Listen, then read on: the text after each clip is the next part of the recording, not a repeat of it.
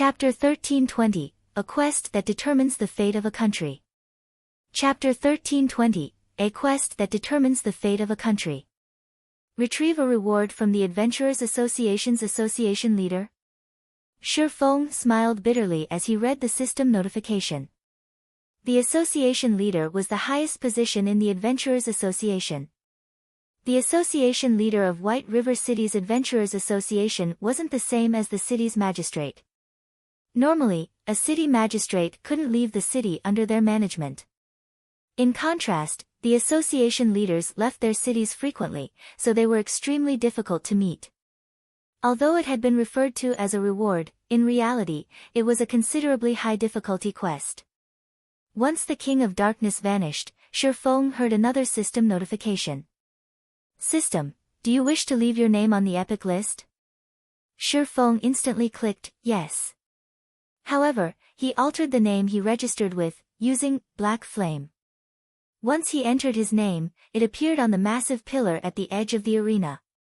Any player that came to the Adventurers Association for their Tier 2 assessment would see it. The senior administrator excitedly approached Shi Feng, holding a dark purple emblem.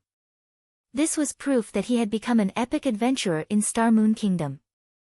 There were only 10 such emblems in the entire kingdom, and it was definitely an honor to receive one. Lord Protector, congratulations on becoming an epic adventurer. This purple star emblem is proof of your identity. You can accept any Tier 2 commission quests without restrictions as long as you reveal it. The senior administrator carefully handed the emblem to Shi Feng, reverence filling his gaze as he looked at the swordsman. Only 10 epic adventurers could exist in Star Moon Kingdom at a time. The position could practically rival the association's 4-star adventurers. As Shi Feng received the emblem, emotion overwhelmed him. In the past, even the dark gold ranked emblem had been far out of his reach, much less the purple star emblem. The purple star emblem provided more than access to quests. He would also have access to many other privileges in the Adventurers Association. For example, when players accepted commission quests, they needed to pay a deposit fee. Players with the purple star emblem enjoyed a 50% discount on these fees. The Adventurers Association would also prepare one S-rank quest for epic adventurers once a week. The Tier 2 commission quests were available throughout the country, but there was a limited number. As players accepted these quests, fewer would be available. Multiple players couldn't accept a single commission quest unless it were specifically a team-based quest.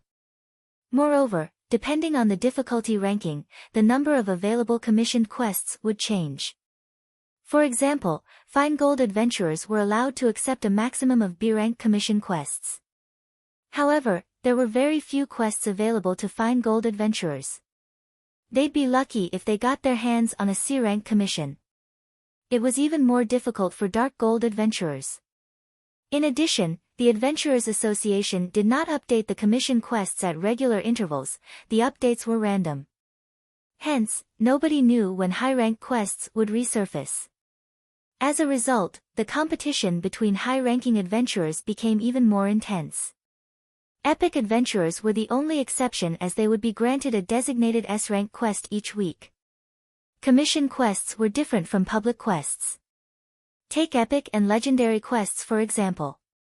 If the players who accepted these quests failed to complete them within the stipulated time frame, they would suffer a severe penalty, but players wouldn't be punished for failing the Adventurers Association's commission quests.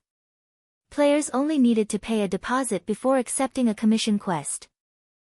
This deposit was generally in the form of coins or magic crystals, and the more difficult a quest was, the higher its deposit would be. When a player completed a commission quest, their deposit would be returned to them alongside the corresponding rewards. On the other hand, if a player failed, they wouldn't get their deposit back. One could say that the deposit replaced the punishment for failure.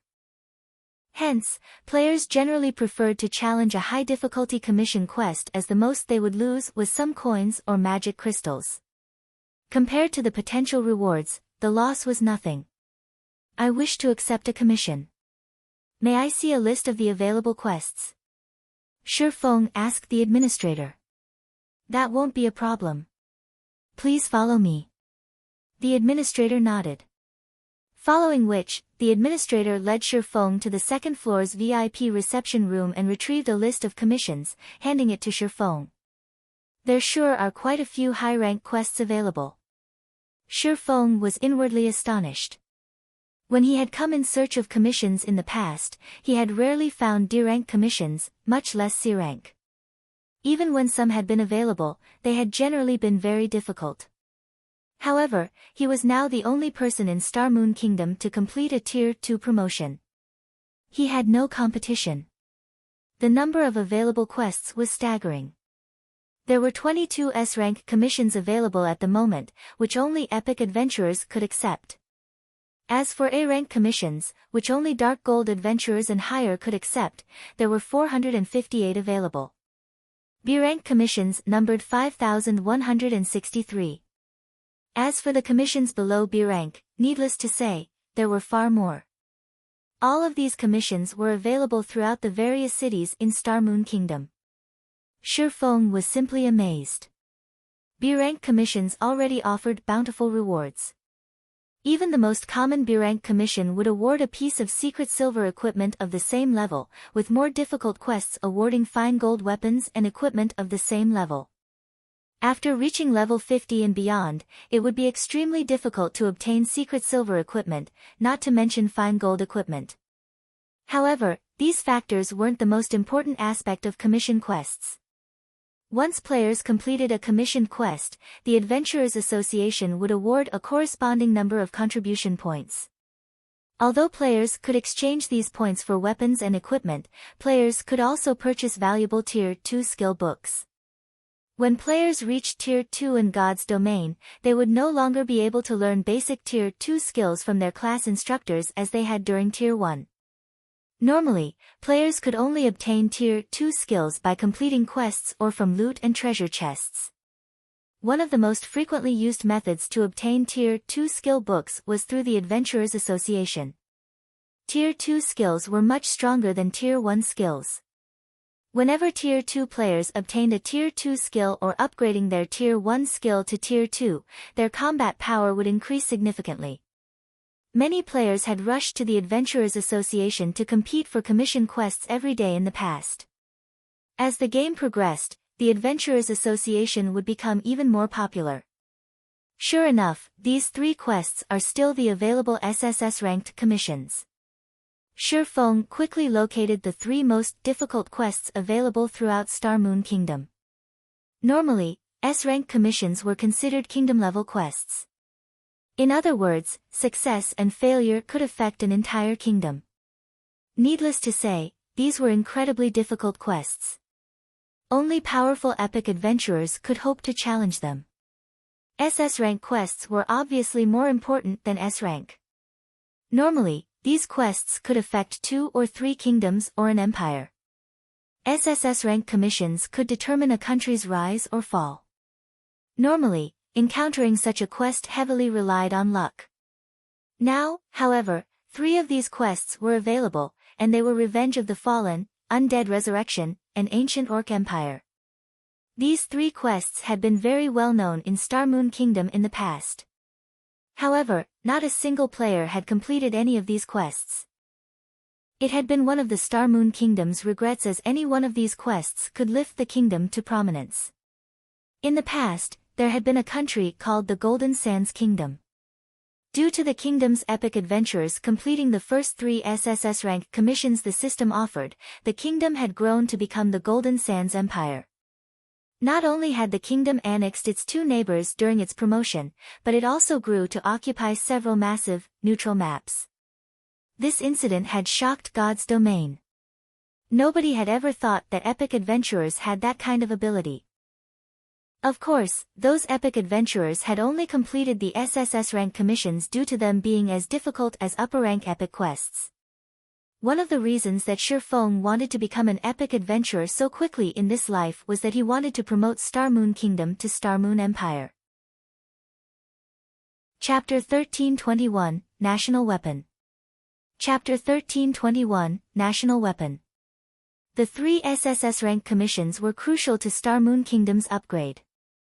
If Star Moon Kingdom were upgraded to an empire, as the kingdom's number 1 guild, Zero Wing would rise with it. This developmental method was much easier than contesting with other guilds for territory. There were many other benefits to be had when a kingdom upgraded to an empire as well. One of them was the acquisition of the neutral maps surrounding the kingdom. God's domain's neutral maps occupied more area than all of the empires and kingdoms combined. Every one of these neural maps was a high-level area. Many among them were also high-resource maps. Once players reached level 50, they would gradually migrate to these neutral maps. Maps above level 100 were extremely rare in kingdoms. Empires did not fare much better in this regard. Hence, it was only a matter of time before players turned towards neutral maps to continue their development. Meanwhile, when a kingdom upgraded, it would annex these maps, and the new empire would claim the areas. It would then become much easier to level in these maps due to the NPC cities that would emerge. In the past, every NPC city constructed in a neutral map had a minimum player population of 3 million. Among them, the NPC city in the Shallow Hills, one of the neutral maps the Golden Sands Empire had claimed, had reached a player population of over 10 million during its peak. This gave the epic adventurer guilds, who completed the SSS rank commissions, a massive windfall. This was due to the new city's lands. To purchase those lands, players needed a certain amount of reputation in the former kingdom or noble status in the new NPC city. It had become impossible for non-native guilds to purchase the lands within a short amount of time. Meanwhile, due to the neutral map's high-level environment, the new city's lands had been far more valuable than lands in cities near low-level maps. Shi Feng had been planning this since he joined God's domain in this life. Lord Protector, there is a very large variety of commissions available. If you are unsure of which to choose, I can offer a recommendation based on your preference and requirements, the senior administrator suggested after Shi Feng's long moment of silence. Thanks for the offer, but I've made my decision. I'll choose the Ancient Orc Empire, Shi Feng said as he pointed to the quest name on the list. Although Star Moon Kingdom's past players had known about the 3 SSS rank commission quests, no one had known about the quest's contents aside from the player who accepted them. After carefully reading through the quest's contents, Shi Feng concluded that the Ancient Orc Empire was the easiest among the 3. Based on his current abilities, completing the other 2 would be impossible. Revenge of the Fallen required him to kill 5 Fallens that hid within Star Moon Kingdom. The Fallen within Star Moon Kingdom would not be as easy to deal with as Baron Woka. The system wouldn't suppress them. A Fallen at its peak had the strength to destroy an entire city. Moreover, these Fallens hid all over Star Moon Kingdom. Just finding them would be a difficult task. It was no wonder why nobody had completed the commission in the past. Undead Resurrection wasn't easy either. He needed to gather 3 extremely rare items, the Book of Undead, the Bone Staff, and the Ancient Contract. Of these items, Shi Feng had only heard of the Book of Undead. However, this item was located in the level 80 neutral map, Slumbering Tomb. It was the gathering place for undead. The Book of the Undead was even guarded by the Tier 4 mythic rank Skeleton King. Shi Feng had no hope of obtaining the book. And he had never heard of the other 2 items before. He did not even know where to start looking for them. That only left the Ancient Orc Empire. Once, the powerful Orc Empire had its imperial capital in the level 75 neutral map, Morning Battlefield, which was situated between Star Moon Kingdom and Purple Thorns Kingdom.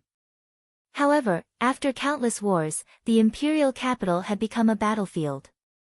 Powerful orcs currently gathered in the ruins, hoping to restore the glory they once enjoyed and conquer the several surrounding kingdoms. These orcs had been a thorn in these kingdoms' sides for a long time now. The Ancient Orc Empire Commission's task was to destroy the alliance between the various orc tribes. In order to destroy this alliance, Shi Feng was required to locate the Orc Empire's founding emperor's weapon, the Disintegration Axe, and prevent it from falling into orc hands. If the orcs got their hands on this weapon, they would be able to gather the orcs scattered across God's domain.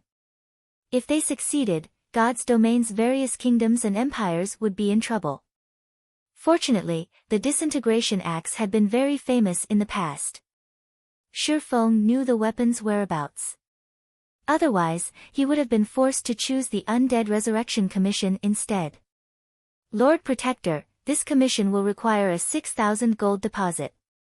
However, as you are an epic adventurer, you are only required to pay half. Are you sure you wish to accept this commission? The senior administrator asked. Shi Feng handed 3,000 gold over without hesitation.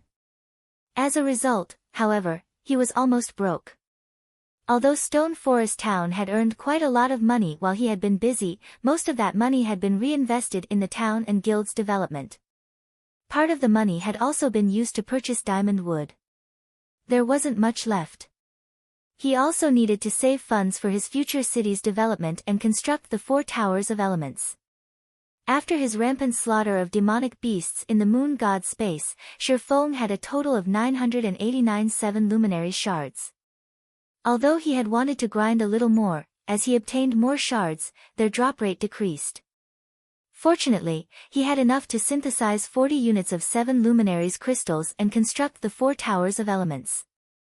Once the towers had been constructed, his city would be safe from players. However, constructing a high-end building like the 4 towers of elements cost an astronomical number of coins. Based on Shi Feng's initial estimates, the other materials alone would cost around 90,000 gold. Once Shi Feng accepted the commission and was about to return to the candlelight trading firm, Blackie contacted him. Has something happened? Shi Feng asked when he saw Blackie's grim expression. Guild leader, we lost again, Blackie replied quietly. What? Even Aqua and Summer were defeated? Shi Feng was slightly stunned. He had sent Aqua Rose and the others to the battle arena. He had a very clear understanding of Aqua Rose and Alluring Summer's strengths. Both were fully geared in top-tier equipment.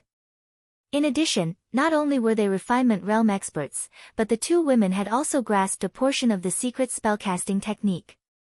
With their strength, no one throughout Star Moon Kingdom should be their match. Only the Superpowers Peak experts should be able to offer a challenge. Restoring Zero Wing's reputation should be a piece of cake for them. Well, no. The other side suddenly asked to change the rules of the competition and is now seeking to melee combat. Skills, spells, and tools are not permitted. So, only Cola, Shadow Sword, and Flying Shadow were able to fight. However, all 3 were defeated. That evil fire kid still hasn't made a move either, Blackie explained. Currently, the people in the battle arena are starting to badmouth us, saying that Zero Wing doesn't have any capable experts. Many guilds have sent spies to rub salt in our wounds. If we don't stop those guys now, the prestige we've worked so hard to gain will most likely. Guild leader, what I'm trying to say is that we should send in Big Sis Fire. She can definitely defeat those punks. This is interesting. Even Cola and Flying Shadow's techniques were no match for them. Shi Feng's lips curled up, his interest in Evil Fire growing. First, Evil Fire had challenged him, the guild leader of Zero Wing, publicly. He then went to Stone Forest Town a day before the competition to make a name for himself. With this, Shi Feng would have no choice but to accept Evil Fire's challenge. Guild leader, should I ask Big Sis Fire for help? Blackie asked anxiously. Fire Dance had been busy dealing with important guild affairs. Moreover, Shi Feng had already stated that without his permission, nobody was to disturb Fire Dance. However, they had no choice but to involve Fire Dance, the number 2 melee expert in Zero Wing, to teach those challengers a lesson now that trouble was knocking on their door. Unfortunately, involving Shi Feng wasn't an option. If their guild leader fought a bunch of nameless challengers, it would humiliate Zero Wing and its members. After all, Zero Wing was no longer some small, upstart guild. It was Star Moon Kingdom's number 1 guild. No. I'll make a trip myself. Shi Feng smiled as he shook his head. Chapter 1322, Unlocking a New Function. Chapter 1322, Unlocking a New Function. Stone Forest Town. When Shifeng stepped out of the guild residence, the sight before him was foreign. Rows of 1- and 2-story houses had stood before the guild residence previously. Now, various virtual shops occupied both sides of the street. There were also advanced hotels, restaurants, bars, and other establishments. The street was now as busy as White River City's most popular areas. There was no lack of expert players that had exceeded level 40. Some players even roamed the street atop mounts. Aside from adventurer players, quite a few lifestyle players chatted merrily on the street. Many wandering merchant NPCs hawked their wares from temporary stalls along the main street.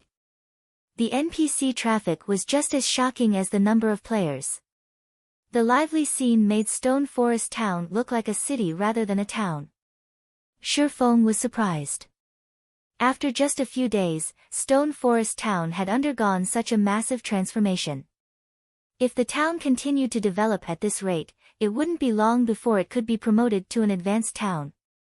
If Shifeng hadn't already started his city's construction, Stone Forest Town could have served as Zero Wing's main headquarters. As Shifeng slowly made his way to the battle arena, he eavesdropped on the conversations throughout Stone Forest Town. More experts are gathering in the battle arena each day. Before this, I could have easily ranked among the daily tournament's top 100 and earned the consolation prize. Now, I can't even get within the top 300. That's right. Only our team leader can hold his rank in the top 100 now. However, I heard that Zero Wing plans to extend the consolation prizes to cater to the top 300 soon. The top 100 contestants will get priority in purchasing exotic stamina potions from the Candlelight trading firm. They'll even get a 10% discount. But they will be limited to 3 bottles. Priority in purchasing the exotic stamina potion. That's great. Candlelight only sells a limited number each day, and the various large guilds and second-hand dealers usually claim them. That's right. Fortunately, we have our team leader. We'll be able to buy 3 exotic stamina potions every day. As long as we stockpile, we'll be able to explore those high-level maps. Our income will be amazing. I heard that the Sharp Edge Adventurer team went on an expedition earlier, venturing into the core of the Ghost Ruins and making a fortune. I've also heard that they're already preparing to buy their second private house in Stone Forest Town. All that's left is to wait until Zero Wing sells more. They made that much money. I heard that the private houses auctioned for more than 600 gold. I'm guessing that they'll be far more expensive during the next auction. Of course. They came across a fine gold treasure chest during their expedition and obtained a secret silver-ranked combat boots design from it. They sold it in the auction house for a fortune. The exotic stamina potion is awesome. Practically nobody explores those distant maps. I wish we could get a private house in Stone Forest Town. We'd be able to participate in the battle arena's daily tournament every day. We could also purchase special tools from the wandering merchants. That's right. Unfortunately, our leader is still hesitant. He's unsure of whether or not we should equip each team member with a mount first. The players' eyes sparkled as they discussed Stone Forest Town's private houses. No one had thought much of the town's private houses previously.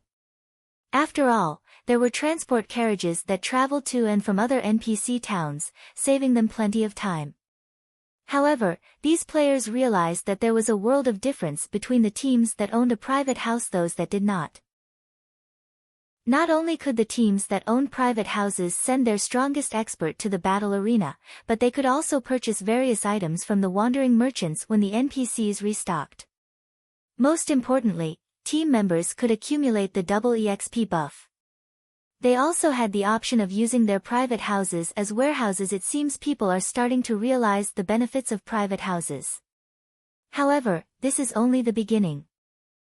Shifeng's confidence in his plans grew as he listened to the public's growing interest in Stone Forest Town's private houses. In reality, private houses offered more than just easy teleportation for their owners. Their companions could also utilize this function.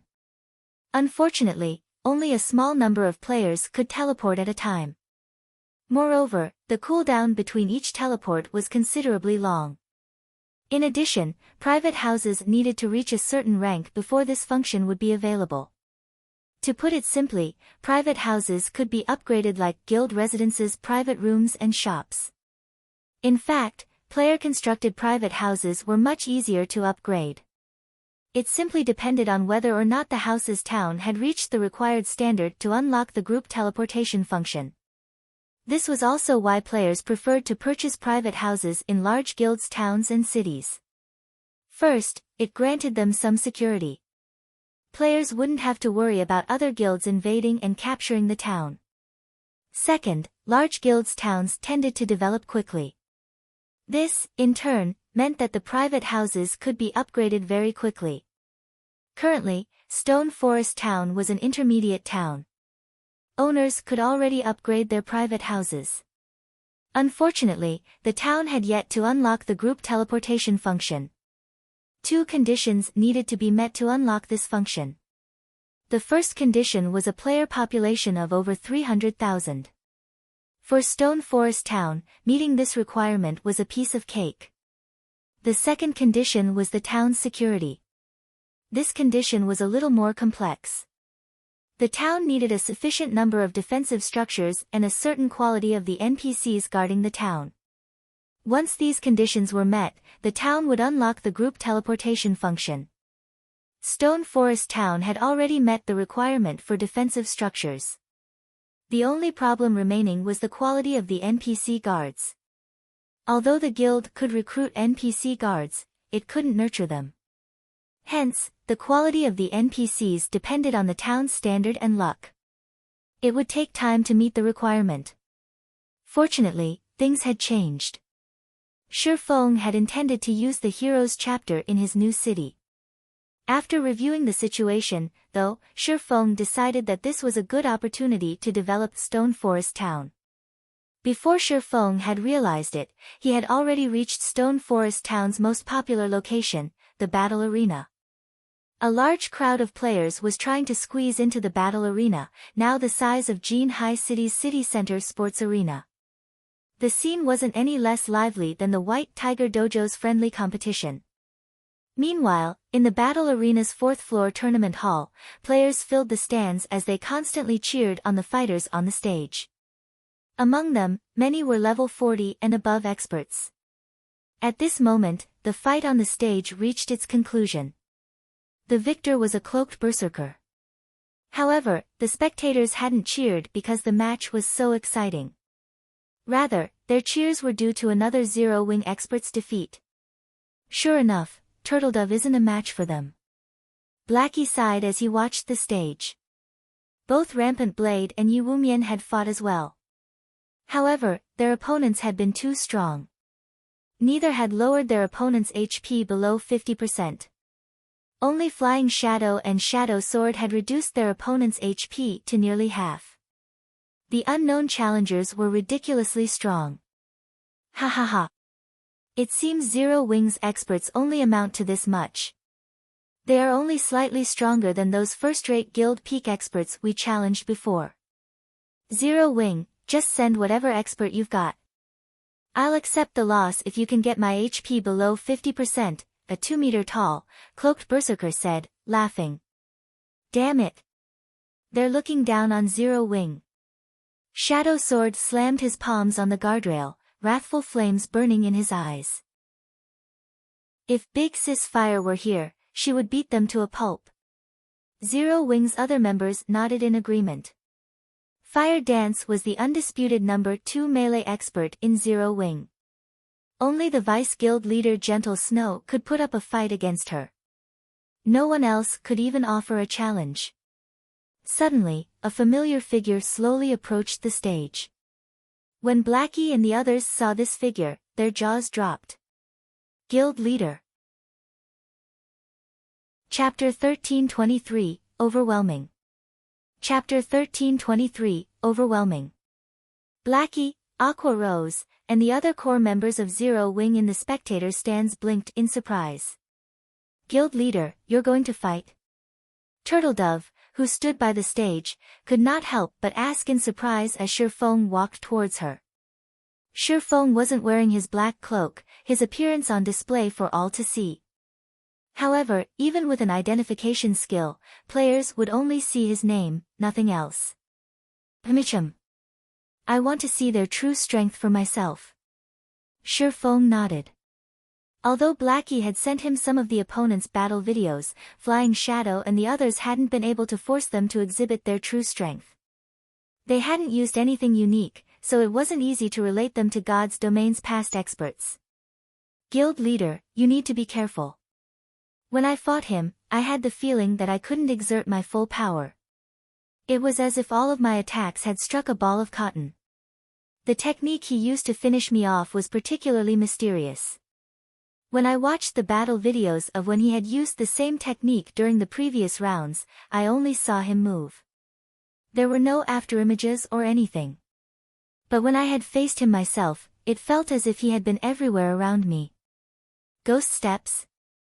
Hearing Turtledove's experience, the only combat technique that came to Shi Feng's mind was ghost steps. Like void steps, ghost steps was an advanced footwork technique. The technique made it difficult for opponents to predict the user's attack trajectory. In the past, very few people in God's domain had used this technique. However, of the players Shi Feng could remember, none resembled the man on the stage. Yi Feng. It seems that Zero Wing is finally taking us seriously, Evil Fire, who sat in the VIP stands, said, smiling as he watched Shi Feng.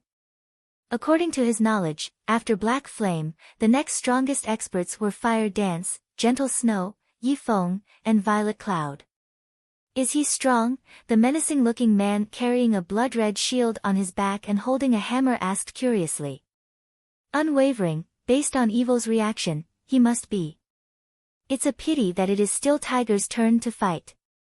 If that player had just waited a little longer, it would have been my turn, a gorgeous, graceful woman said as she toyed with the pitch-black dagger in her hand. The woman wore the Light of Darkness set equipment, a level 45 dark gold set equipment for assassins. Sighing, she continued, watching from the sidelines is really boring. Flower's right. We shouldn't have agreed to such long intervals.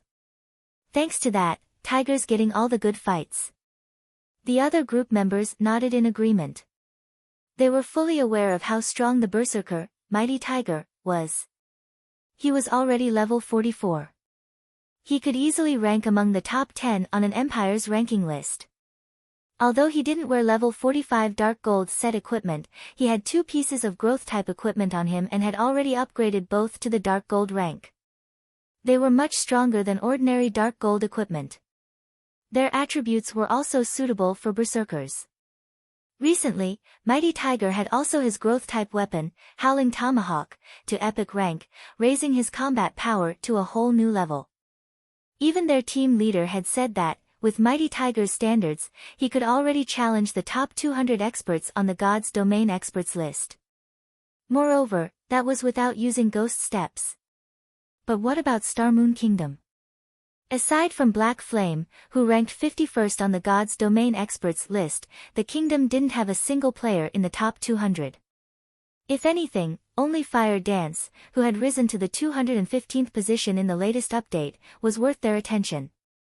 As long as Tiger defeats Yi Feng, we just need to defeat Fire Dance or Gentle Snow.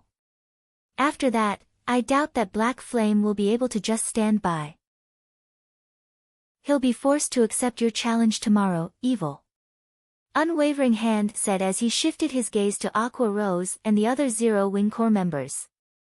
Evil, make sure to give it your all. The leader has a very favorable view of you. You will be representing our adventurer team in its debut fight. You can't lose.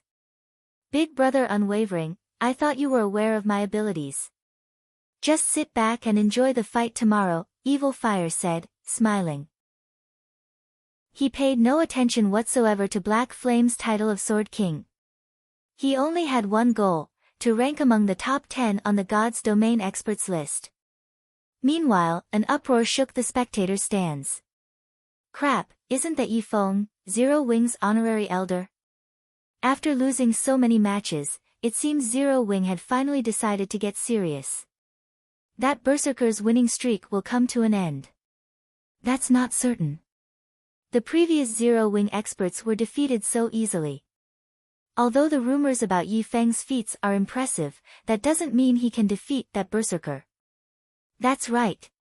None of Zero Wing's experts could reduce the Berserker's HP to below 50%.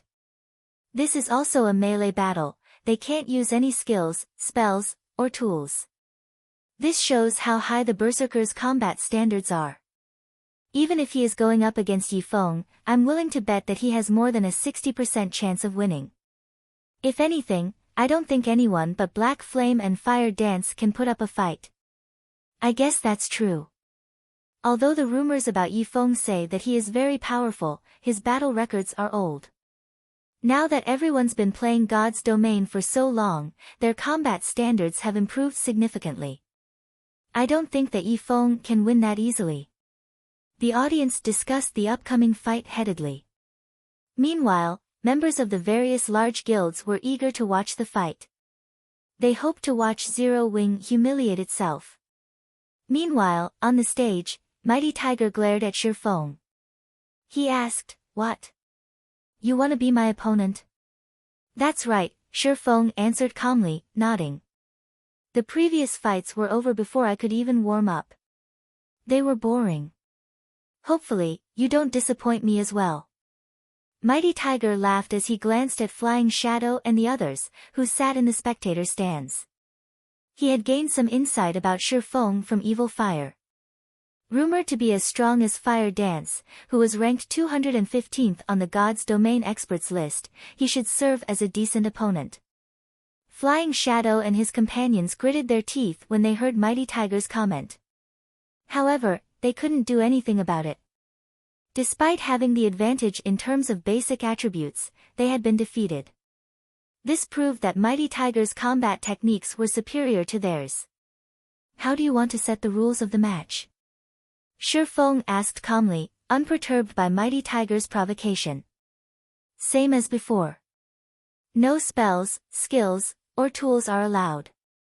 We'll compete using only our techniques." Mighty Tiger set the duel's rules and sent Shi Feng a duel request. "If you're not used to melee battles, I can only use 70% of my HP against you. You'll win if you take me down to 30%. Hearing Mighty Tiger's terms, the spectators gasped. They hadn't expected Mighty Tiger to be so bold. However, Mighty Tiger earned his arrogance. After all, none of Zero Wing's experts had reduced his HP to below 50%. "That's fine. Let's begin," Shi Feng said nonchalantly. Once both sides had agreed to the duel, a timer appeared above the stage. 5, 4, 3, 2, 1. Start. Let's see how strong you really are. As the duel began, Mighty Tiger retrieved the two axes from his back and dashed towards Shi Feng like a tiger pouncing on its prey. Shi Feng could feel the Berserker's icy killing intent lock onto him. It was clear that the Berserker wasn't like the players who only fought in games. When Mighty Tiger was 10 yards away from Shi Feng, his footwork changed. Sure enough, he's using ghost steps, Shi Feng thought when he saw Mighty Tiger's body suddenly split into two identical clones, both moving in different directions. Very quickly, the two clones split into 4 and so on. It was as if Mighty Tiger had used a skill to create doppelgangers or illusions. To players who could not use skills or spells, this was an extreme disadvantage. Tiger is taking this too seriously. He's using ghost steps right off the bat. Yi Feng won't even have a chance to display his skills, Unwavering Hand said, shaking his head. From the audience's viewpoint, it seemed as if Mighty Tiger had approached Shi Feng head-on before turning abruptly and circling to his opponent's side. When Shi Feng and Mighty Tiger collided, a blue light flashed on the stage. As Mighty Tiger turned to launch a follow-up attack, his vision started to grow dark. He then noticed a flower of blood bloom across his chest. Before he had realized what had happened, he collapsed to the ground behind Shi Feng. What just happened? Everyone was confused as they stared at Mighty Tiger's corpse, none of them knowing what had just happened. Following which, the victor's name appeared above the stage. Yi Feng. Chapter 1324, Sword God's Weapon. Chapter 1324, Sword God's Weapon. Tiger lost. What just happened? How did Tiger die so quickly? Was Tiger even attacked? He used ghost steps. How could he get hit in a melee battle? Can someone explain to me what just happened? Falling Flower stared at Mighty Tiger's corpse in astonishment from the VIP stands. She was practically shouting as she questioned the companions who sat beside her. From start to end, her eyes hadn't left the stage. She had been focused on the combatants. However, when Mighty Tiger had circled to Shifeng's back and was about to land a blow, he died instead. Just what had Shifeng done during that brief moment? Meanwhile, the players in the spectator stands were even more confused. Mighty Tiger had already been so fast that they couldn't keep up with him. Now, the battle had ended before they could understand what had happened. An act? Is Zero Wing trying to hype up the competition? No, that's not right. Even if this is an act, the system recognized it as an official duel. It won't declare a victor until one of their HPs hits 0. But, how could anyone eliminate over 30,000 of a berserker's HP in an instant? The match confused every spectator, so much so that they had forgotten to cheer. The tournament hall was utterly silent as everyone stared at the stage. What did the guild leader do? Blackie had to ask. With his eyesight, he had barely been able to keep up with Mighty Tiger's movements. He hadn't seen anything when Shifeng had attacked. Is this a Tier 2 class? Aqua Rose was stunned as she looked at Shifeng. Big Sis Aqua, do you know what happened? Flying Shadow asked eagerly. No, I just reacted. When that berserker circled the guild leader, I saw a flash of blue light. The guild leader must have attacked him. It seems that the berserker failed to react in time. After watching the recording in slow motion, I saw guild leader use a standard slash. His attack speed wasn't on par with his instant strike. This speed isn't due to high attack speed. He just used his reaction speed. The guild leader's reaction speed has already surpassed the level that our eyes can keep up with, Aqua Rose explained after giving the matter some thought. The guild leader really is a monster. Realization dawned on Flying Shadow when he heard Aqua Rose's explanation. He had thought that after training arduously for so long, he had shortened the distance between Shifeng and himself. However, the gap had continued to widen. Meanwhile, after the duel, Mighty Tiger resurrected below the stage. When he looked up at Shifeng, fear, respect, and confusion filled his gaze.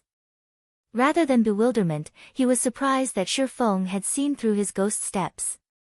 His team leader had told him that even the top 100 experts on the God's Domain experts list wouldn't be able to see through his ghost steps, much less Shifeng, who had never seen the technique before. However, Mighty Tiger couldn't believe that was true. Shifeng must have seen ghost steps many times. Ghost steps was a special technique that combined footwork, killing intent targeting, and aura concealment to create the illusion that enemies surrounded the opponent, while in reality, only one of those enemies was real. It was a combat technique that specialized in dealing with experts. Experts had very sharp senses, and they would often react instinctively. It was an amazing technique. Against an ordinary player, however, the technique's effects would be minimal. Aside from being a peak expert, Shifeng was a Tier 2 sword master. His physique far exceeded Mighty Tiger's. When dealing with abnormal speed, Shifeng only needed to focus, and Mighty Tiger's movements would play in slow motion in his mind. Yet, Mighty Tiger had dared to come within 5 yards of him. The berserker had been asking for a swift ending in the end. Shifeng had triggered Killing Ray's lightning effect, which allowed him to kill Mighty Tiger instantly. Who else wants to fight? That boring battle wasn't even a good warm-up, Shifeng quipped, smiling as he glanced at Evil Fire's group. You Mighty Tiger nearly choked when he heard Shi Feng's comment. Unwavering Hand and the others also wore grim expressions, hesitation lingering in their eyes. Shi Feng's performance had thoroughly stunned them. Sure enough, the rumors about Yi Feng weren't credible in the least. How was this supposed to be an expert on fire dance's level? Yi Feng was practically on the same level as Black Flame. He might even be superior to the guild leader. Zero Wing has truly earned its fame. No wonder it became Star Moon Kingdom's mythical guild. Evil Fire's fighting spirit soared as he watched Shi Feng. Evil, you need to think this through. If you fight Yi Feng, you'll most likely have to expose your trump cards. You'll have a tough time when you head to the Black Dragon Empire to challenge the Dragon Phoenix Pavilion, Unwavering Hand warned his companion. I understand. Don't worry. In any case, I have a match with Black Flame tomorrow. It'll be a fair contest if he knows about my abilities. Evil Fire smiled nonchalantly. He then approached the stage with long strides. Evil Fire wore a suit of black scale armor. He also carried a dark purple greatsword that was as tall as he was. Blue runes decorated the sword's blade. The surrounding mana flowed towards the greatsword automatically, causing arcs of blue electricity to dance around the blade and crackle from time to time. Overall, Evil Fire looked like a demonic beast, his aura pulling an involuntary shiver from the audience. With each step Evil Fire took, his aura grew slightly more intense. The audience felt a heavy pressure weigh down on them. Moreover, he had removed the concealment on his weapon and equipment's glow effect, as well as his level. Level 45? How is this possible? Even the number 1 player on the Black Dragon Empire's ranking list is only level 44 right now. Strong. So strong. No wonder why these people dared to challenge Zero Wing. Zero Wing is in trouble. Why does it feel like I should be running for my life when I look at him? Crap. He has 3 pieces of epic equipment on him. The glow effect on his greatsword looks unique as well. What rank is that weapon? The audience gasped when Evil Fire removed the concealment. Evil Fire's items hadn't only stunned the independent players watching. Blackie and the others from Zero Wing were astonished as well. Evil Fire's equipment could already rival that of Fire Dance and Gentle Snow. Shi Feng, however, didn't pay any mind to his opponent's equipment. Rather, the Berserker's dark purple greatsword attracted his attention. Why does he have the Storm Warblade? Shi Feng could not help his growing confusion. The Storm Warblade was one of God's domain's 36 famed swords. Moreover, it was a higher rank than the sacred sword, Killing Ray. The two-handed weapon ranked 14th among the 36 famed swords. This great sword had been very famous in the past. The weapon was the reason that the sword god, Celestial Pole, had become so famous. The weapon had made its debut when Celestial Pole had been a Tier 3 player. Celestial Pole had only switched to a different weapon after reaching Tier 6. The fact that Celestial Pole had used the Storm Warblade until Tier 6 showed that the greatsword's attributes were frighteningly high. Yet, now, a player whom Shi Feng had never heard of wielded the Storm Warblade. It was baffling. Do you want a melee battle as well? Shi Feng asked as Evil Fire stepped onto the stage. No. You are quite strong enough to face me in an official duel, Evil Fire said, shaking his head. Proudly, he continued, I don't want you to hold back. Otherwise, the battle will end too quickly. Although Shi Feng had already displayed overwhelming power, it didn't affect Evil Fire. Evil Fire was still confident that it wasn't possible for him to lose. Sure. Shi Feng then sent Evil Fire a duel request. Following which, the timer above the stage began to count down. Chapter 1325, Difference in Tiers. Chapter 1325, Difference in Tiers. Above the stage, the duel's timer counted down, second after second. Tension gripped the audience in the spectator stands. Their focus was glued to the stage. It was the first time a match of such high standards had occurred in Stone Forest Town's battle arena.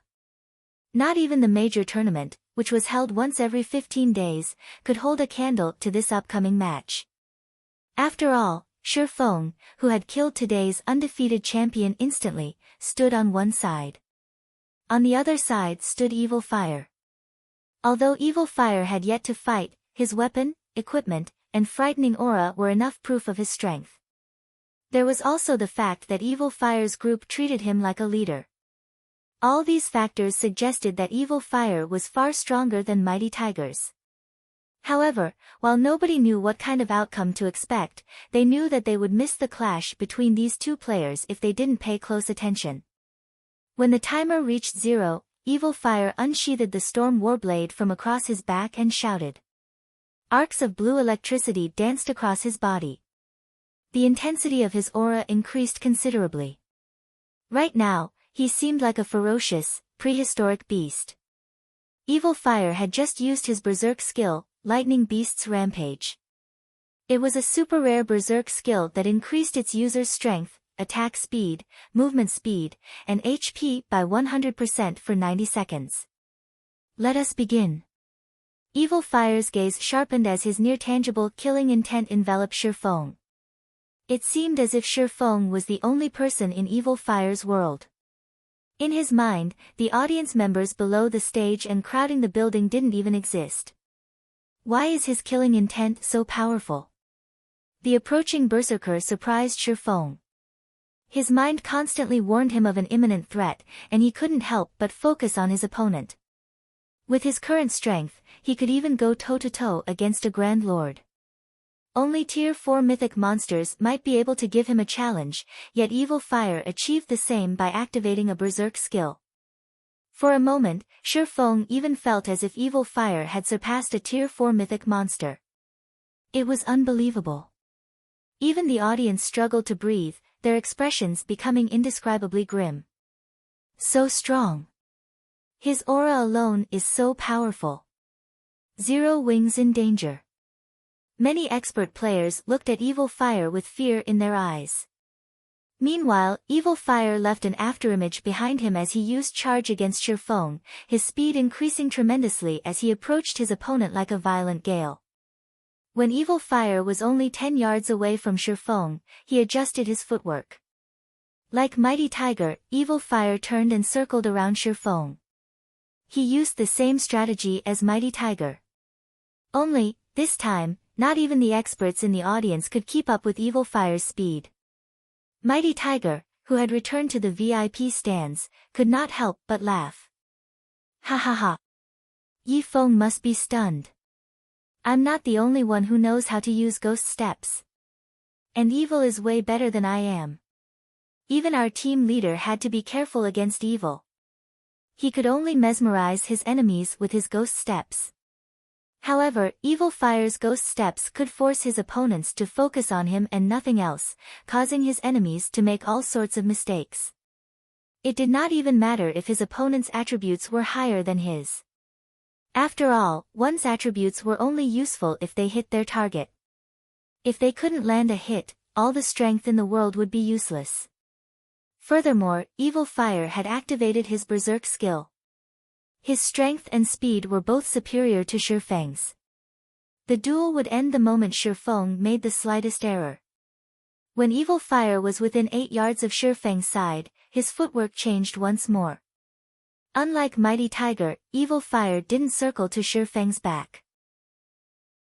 Instead, he charged at Shi Feng's side, swinging his great sword and sending a purple arc towards the swordsman's neck beheaded.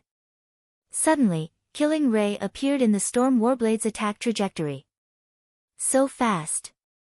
Evil Fire was stunned to see the sacred sword. He had not even noticed Shi Feng swing his blade.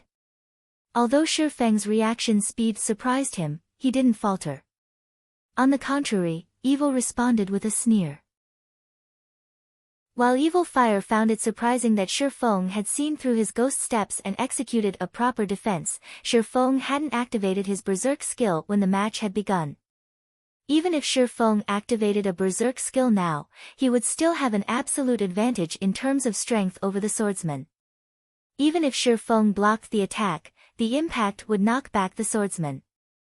He could then continue his fierce assault and force Shi Feng to use his life-saving skills.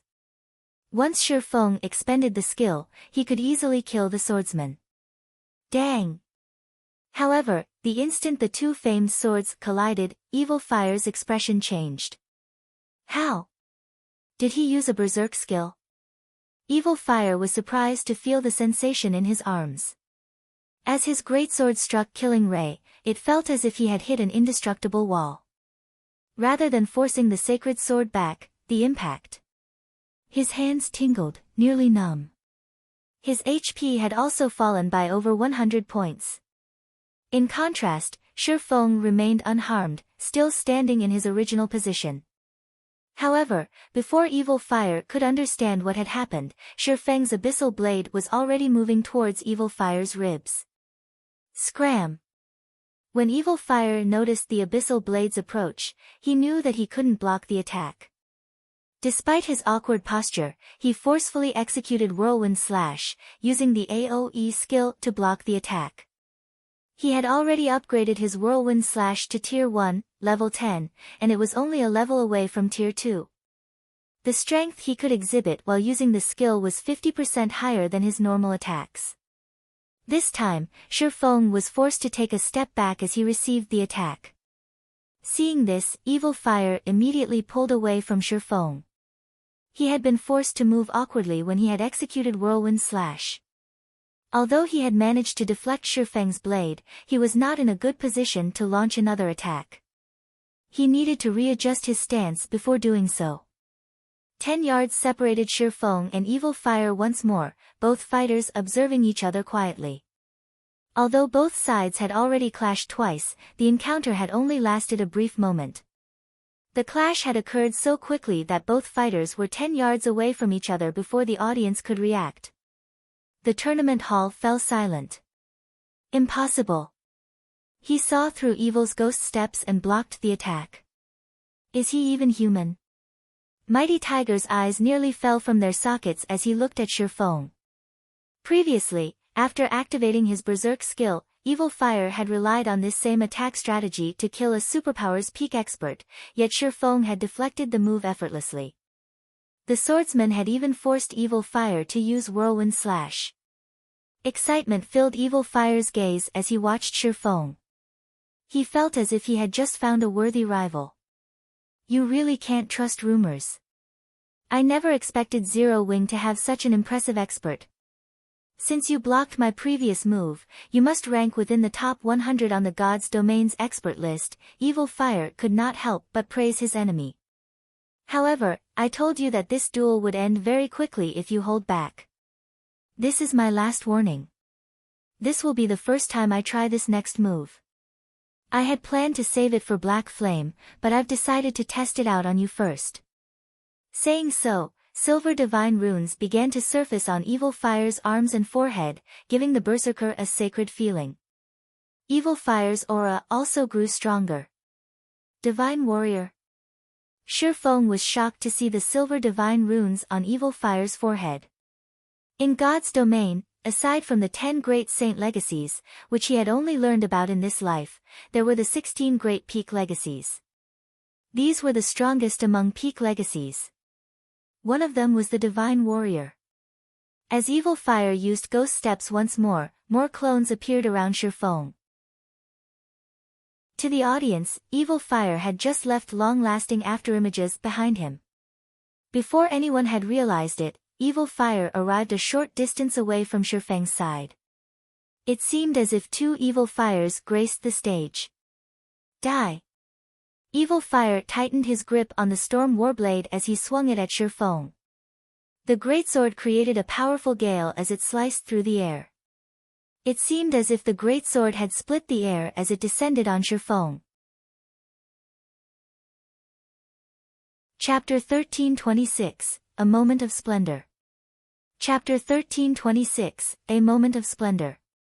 So fast.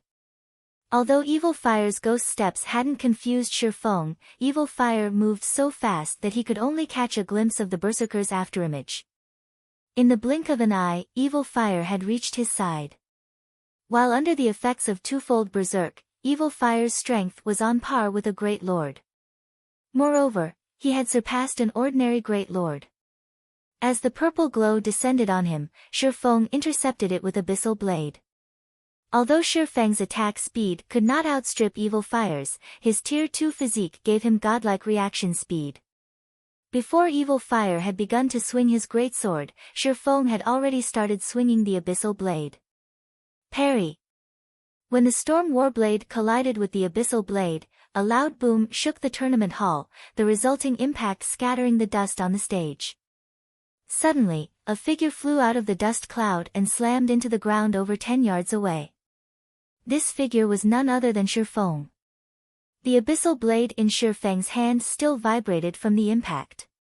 Sure enough, he has the strength of a strength-based great lord of the same level, Shifeng thought when he felt his hand numbed. No wonder why he is so confident against me. Meanwhile, the audience members in the spectator stands were stupefied. Is he a monster? What kind of strength is this? Was his strength just as high as Yifeng's? Due to Evil Fire's attack, the air above the stage seemed as if it had split in half. It looked like a cracked mirror. What? He can use twofold berserk as well. Blackie's jaw dropped. Just who are these people? As far as they knew, twofold berserk was Shifeng's trademark move. By activating twofold berserk, he could gain the strength to fight opponents of a higher tier for a short time. Against players without twofold berserk, he had an overwhelming advantage. Throughout Zero Wing, no one, aside from Shifeng and Gentle Snow, could block Evil Fire's attacks. Even Fire Dance was no exception. Blackie found it truly hard to imagine that a group of independent players would not only possess so many skilled fighters, but also have someone in possession of a peak legacy. Not even most first-rate guilds had players with peak legacies. The majority of those guilds' legacies were limited to basic and advanced rank. Yifeng is doomed. Evil's Divine Warrior hidden class is a peak legacy famed for its destructive power.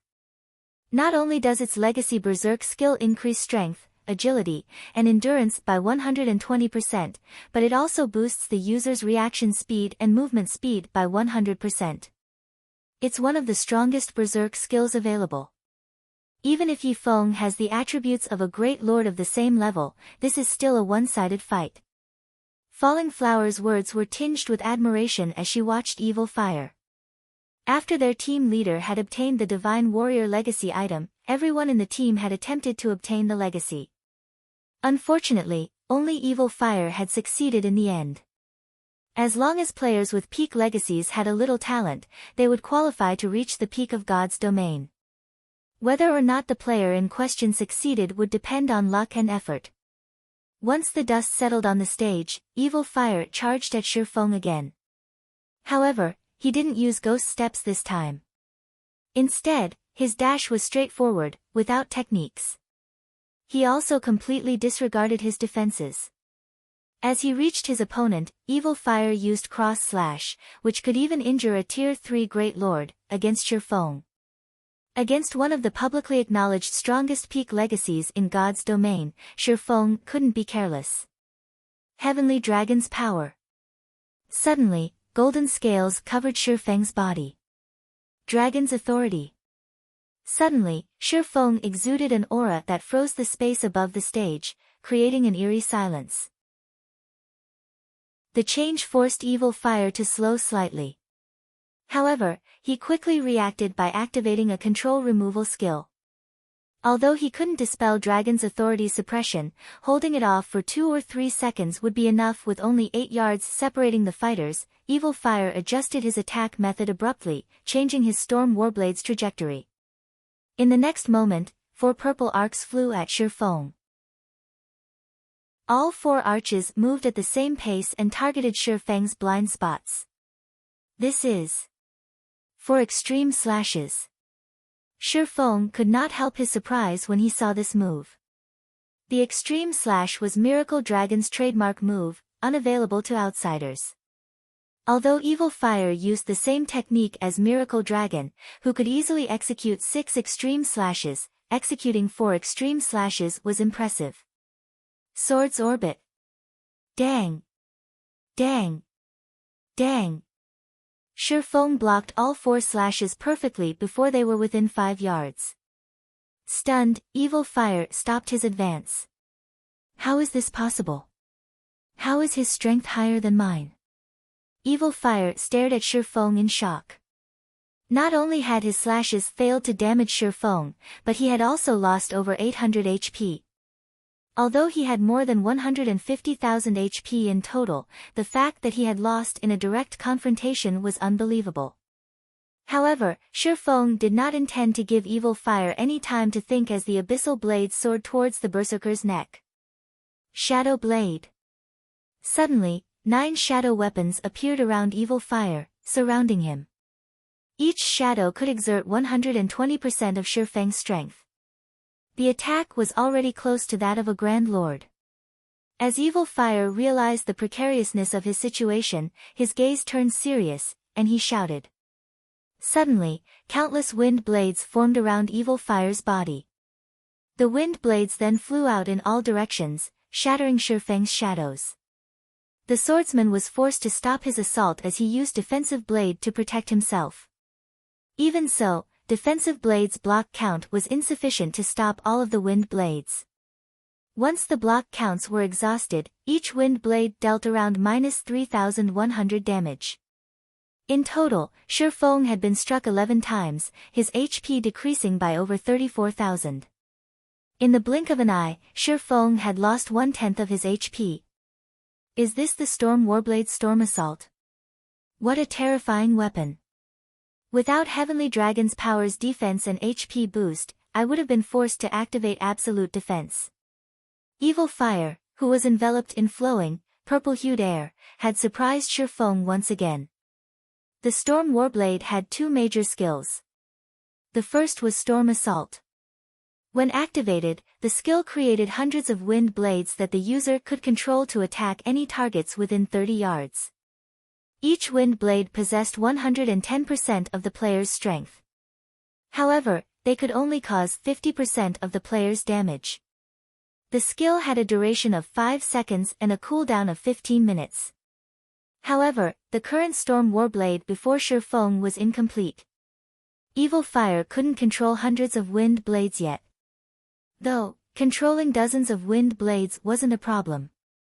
The second major skill was called Storm Domain, and it was the cause of the purple whirlwind enveloping Evil Fire. When activated, the skill allowed the user to suppress any target within a 50-yard radius using powerful wind. Moreover, the closer the target was to the storm's epicenter, the stronger the suppression would become. Due to these 2 active skills, players who wielded the Storm Warblade were extremely powerful in melee combat. I had never thought that I'd be forced to use my final trump card before my match with Black Flame. Admiration filled Evil Fire's gaze as he looked at Shi Feng. He hadn't only dared to challenge the top 10 experts on the God's Domain expert list just because of his twofold berserk. Another important reason, the Storm Warblade in his hands. Fortunately, since I've used that trump card, this battle is over. Saying so, Evil Fire dashed towards Shi Feng and executed 4 extreme slashes yet again. At the same time, over 50 wind blades flew at Shi Feng from all directions. However, when Evil Fire was still 12 yards away from Shi Feng, the latter vanished and reappeared before Evil Fire. Tier 2 Taboo Skill, Instant Strike. Sword's Orbit. Even with Storm Domain suppression, Shi Feng created a beautiful galaxy around him and bombarded Evil Fire with one star after another. Not only had Shi Feng shattered Evil Fire's 4 extreme slashes, but the resplendent stars also pierced Evil Fire's body, each star devouring over 90,000 HP. Before Evil Fire could react, his vision darkened and his body collapsed to the ground. The screen above the stage revealed the victor's name. Yi Feng. Chapter 1327, Impossible Competition. As the system announced the duel's victor, silence fell over the tournament hall, followed by the gasps. What's going on? Hadn't the berserker, Evil Fire, had the advantage? Are those two monsters? They are so fast. I didn't even have time to react. Is this a fight between peak experts? The sudden reversal and end of the duel befuddled the ordinary players present. However, some of the experts who had watched the match had a rough understanding of what had happened. Although it was impossible for the naked eye to keep up with Shifeng and Evil Fire's fight, they could watch the recording in slow motion, gaining a clear view of what had occurred. Evil Fire's attributes can definitely rival that of a Tier 3 Great Lord. If we fought, he'd most likely annihilate our 100-man team, yet he couldn't block Yifeng's attacks. Just how strong is Yifeng? Is Zero Wing a guild of monsters? Unlike ordinary players, expert players could judge a player's strength accurately. Hence, they were aware of how powerful Evil Fire was. The Berserker was definitely a peak expert, an existence they looked up to and sought to become. Yet, Yifeng so easily defeated such an expert. The spectating experts even began to wonder if they had made a mistake in their judgment of Evil Fire's strength. Meanwhile, among those present, no one was more excited about the outcome than Zero Wing's members. Zero Wing's members looked at Shifeng with reverence. The guild's many consecutive losses had frustrated them. However, they hadn't been able to do anything about it. After all, the fighters they had dispatched were guild experts. If not even the guild experts were a match for Evil Fire's group, then what hope did the elite and normal members have? However, as soon as Shifeng had ascended to the stage, he had turned the situation around. First, he had killed Mighty Tiger, today's reigning champion, in a single move. Then, he destroyed a monster like Evil Fire in the blink of an eye. Zero Wing's members were both stunned and exhilarated.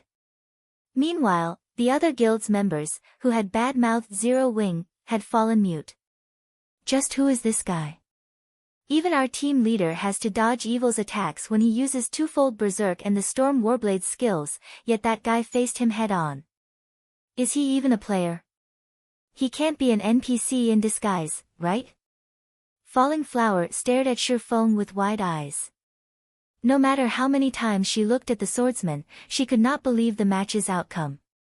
She had experienced Evil's storm domain personally. Even 10 yards away from Evil Fire, the tremendous pressure had suppressed her. If she moved any closer, she'd be lucky if she could use 50% of her attack speed and reaction speed. It seems Zero Wing is not as simple as we had thought. We'll need to adjust our plans, Unwavering Hand said somberly as he glanced at Shifeng. But first, we need to notify the team leader. The other group members nodded, wearing morose expressions. They had planned to challenge the #1 guilds in the various kingdoms and empires to increase their adventurer team's fame, yet before they had even challenged Zero Wing to an official match, Shifeng had shut them down. As soon as Evil Fire resurrected below the stage, he ran up to Shifeng, who was descending the stairs. Do you have some business to discuss? Shifeng asked, smiling. If Evil Fire had fought him before he had completed his Tier 2 promotion, he would have likely been forced to use twofold Berserk and many of his trump cards. After all, despite looking like an unrefined savage, Evil Fire was a bona fide flowing water realm expert. Zero Wing didn't have a single expert, aside from himself, that had a chance of defeating the Berserker. Reaching the flowing water realm by the age of 20 was a miraculous feat. He would definitely be considered a genius in any superpower. If given enough time, Evil Fire could reach the apex of God's domain. I'd just like to say a few things. I lost this match. I won't challenge Black Flame until I can defeat you. It won't be long before I issue another challenge. I will win, and then I'll challenge Black Flame to an honorable duel. Confidence shone in Evil Fire's eyes as he spoke with Shifeng. While he had suffered a miserable loss, he had gained just as much. He had only recently obtained the Storm Warblade. He hadn't had a lot of time to get used to the weapon. Most importantly, he was close to completing the 4th phase of an epic quest. After he visited the secret land and obtained the skill that could counter Shifeng's godlike speed, he could definitely put up a good fight against the swordsman. Challenge me? Feng could not help but laugh. Allow me to refuse. I don't have that much time on my hands. What? Are you afraid? Evil Fire ridiculed the swordsman. You don't have to provoke me. I really don't have that much time, Feng said, chuckling as he shook his head. If every person were like you and challenged me once every 2 or 3 days after their defeat, I might as well stop playing this game. If you really want to challenge me, I'll make you a deal. Defeat either Flying Shadow or Shadow Sword. If you succeed, I'll accept your challenge. How about it? Are you kidding me? Although they are skilled, they can't even beat Mighty Tiger, who's just at the refinement realm. How could they possibly defeat me? Evil Fire growled angrily. I don't mean right now. 7 days. In 7 days, you can challenge either one of them. As long as you defeat one, I'll accept your challenge, Feng said, laughing. If you don't feel up to it, you can always give up. It'd be easier for me. 7 days? Evil Fire gave Feng a cold look. You think they can grow strong enough to defeat me in just 7 days? What a joke. Since you don't believe me, why don't we make a bet? Feng offered as he turned to the distant Flying Shadow and Shadow Sword. If you defeat either of them in 7 days, you'll win. If not, I will. If you win, you can tell me to do one thing. If I win, you'll have to do something for me. What do you think? If I win, I'll make you leave Zero Wing. Are you willing to do that? Evil Fire said, scoffing. Of course. Feng nodded seriously. Fine. You better not regret this. Evil Fire glanced at Flying Shadow and Shadow Sword. Although he did not know what kind of trick Feng was trying to play, those two wouldn't be able to defeat him in God's domain even if they had another 10 years to train. As Evil Fire left, Aqua Rose walked over to Feng. Guild leader, have you lost your mind? Aqua Rose said, clearly angry. In her eyes, Feng was simply too irresponsible. He had actually agreed to such a bet. What if he lost? You are fully aware of how strong Evil Fire is. Snow is likely the only one, aside from you, with the strength to fight that man. Even Fire would be forced to run and dodge if he used twofold Berserk. Although Flying Shadow and Shadow Sword have improved very quickly, they are still a long way from reaching the refinement realm. How can they possibly defeat Evil Fire in 7 days? Relax. God created the world in 7 days. I should be able to do this much, Feng said, chuckling at Aqua Rose's wrath. Evil Fire was a bona fide genius. Although he had not heard about the Berserker in the past, with Evil Fire's status as an independent player, it would be a huge waste not to poach such a talent. If he wanted to recruit a prideful expert like Evil Fire, this was the quickest and most effective method. It might have been impossible to train Flying Shadow and Shadow Sword to defeat Evil Fire in just 7 days before, but the situation had changed. Seeing Feng's confident smile, Aqua Rose could not help but sigh and give up her attempt to persuade him. All she could do now was assign as many resources as possible to Flying Shadow and Shadow Sword, helping them improve as much as possible. Once the duel had ended and everyone prepared to leave the tournament hall, Feng walked onto the stage once more. Immediately, he attracted everyone's attention. What? Is there going to be another match? The money I spent to watch today's fights were worth every coin. Everyone grew excited when they saw Feng on the stage. Although the majority of these players couldn't keep up with battles between experts of Feng's level, such fights were an eye-opener. Ladies and gentlemen, thank you for coming to watch the competition today. On behalf of Zero Wing, I have 2 announcements. Starting tomorrow, Zero Wing's Candlelight trading firm will sell a limited number of Stone Forest Town's private houses each day. Zero Wing has also activated the private house upgrade system. From now on, owners can upgrade their houses. The players in the venue gasped and cheered like raving lunatics. Many of those present contacted their companions to convey the shocking news. The news spread like the plague, causing a commotion throughout Star Moon Kingdom. Chapter 1328, Kingdom in an Uproar. Chapter 1328, Kingdom in an Uproar. Shortly after Shi Feng had made his announcement, a commotion erupted on the Star Moon Kingdom's forums. What? Zero Wing is selling private houses again? Even when I offered 1,000 gold, no one was willing to sell their houses. Now that Zero Wing has finally decided to sell more, I have to get one. Stone Forest Town will most likely become even more popular. I've heard that the adventurer teams with private houses have improved considerably since the purchase. These teams have almost cleared out the rare tools sold in Stone Forest Town. Wonderful. Our adventurer wasn't able to attend the previous auction. This time, we'll get our own private house. Players are going to fight over Stone Forest Town's houses. I hadn't expected Zero Wing to activate the private house upgrade system. It really makes you wonder how Zero Wing did it. I've looked it up. Currently, Stone Forest Town's private houses are only 1 star. After one upgrade, each house can register another 10 players.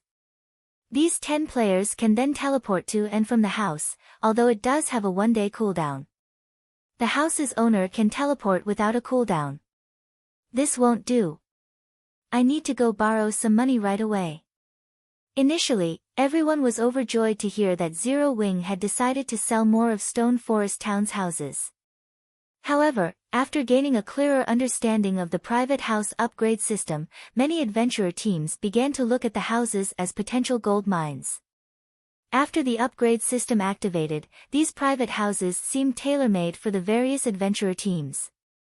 Now, by owning one of these private houses, an adventurer team could explore further and return an entire team to Stone Forest Town at a moment's notice, enjoying the town's various benefits. Stone Forest Town wasn't the least bit inferior to Red Iron Town, which Heaven's Burial developed with everything it had. Ever since Heaven's Burial had gained access to Evernight City, it had established Evernight City's teleportation array in a high-resource map not far from Red Iron Town. Now that a guild had gained access to Evernight City, it was much easier for players to venture to the city. Players only needed to complete some corresponding quests to gain access themselves. Later, they could travel between Red Iron Town and Evernight City easily. Players would be able to reach high-level and high-resource maps relatively quickly. The only downside was that, unless one was a member of Heaven's Burial or owned a private house in Red Iron Town, they could only teleport from Evernight City to Red Iron Town, not the other way around. Even so, Red Iron Town grew steadily. Wandering merchants had already begun to visit the town. Meanwhile, Heaven's Burial's private houses were much cheaper than Stone Forest Town's. This tempted many independent experts and adventurer teams to invest. As long as they bought a house in Red Iron Town, their development would be reliant on Heaven's Burial. Furthermore, Heaven's Burial would undoubtedly construct teleportation arrays connected to Evernight City in other towns in the future. Using Evernight City as a waypoint, players could then freely teleport to any of Heaven's Burial's guild towns. This would be very convenient. Many players considered purchasing a house in Red Iron Town. However, after Zero Wing's announcement, the various adventurer teams in Star Moon Kingdom changed their minds. After all, Stone Forest Town was now far stronger than Red Iron Town. For a time, even adventuring teams in Star Moon Kingdom's neighboring kingdoms and empires were tempted as they secretly collected funds. Only 2 players occupied a secluded bar in the Apocalypse Empire's capital. One was a man, and the other was a woman. The man had a dignified appearance, and although he seemed young and well-groomed, there was a look in his eyes that spoke of a variety of life experiences. He was clearly older than he looked. As for the woman, to put it simply, she was an absolute beauty. She had long, flowing hair that fell to her thin waist, and her every action could easily mesmerize both men and women. 2 glasses of purplish-red wine had been placed before these players. Despite being untouched, mana constantly gathered around the purplish-red liquid. The liquid also gave off a faint red glow, giving it an attractive appearance. Its aroma could make anyone salivate, tempting them to drink it. If Shi Feng were present, he'd be shocked to see this wine. The wine within the 2 glasses was none other than one of the Apocalypse Empire's 5 great wines, Tears of Purgatory. Not just anyone could obtain this beverage. It would only be awarded to those who obtained the key to the Purgatory barrier and cleared it. Although Tears of Purgatory wasn't as effective as Soul Water, it wasn't far off either. In the past, wine collecting players had even been willing to pay 1,000 gold to purchase a single bottle. However, Shi Feng would be more surprised to see the woman at the bar, the Midnight Tea Party's vice commander, Endless Scars. "Old Ghost Heartless, why did you come looking for me so suddenly?" Endless Scars asked the man looking to be in his 30s across from her. Smiling faintly, she continued, "Or are you here to tell me that your apprentice has lost?" "Little girl, why do you insist on calling me Old Ghost? Am I really that old?" Heartless Sword rolled his eyes. "Well, I'm right, aren't I? Zero Wing isn't as simple as you assume." Endless Scars paid no attention to Heartless Sword's grumbling. "Since your apprentice, Evil Fire, has lost, according to our agreement, I am allowed to invite Black Flame to join our operation, yes? This doesn't count." "Yi Feng defeated Evil Fire, not Black Flame," Heartless Sword said, shaking his head. "Old Ghost, do you really think that your apprentice can defeat Black Flame, Star Moon Kingdom's publicly acknowledged, #1 expert?" Endless Scars said, chuckling. "Or do you think that one defeat isn't enough?" Heartless Sword turned pale when he heard Endless Scars' comment. He had seen the battle video himself. The gap between the fighters' strength was incredibly massive. Even if Black Flame weren't as strong as Yi Feng, they couldn't be that different. "Forget it. I give up. I won't continue to argue with you." "I'll agree to your request," Heartless Sword helplessly gave in to Endless Scars' demand. "However, I'm not the only one involved. You'll have to get the others' approval as well. Although, I doubt that they'll agree. You don't have to worry about that. As long as you agree, I can easily convince the others to fall in line," Endless Scars said, smiling. She then finished her Tears of Purgatory before leaving the bar. Meanwhile, in Heaven's Burial's residence in Star Moon City, an uproar shook the guild. "Damnable Zero Wing. They dare to ruin my good fortune." Singular Burial cursed as he read the latest statistics report on Red Iron Town. He could have made a fortune by selling Red Iron Town's private houses. He could then use the money to support the guild's development. Now, however, Zero Wing had ruined his plans. Initially, he had over 400 interested buyers. Now, less than half remained. "Guild leader, should we lower the price a little?" Daybreak Fog suggested. Currently, they sold the town's houses for between 300 and 400 gold.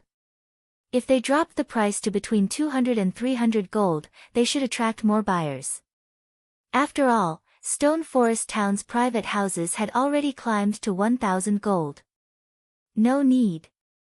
I had intended to let Zero Wing survive for a bit longer, but I've changed my mind. Notify Abandoned Wave immediately. We are going to teach Zero Wing who truly owns Star Moon Kingdom. Chapter 1329, Rank Upgraded. Chapter 1329, Rank Upgraded. The round table meeting room fell silent after hearing Singular Burial's command. "Guild leader, although Abandoned Wave has created more monsters in the Frozen Scar, they're not fully grown yet. They will need at least 2 or 3 more days before they reach maturity. If we declare war on Zero Wing now..." Everyone attempted to persuade Singular Burial to be patient and wait a little longer. "What's there to worry about? You've witnessed these evil beasts' strength for yourselves. Even before reaching maturity, they're terrifying creatures. The only reason that we're helping Abandoned Wave create evil beasts is to prevent every guild in Star Moon Kingdom from working together against us. We'll just use the evil beasts to raid Stone Forest Town. It'll be a piece of cake. We won't even need to dispatch our forces to the raid. Abandoned Wave can take care of it easily without our help.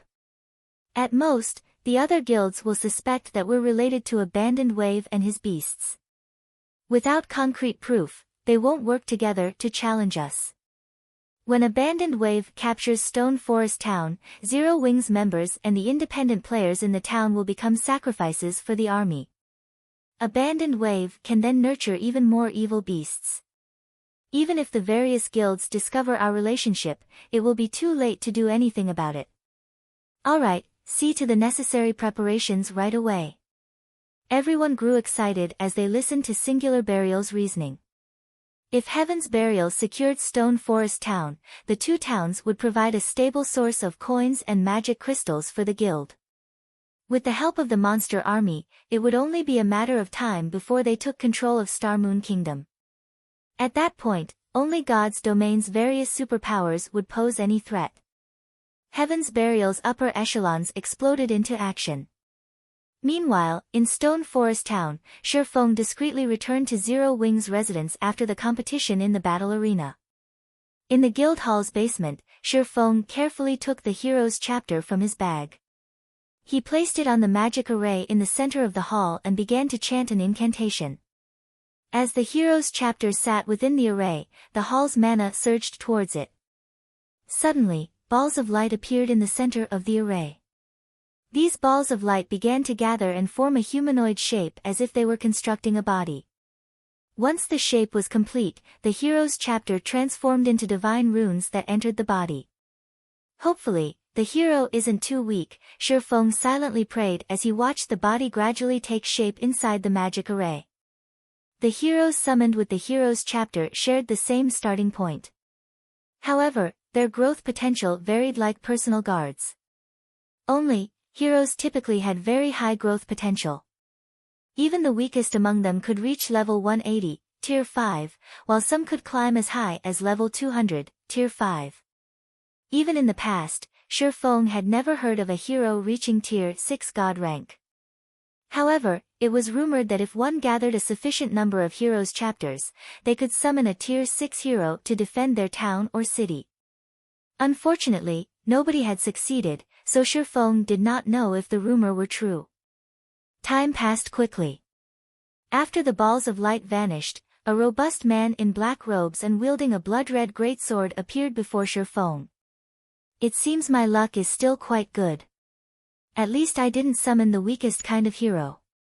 Shifeng could not help but breathe a sigh of relief after he checked the hero's attribute panel. There was a 60% chance to summon the most common hero when using the hero's chapter. Such hero's growth was limited to level 180, tier 4. There was a 30% chance to summon a hero with good potential. The combat power of such heroes could reach the peak of tier 4. They could also reach level 200. Only 10% of the heroes summoned could reach tier 5. The hero standing before Shifeng was among the 30% with good potential. It also had the Barbarian hidden class. The Barbarian was an advanced class. Its strength was even higher than Berserker's.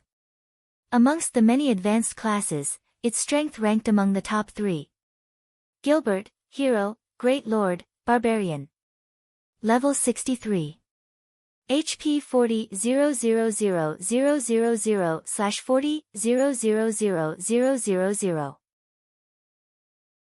Growth potential, 84. In God's domain, heroes were not actually considered human, although they were. They had human parents but had received the gods' blessings, which increased their life ratings. Hence, they were far more powerful than ordinary human NPCs. They could even rival archaic species of the same tier. Every large guild that had obtained a hero's chapter in the past hadn't hesitated to summon one to protect their guild cities. After summoning Gilbert, Shifeng designated him as the commander of Stone Forest Town's army, giving him control of the 2,000 NPC guards the town employed. Aside from their personal strength, heroes were powerful managers. One hero was more than enough to manage every NPC guard in an advanced town, not to mention an intermediate town like Stone Forest Town. With this, players wouldn't have to be responsible for the town's security. Shortly after summoning Gilbert, Shifeng heard the sound of a system notification. System, congratulations. Stone Forest Town, which is under your management, has achieved C-rank security. Activating private space upgrade system. Once a private space has been upgraded, players can enjoy even more benefits. System, Stone Forest Town is the first town to achieve C-rank security in Star Moon Kingdom. Do you wish to allow the Adventurers Association to enter and garrison the town? There is also such a reward. Shifeng was ecstatic. Players couldn't construct the Adventurers Association, Lifestyle Association, War God's Temple, Library, or the bank. Similarly, there were no designs for these establishments. Only after a player town reached a certain rank would these establishments occupy the town. Practically every player in the game visited the Adventurers Association, for example. Normally, the Adventurers and Lifestyle Associations would only occupy a town after it upgraded to advanced rank and B-rank security. As for the War God's Temple, Library, and Bank, they would only occupy small cities or above with B-rank security. These 5 establishments had an even greater function in player towns and cities than in NPC cities. Take the Adventurers Association for example. As long as the establishment occupied a player town, players would be able to accept commission quests unique to the kingdom and commission and rare quests unique to the town. As the town flourished, more quests would become available. The chance of high-ranking commissions appearing would also increase. Some players had even received SSS rank commissions in a particular player city in the past. However, that player city hadn't been just any city. It had been the Secret Pavilion's main city. If Stone Forest Town could attract the Adventurers Association now, it would become far more popular with players. Independent players would no longer have to return to NPC cities to turn in their quests. They could simply do so in Stone Forest Town. Following which, Shifeng agreed to allow the Adventurers Association to occupy Stone Forest Town. He only needed to choose a location for the building. As for the construction fees, the system covered it fully, he didn't have to pay a single coin. Without hesitation, Shifeng placed the Adventurers Association near both the Candlelight Trading Firm and the private housing area. The players that had purchased private houses in Stone Forest Town also received a corresponding system notification. Suddenly, a 3-story building rose in Stone Forest Town's crowded central district. The building took shape as players watched. What is Zero Wing constructing this time? That can't be it. If it were a player-constructed building, it wouldn't complete so fast. The system must be generating this. Could it be a shop for wandering merchants? That might be the case. Based on my research, once a town reaches a certain point in its development, it'll gain a mysterious shop. I hear that it offers plenty of valuable items. Isn't that just another benefit for the players who own houses in Stone Forest Town? How are we supposed to compete with them now? Normally, I have to waste hours traveling to and from Stone Forest Town when I go out to grind. Anyone that owns a house can simply teleport back. After discussing the possibilities for about 10 minutes, the players stared at the finished building. A signboard hung near its door, advertising 2 words. Adventurers Association. Chapter 1330, Number 1 Town. Chapter 1330, Number 1 Town. The construction of the Adventurers Association, which had 3 floors and took up the area of a large football field, stunned players in the Central District. The Adventurers Association? Why would the Adventurers Association be here? I'm not seeing things, right? Everyone shuddered when they saw the Adventurers Association. None of them were able to believe what their eyes were seeing was true. The Adventurers Association was becoming more important to God's Domain's players. The association's daily quests were many players' main source of income. This was the main reason that players couldn't venture too far from NPC towns and cities. Now that an adventurers association occupied Stone Forest Town, many of these players could break free from this restriction. They could now level up and earn money far more conveniently.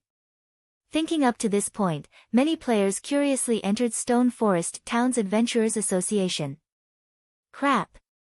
It's real. As the crowd entered the first-floor hall, they discovered that the hall's furnishings were exactly the same as the Adventurers Association in NPC towns and cities. Many NPCs were busy, publishing new quests on the quest board. The only difference was the number of quests available.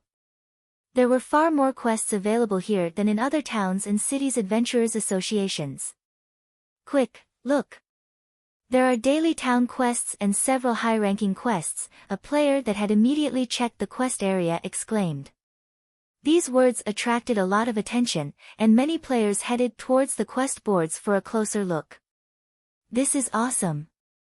The daily town quests rewards are even better than daily quests in NPC towns and cities. Moreover, the quest locations are all near Stone Forest Town. We can easily complete these quests in 2 hours, even faster if we had mounts. Everyone's eyes shone as they read the daily town quests. Normally, the daily quests in NPC towns and cities required more than 3 hours to complete. Of course, the main reason for this was the long distance between quest objectives. Completing the quest itself only took half an hour or so. Most players would pick up local quests while completing their dailies to increase their leveling efficiency. Only after they completed the local quests would they return to hand in their daily quests. News about Stone Forest Town's Adventurers Association spread through the town quickly. As a result, many players who had intended to return to their respective NPC cities to turn in their daily quests surged towards Stone Forest Town's Adventurers Association instead. Star Moon Kingdom's official forums were in an uproar. Players with houses in Stone Forest Town are going to have an even easier time. With the Adventurers Association located beside the residential district, they can pick up and turn in quests easily. Hopefully, when the private houses go up for sale tomorrow, the price won't be too high. Our team has only managed to gather 1,000 gold after much difficulty. That can't be certain. The private houses in Stone Forest Town were already quite valuable thanks to the town's high mana density. Even while resting in a private house, players can accumulate the double EXP buff faster than in 1-star guild residents' private rooms. Now, not only can Stone Forest Town's private houses be upgraded, but there is also the Adventurers Association nearby. Don't forget about Stone Forest Town's current development speed either. With the Adventurers Association, it won't be long before Stone Forest Town becomes an advanced town. At that point, the town's private houses may cost as much as those in major NPC cities. Indeed. If we fail to get a house now, by the time Stone Forest Town becomes an advanced town, purchasing one will be even harder. Due to the Adventurers Association, many adventurer teams that originally held a wait-and-see stance promptly sold off all their unnecessary rare materials, weapons, and equipment to collect money. Some teams even purchased coins in bulk with credits, deeply afraid that they wouldn't have enough money to buy Stone Forest Town's private houses when they became available. At the same time, many of the hesitant adventurer teams in the neighboring kingdoms began to take action, swarming towards Stone Forest Town. After all, Stone Forest Town had massive advantages over other player towns. It could definitely be considered the #1 town in Star Moon Kingdom and the several neighboring countries. If they could enjoy the benefits Stone Forest Town had to offer, migrating across counties would be worthwhile. Meanwhile, back in Zero Wing's residence in Stone Forest Town, Shirfeng charged Gilbert to manage the town's NPC guards after summoning him. He then used a return scroll and returned to White River City's Candlelight trading firm. Every intermediate and above alchemist in the Candlelight trading firm had gathered in the top floor's special alchemy room. In any of Star Moon Kingdom's large guilds, even the guild's upper echelons would treat these alchemists like VIPs. Meanwhile, 150 such players had gathered. Among them, more than half of the advanced alchemists in the kingdom were present. These alchemists had already waited for over 20 minutes, but they didn't show the slightest sign of anger or resentment. In fact, they brimmed with excitement and joy. Ha ha ha! This is wonderful. The guild had always called upon the forgers and engineers. Now, it's finally the alchemist's turn. I wonder why Big Sis Melancholic has called us here. Does the trading firm plan to select alchemists for Titan City? That's possible. The last group that entered Titan City should return soon. This gathering might be to select the candidates for the next batch. Based on what I've heard from those that entered the holy city of Titan, it is a holy land for experience. You can gain tons of knowledge in Titan City. There are even tutorial videos and instructions from masters and grandmasters. One round trip can almost guarantee a promotion from intermediate rank to advanced rank. The insight that advanced lifestyle players gain in the Holy City can also help one reach master rank. It's that amazing. Of course. Just look at the last candlelight auction. The super guilds and super first-rate guilds went crazy just to get a single slot. I wonder how many slots have been allocated for alchemists. As the various alchemists conversed, the room's door abruptly opened. A man and a woman then walked into the room. Immediately, everyone in the alchemy room snapped to attention, anxiety and reverence filling their gaze as they looked at the man who had just entered. What's going on? Guild leader Black Flame is here in person. Is Candlelight searching for alchemists to cultivate? Everyone was astonished to see the cloaked man. Despite this man's lack of aura, these players couldn't help but shudder in his presence. When the alchemists realized that Blake Flame had made a personal trip to meet them, anticipation gripped their hearts.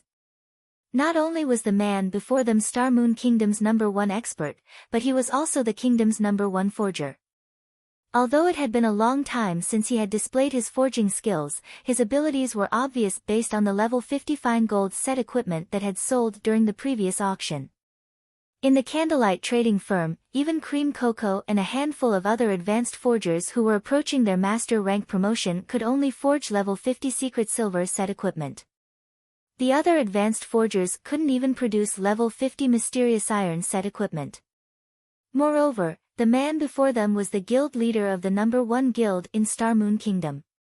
With even a sliver of his resources, these advanced lifestyle players would be set for life. If the trading firm nurtured them, they'd have an even higher chance of becoming master alchemists in the future. Not to mention, the Candlelight trading firm had already set a standard. I've asked Melancholic to gather you here today for 2 reasons. The first is that I will be changing the benefits alchemists are offered.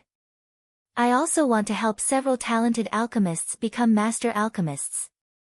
Although Shi Feng hadn't been very loud, every one of his words caused these players' hearts to pound. When these alchemists had heard that Shi Feng wanted to help them become master alchemists, they felt as if they had heard the word of God. If any of Star Moon Kingdom's large guilds, and even those in the several neighboring kingdoms, had said this, they would assume it was a joke. But it was a different story if these words came from Shi Feng's mouth. Chapter 1331, Frightening Candlelight Trading Firm. Chapter 1331, Frightening Candlelight Trading Firm. Every player in the room grew restless upon hearing Shi Feng's announcement. Countless alchemy players in God's domain dreamed of becoming master alchemists. Even super guilds would try desperately to poach a master alchemist. Nowadays, more players flooded to God's domain. A portion of those players, who found themselves unsuited for combat, began to develop their lifestyle classes instead. In addition, as quite some time had passed since God's Domain launch, the game already had a considerable number of advanced alchemists. As a result, advanced alchemists weren't as valuable as they had been. In fact, their value would continue to decrease as time passed. Even super guilds, which had always been a hub for talented players, had never viewed advanced alchemists as important. Meanwhile, based on their knowledge, although more advanced alchemists emerged in God's domain each day, even now, there wasn't a single player who had become a master alchemist. If they could reach master rank, they would enjoy instant fame and glory. From then on, they wouldn't have to worry about money. They could even find an opportunity to climb to the peak of life, becoming an upper echelon in a powerful guild. Meanwhile, Zero Wing was the #1 guild in Star Moon Kingdom. Any of the upper echelons would receive a salary that could even rival a major company's upper management. In fact, as Zero Wing continued to develop, their salaries would increase. After all, God's domain was becoming more popular throughout the world. The virtual gaming industry was already quite large, and now that countless corporations were investing in God's domain, it could grow to become one of the top few global industries. Just the thought of becoming an upper echelon in Zero Wing excited these alchemist players. I'll talk about the new benefits first. Shifeng smiled when he saw the excited expressions. This new benefit should motivate you to work harder and improve faster, hence, only Candlelight's top 10 alchemists will enjoy these benefits. First off, the 4th to 10th ranking alchemists will have access to secret silver alchemy tools provided by the guild. Saying so, Shifeng retrieved pile after pile of alchemy tools. He had obtained these tools from the Moon God's alchemy and research rooms. Unfortunately, he hadn't obtained an equal number of each tool. As a result, while the 4th place would receive a complete set of secret silver alchemy tools, lower ranks would receive incomplete sets. Even so, the 10th ranked alchemist would receive 3 secret silver tools. Meanwhile, when everyone saw these secret silver alchemy tools, they gasped, their eyes nearly falling from their sockets. Guild leader, did you rob several large guild warehouses? Melancholic smile could not help her shock when she saw the large pile on the table. Even bronze alchemy tools were rare on the market, each selling for more than 50 silver. Moreover, these tools would be purchased immediately.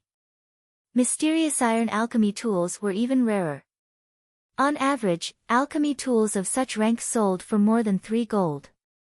As for secret silver rank, they sold for more than 10 gold. However, it was practically impossible for one to find any secret silver alchemy tools on the market. They normally only appeared in auctions, and oftentimes, they would sell for 25 gold or more. Even the Candlelight trading firm had fewer than 10 secret silver alchemy tools. The guild had only obtained them after completing various large-scale quests or from fine gold rank and above treasure chests. Yet, Shifeng had over 40 tools. As the alchemists still reeled from the sight before them, Shifeng revealed the Ocean's Glow set, a set of dazzling, fine gold alchemy tools that gave off a faint blue light. Relax. This fine gold rank Ocean's Glow set is only for the 3rd ranked alchemist, Shifeng said, chuckling when he saw the alchemists drool. These players were speechless. 3rd place would get an entire set of fine gold alchemy tools. As expected of our guild leader. You are so awesome. If the other trading firms knew about this, they would faint. I doubt that even super guilds have an entire set of fine gold alchemy tools. Excitement overwhelmed these lifestyle players. If they could get their hands on the Ocean's Glow set, it would increase their chances of becoming master alchemists considerably, yet this was only the benefit for the 3rd ranked alchemist. In God's domain, players needed to invent new items of a certain quality to become master lifestyle players. Unfortunately, inventing a master rank potion had a much lower success rate than simply crafting one. It was extremely important to have a good set of alchemy tools if one wished to become a master alchemist. A set of fine gold alchemy tools was more than enough to change their fate. As everyone dreamed of using the Ocean's Glow set and reaching life's peak, Shifeng revealed another pile of alchemy tools. My eyes aren't playing tricks on me, right? Those are dark gold rank? No. They aren't just dark gold alchemy tools. Look. Those 2 sets share the same motif. Those tools are clearly a set. Some of the players with sharp eyesight quickly noticed these alchemy tools' specialty, and they nearly cried out in shock. If everyone had been surprised by the candlelight trading firm's foundations before, they were now devastated. They had never even heard of a single dark gold alchemy tool in Star Moon Kingdom before. If one had to estimate such a tool's value, it wouldn't even be worth several pieces of top-tier, dark gold equipment. No one would even be willing to trade such a set for several pieces of epic equipment. A set of fine gold alchemy tools could already help an advanced alchemist reach master rank. A set of dark gold alchemy tools, however, could increase an alchemist's chances by at least 10%. A few epic weapons and pieces of equipment could never rival the value of such a set. If word of these two sets of dark gold alchemy tools got out, alchemy enthusiasts would swarm the candlelight trading firm. After all, alchemy tools were alchemists' weapons. A quality weapon could increase a person's strength significantly, not to mention a top-tier weapon. Second place will get to use a set of dark gold alchemy tools.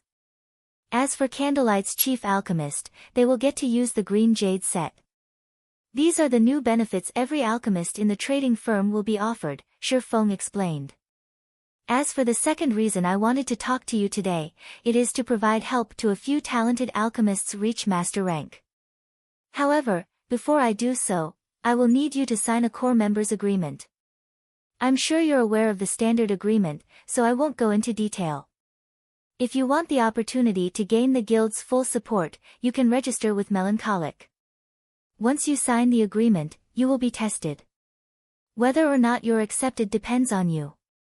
As soon as Shifeng finished speaking, dozens of alchemists crowded around Melancholic's smile to register for the test without hesitation. As these alchemists fought over the core member contracts, a woman, who had listened from a corner, approached Shifeng. The woman was a classical beauty and gave off a serious vibe. She also wore the golden, five-leaf-shaped advanced alchemist's insignia. This classical beauty was none other than Silent Wonder. Melancholic Smile had already told Shifeng that Silent Wonder's standards could rank among the top 3 in Candlelight. Not only was she fast, but her success rate was also quite high. The girl had a very high chance of becoming a master alchemist in the future. If not for Silent Wonder's insistence on retaining her freedom and retaining her official member status, Shifeng would have sent her to Titan City with the last batch of lifestyle players. Guild leader Black Flame, can I ask you a question? Silent Wonder asked, of course. Shifeng nodded. Are official members eligible for the top 10 spots as well? When Silent Wonder posed this question, anxiety was clear in her eyes. She had already realized how extraordinary Candlelight's foundations were. However, she had never imagined that they were quite this frightening. Even super guilds trading firms couldn't compete with Candlelight. Both the dark gold tools and the fine gold set tempted her. With access to one of those sets, she was confident that becoming a master alchemist was only a matter of time. However, not even a super guild would share such treasures with an official member, much less Zero Wing. But she had to ask. If she really had no hope, she was prepared to trade one of the treasures she had obtained from a secret land. Chapter 1332, There is no strongest, only stronger. Chapter 1332, There is no strongest, only stronger. Hearing Silent Wonder's question, many of the other alchemists shifted their gazes towards Shifeng, concern flashing in their eyes. The Candlelight trading firm constantly expanded, increasing the number of lifestyle players it recruited. Among them, many advanced rank and talented alchemists preferred freedom over restriction. Now, however, the Candlelight trading firm had suddenly offered benefits that could even tempt master alchemists, much less advanced alchemists like themselves. Official members are also Candlelight members, so of course they are included, Shifeng said, smiling. He was fully aware of everyone's concerns. However, the alchemy tools he had revealed were only the tip of the iceberg. They were only meant to lure more alchemists to join Candlelight. Previously, he hadn't had the capital to do so, but things had changed. Meanwhile, to foster more talented alchemists, he could not limit the competition to the trading firm's senior and core members. Hearing this, Silent Wonder released a deep sigh of relief. She hadn't expected Zero Wing to be so generous. As expected of Star Moon Kingdom's #1 trading firm, Candlelight is incredible. Other trading firms simply can't compare. It seems that my decision to join Candlelight was the right one after all. The competition between alchemists will become more intense. Many of the other advanced alchemists grew excited.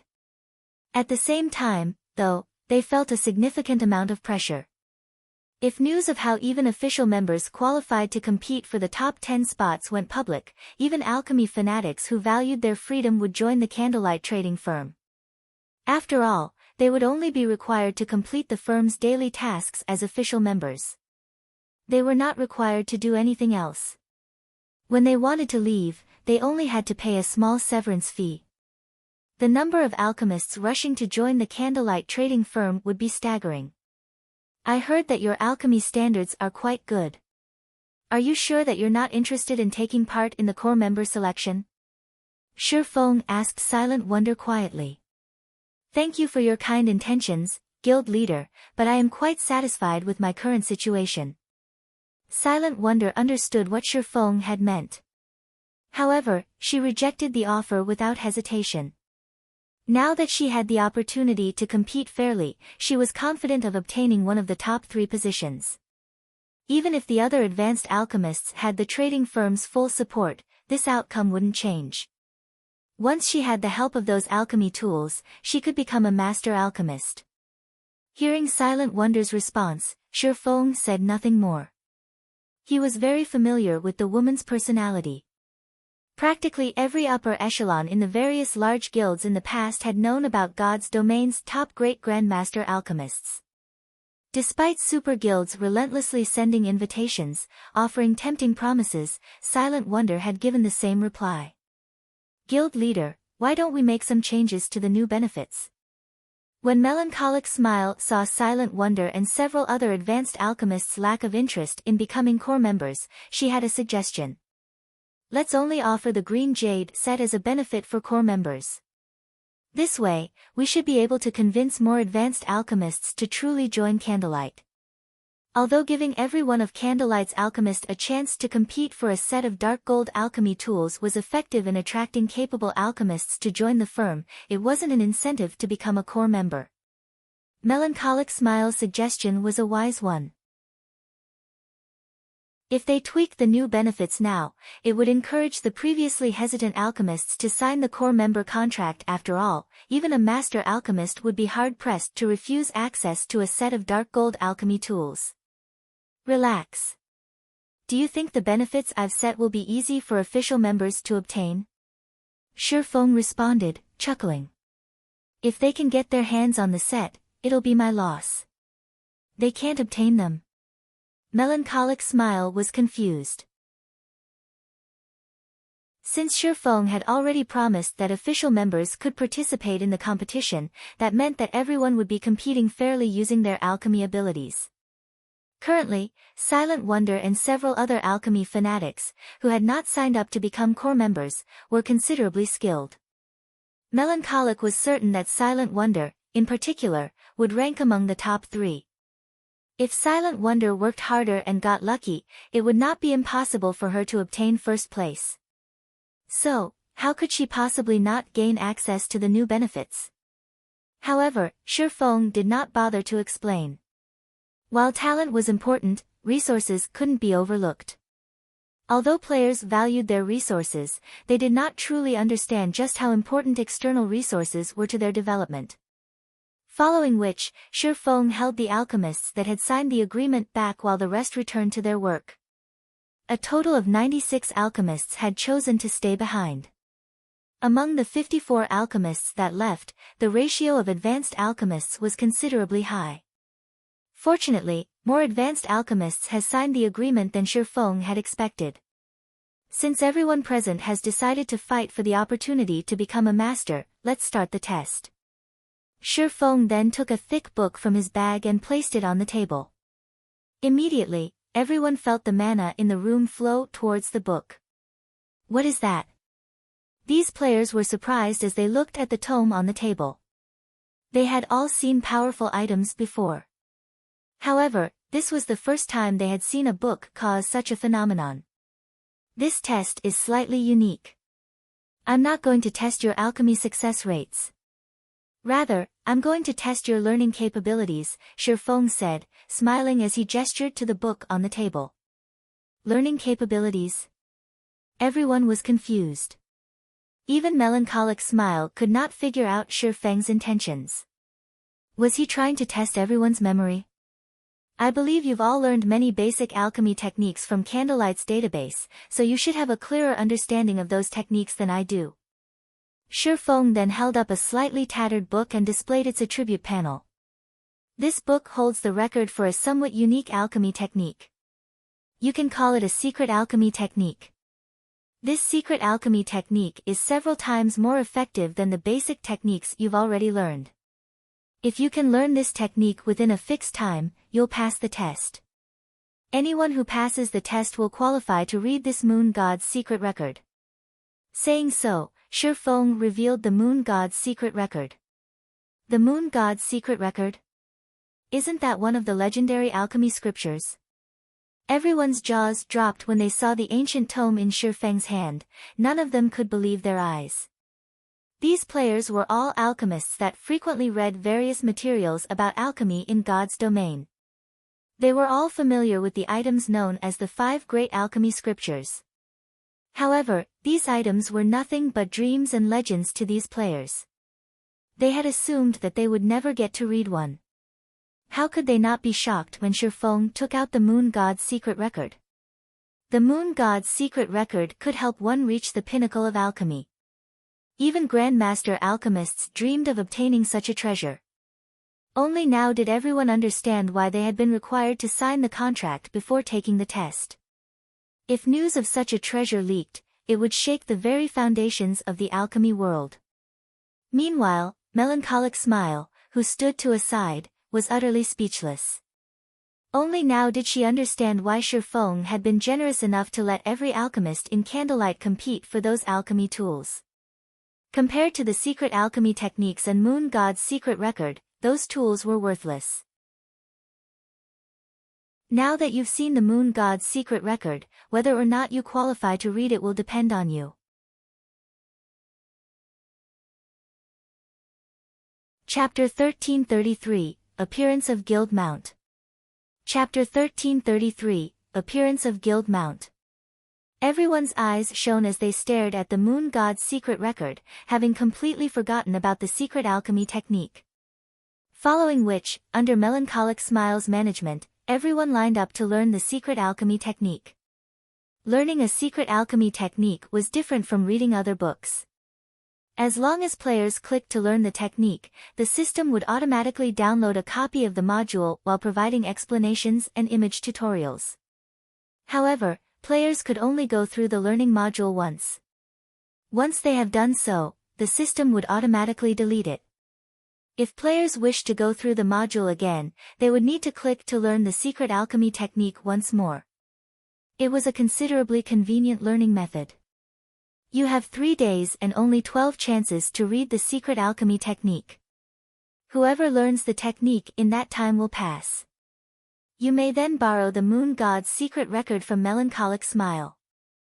As everyone stood in line to learn the secret alchemy technique, Shi Feng explained the test's rules. 3 days? The alchemists gasped when they heard their time limit. Guild leader, isn't this test a little too difficult? Melancholic Smile blurted out in surprise. They had collected all sorts of basic techniques from the holy city of Titan, and currently, these techniques were available to all of the Candlelight trading firm's official members. However, Candlelight's alchemists, on average, needed 1 or 2 days to learn each of these basic alchemy techniques, while some needed 3 or 4 days.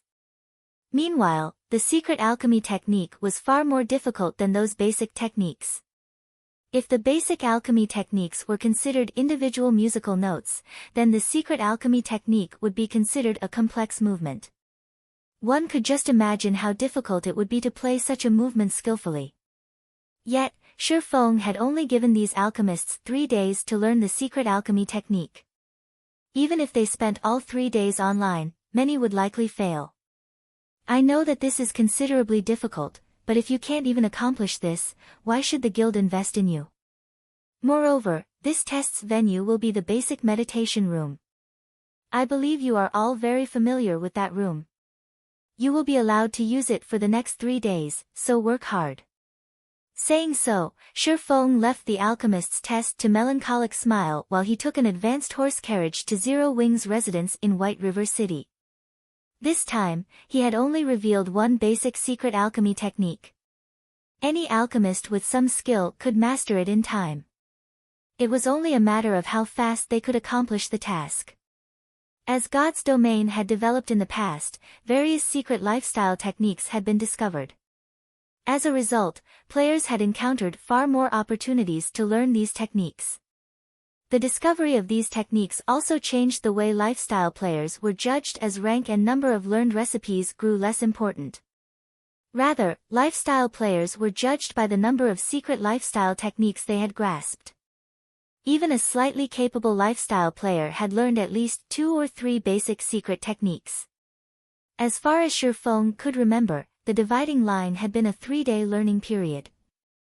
Any player that could learn a basic secret technique in 3 days had been considered talented.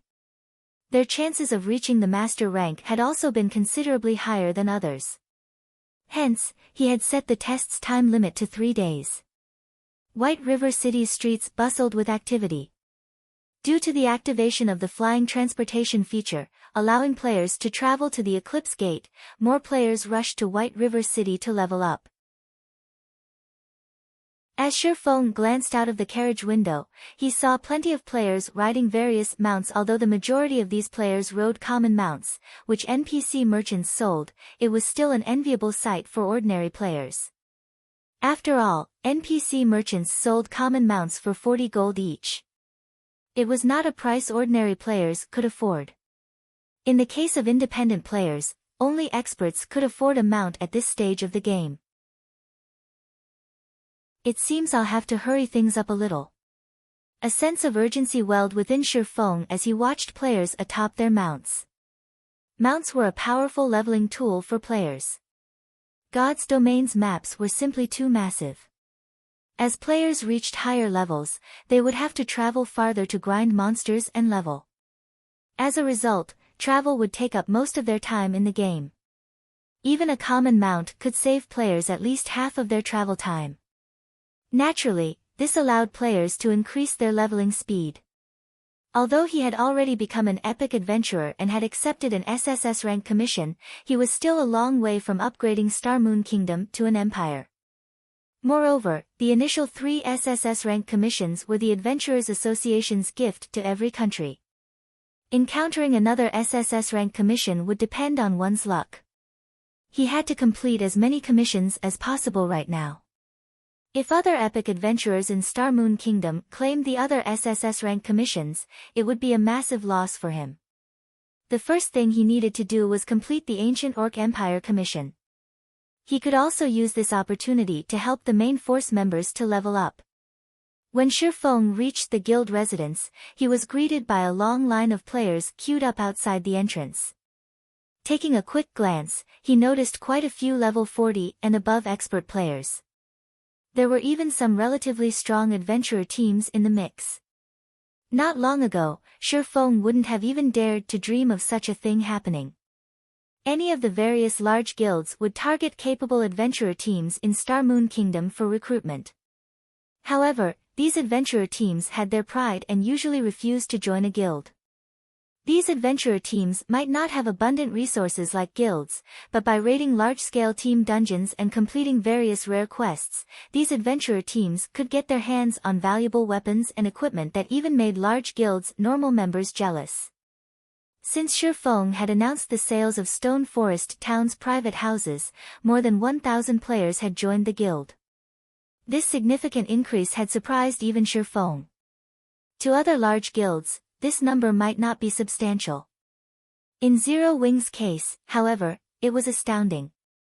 Zero Wing was famous for having the highest recruitment standard in Star Moon Kingdom. Anyone that joined the guild had either great potential or was stronger than other large guilds' elite members.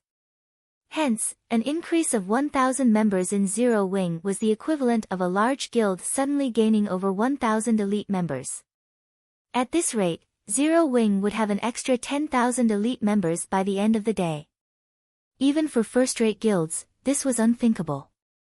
After all, a first-rate guild normally only had 100,000 plus elite members.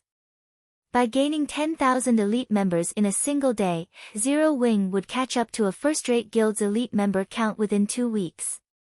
Of course, this situation wouldn't continue for so many days, but Zero Wing shouldn't have a problem gaining an extra 30,000 elite members in a short amount of time. At that time, Zero Wing would finally have enough elite members to truly rival a first-rate guild.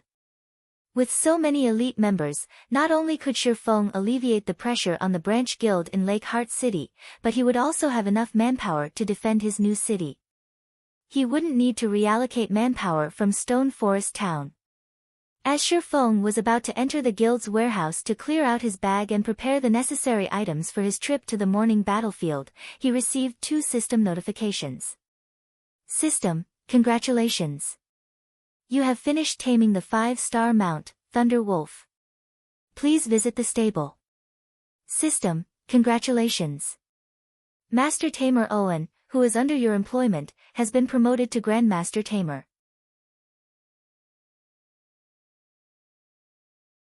Chapter 1334, Flocking to Zero Wing.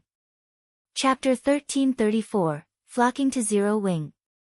The 2 system notifications momentarily stunned Shifeng.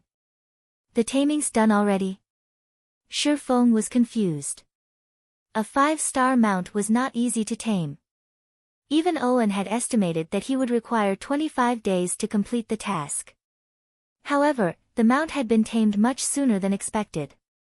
Now that the Thunder Wolf had been tamed, Zero Wing could finally activate the guild mount system. Guild members could start purchasing the Thunder Wolf from the guild stable. Unlike the mounts NPCs sold, guild members only needed to pay 25 gold for a guild mount. With the price difference of 15 gold, not only could guild members obtain their mounts sooner, but the Thunder Wolf's movement speed also rivaled that of bronze mounts. Zero Wing's development speed would even surpass first-rate guilds with abundant funding. The most surprising news, however, was Owen's promotion to Grandmaster Tamer. Although the Tamer class was not a particularly popular one, even Star Moon Kingdom's king would have to treat a Grandmaster Tamer with respect. Grandmaster Tamers would also become targets for countless guilds seeking their employment.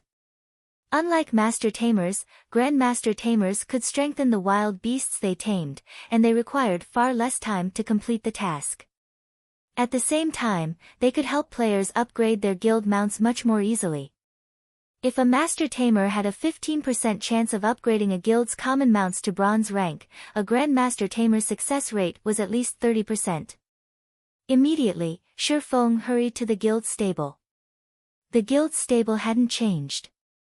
As Shifeng hadn't activated the guild mount system yet, guild members had no reason to approach the stable. There were only a dozen or so NPCs managing the place. The only difference was that right now, Owen stood guard before a large cage, inside of which obediently lay the Thunder Wolf. However, the Thunder Wolf was much smaller than when Shifeng had captured it. But this wasn't unexpected. After all, the Thunder Wolf had been a lord, while the current Thunder Wolf was a common monster. Now, it was only a means of transportation. Lord Count, I have tamed the Thunder Wolf as you requested. The process also gave me a lot of experience and insight, so I wish to return and examine what I've learned. I hope that Lord Count will allow this. Owen was extremely excited. He was clearly ecstatic over his promotion to Grandmaster Tamer. He wanted to return to his workshop immediately and take note of his experiences and insight. Of course. Grandmaster Owen, if you need any help in the future, just say the word, Shifeng said, nodding. The request didn't particularly surprise him. Owen's promotion to Grandmaster rank had surprised him, though. It had never happened in his previous life. Fortunately, Shi Feng had established a contract with Owen early on. Hence, the NPC would not leave Zero Wing due to his promotion. Only, Owen's monthly compensation had changed drastically. Initially, Owen's monthly salary had only been 200 gold. Now, it had increased to 3,000 gold. Moreover, unlike a master tamer, a grandmaster tamer wouldn't regularly visit a guild stable to check on the mount it had teamed. Instead, Shi Feng was required to pay Owen a visit if he wanted the NPC to do something for him. Fortunately, players could easily take care of small matters, such as upgrading a guild mount, via the stable's front counter. Owen wasn't required to visit. The NPC tamers managing the stable would follow Owen's procedures during the upgrade process. Hearing Shi Feng's reply, Owen immediately turned and left, leaving Shi Feng and the caged Thunder Wolf to their own devices. After Owen left, Shi Feng clicked on the cage, and line after line of data appeared before him. Shi Feng then chose to set the Thunder Wolf as the guild's mount. In God's domain, not any tamed mount could become a guild mount. A guild could only possess a limited number of mounts. This limit would increase as the guild rose in rank and upgraded its stable. Currently, Zero Wing could only own one type of guild mount. Even if it tamed others, it could only select one while the remaining would be kept in reserve. After Shi Feng set the guild mount, the system announced another notification. System, do you wish to open the stable to the Thunder Wolf mount? Shi Feng accepted without hesitation. He had waited for this moment for a long time now. The sooner he allowed the Thunder Wolf into the stable, the more of an advantage Zero Wing would have. Once Shi Feng opened the stable to the Thunder Wolf, NPC tamers began to appear outside of the stable, each NPC leading one lively Thunder Wolf after another. These Thunder Wolves' appearances differed slightly in the color of their fur, eyes, and such. Overall, though, they were all majestic. As these Thunder Wolves appeared, they attracted the attention of nearby players. What's going on? Why are there monsters going into the stable? Are those our guild mounts? These players couldn't help their growing curiosity as they watched the majestic Thunder Wolves enter the stable, and they started to discuss their various guesses. After all, it had been quite some time since Zero Wing's stable had been built. However, no one had seen any activity in the stable. Naturally, these players would wonder now that so many Thunder Wolves occupied the building. Immediately, curious guild members entered the stable to find out what was happening. As soon as they heard the NPC's answer, they were shocked. Those are guild mounts. Crap. This guild mount is awesome. Its base movement speed is 120%. It's much stronger than the common mounts in the city. It can practically rival a bronze mount's speed. Ha ha ha. Our guild mount looks so cool. If the players from other guilds find out about this, they will die from envy. My patience has finally paid off. I've long since saved up 25 gold. I'm going to get that purplish-black Thunder Wolf. Its color scheme will match my weapons and equipment perfectly. Scram! I've got my eye on that one. For a time, the stable exploded with activity. The guild members that had already saved 25 gold to purchase a mount, afraid someone would snatch the Thunder Wolf they had set their sights on. News of the Thunder Wolf immediately spread throughout Zero Wing. This information also reached Star Moon Kingdom's official forums. Zero Wing's guild mount makes its first appearance. Pictures and videos available. Crap. That mount looks so cool. It only costs 25 gold, too. This won't do. I must join Zero Wing. Zero Wing is so amazing. I just looked it up in the library. It turns out that the Thunder Wolf is an extremely rare, high-ranking wild beast in God's domain. How did Zero Wing get its hands on this mount? The forums were in an uproar over Zero Wing's new mount. Expert players who had already purchased a common mount envied and admired Zero Wing members. Some of the adventurer teams and independent experts that had hesitated to join Zero Wing changed their minds immediately, determined to join the guild. Not only was the Thunder Wolf cheap, but it also had superior attributes and an impressive appearance. Moreover, the mount could be upgraded. Before anyone knew it, the line of players outside of Zero Wing had doubled. More players joined the line by the minute. The guild recruiters were stupefied. However, in Heaven's Burial's residence in Starmoon City, when Singular Burial received the news, he felt an indescribable pressure weigh down on him. Zero Wing. Singular Burial fumed. If not for his collaboration with Abandoned Wave, Heaven's Burial wouldn't be a match for Zero Wing. What a pity. Even if you release your guild mounts now, it is too late to change anything. Relay my commands. Instruct Ghost Shadow to lead the Ghost Shadow Legion to White River City. As soon as Abandoned Wave's people take action, have them destroy Zero Wing's stable.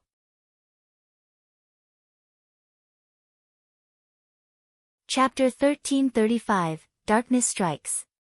Chapter 1335, Darkness Strikes. Inside the guild leader's office. Daybreak Fog and Heaven's Burial's several other upper echelons were stunned by Singular Burial's command. They hadn't expected Zero Wing's guild mounts to inspire such a firm decision. In God's domain, the guild structures inside NPC cities could be destroyed. If one wished to rebuild a structure, they would require a new design to do so. However, these structures were generally protected by defensive magic arrays. They weren't easy to destroy. Normally, a guild structure's defensive magic array could absorb up to 15 million damage. As for a crucial structure like the stable, the guild would employ a far more powerful magic array to protect it. Inside a 2-star guild residence, the strongest magic array one could establish to protect its stable could absorb up to 30 million damage, while the weakest magic array in a 3-star guild residence could absorb up to 40 million damage. Taking into account the stable's own durability in defense, it would take a considerable amount of time to destroy the building. In addition, White River City was a major NPC city. An attack at night might have a chance of success, but now, they had been ordered to attack the stable during the day. The NPC guards patrolling the city were incredibly diligent. Even the slightest disturbance would attract a large number of these NPC guards. White River City was also Zero Wing's main headquarters. There were now fewer than 3,000 or 4,000 members stationed in Zero Wing's residence at a time. The guild had also hired tons of NPC guards to defend the residence. If they attacked, these players and NPCs would respond immediately. Unless they invested several times the number of players Zero Wing had, it would be impossible to destroy the stable under such tight security. The Ghost Shadow Legion only had 2,000 members. Although these players were all elites or experts, there were plenty of elites and experts defending Zero Wing's residence. Guild Leader, although Zero Wing's guild mount poses a threat, we're talking about an assault in White River City. Even if we dispatch the entire Ghost Shadow Legion, it won't even be enough to get through Zero Wing's main entrance, Daybreak Fog persuaded. I suggest that we follow the original plan and take things one step at a time.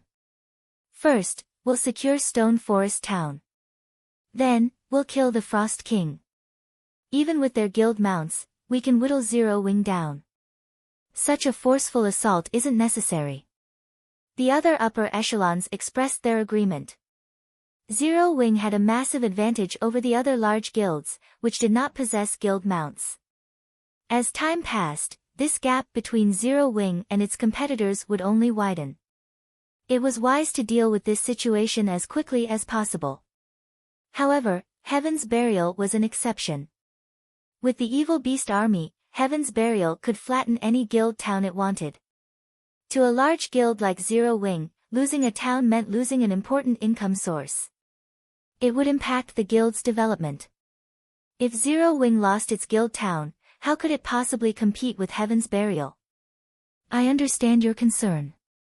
Singular Burial could not help but laugh. Sending the Ghost Shadow Legion into action isn't profitable, but aren't you jealous of Zero Wing's stable? Of course, we are, guild leader, but so what? Constructing a stable requires a design, yet we haven't even found a lead to the stable design.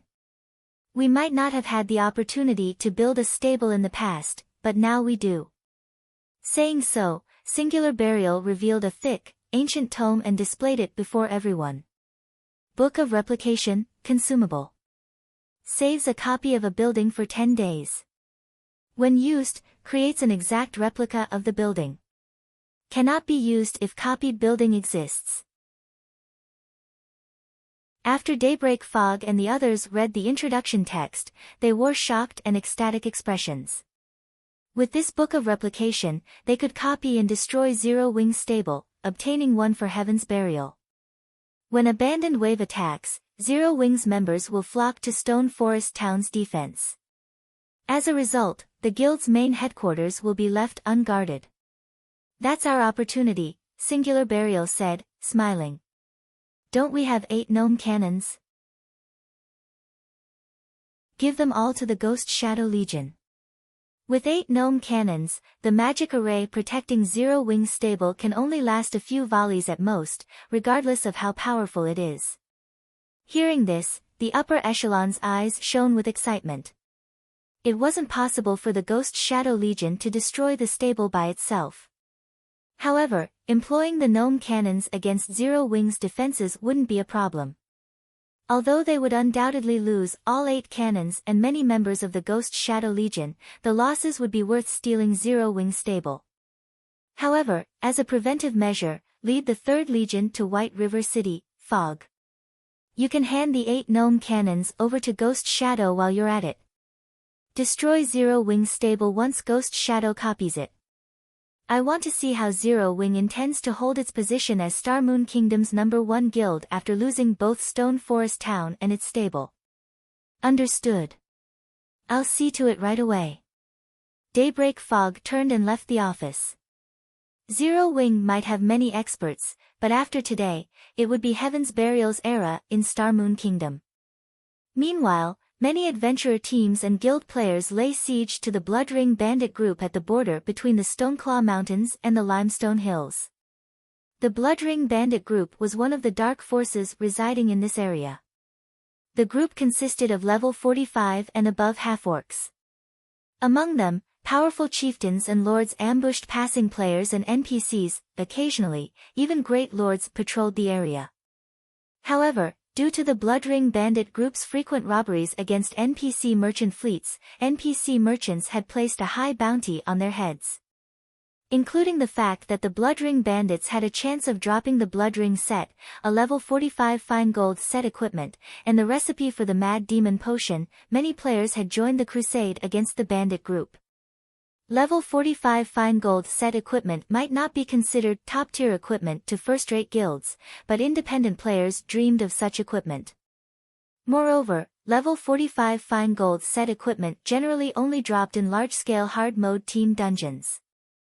Raiding the Bloodring bandit group was much easier than raiding a large-scale dungeon.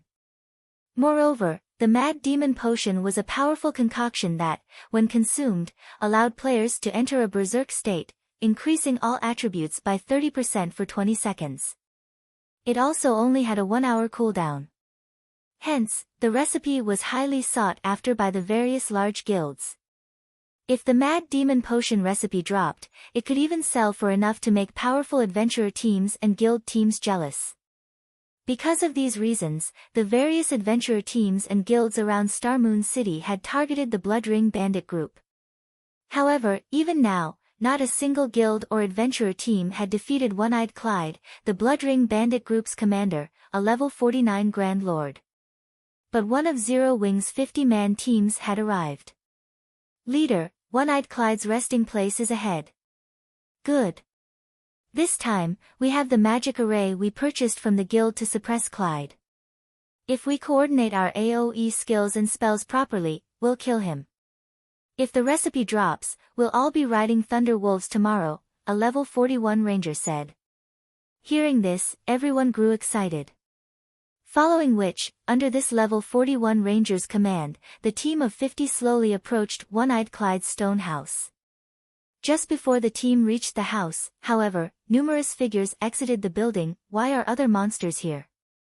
The team was surprised to see the one-horned humanoid monsters emerge from the house. However, the ranger team leader, who had extremely sharp eyesight, paled when he saw these monsters. Inside the dimly lit stone house lay a 3-meter-tall, armored corpse. This corpse belonged to none other than One-Eyed Clyde. Fresh blood still flowed from his body. However, the ranger couldn't detect any other players within his eagle eye's range. The ranger also detected traces of green blood on these humanoid monsters. It was half-orc blood. Seeing this, the ranger thought back to the frightening monsters he had encountered during Stone Forest Town's last siege. Crap! Everyone, retreat!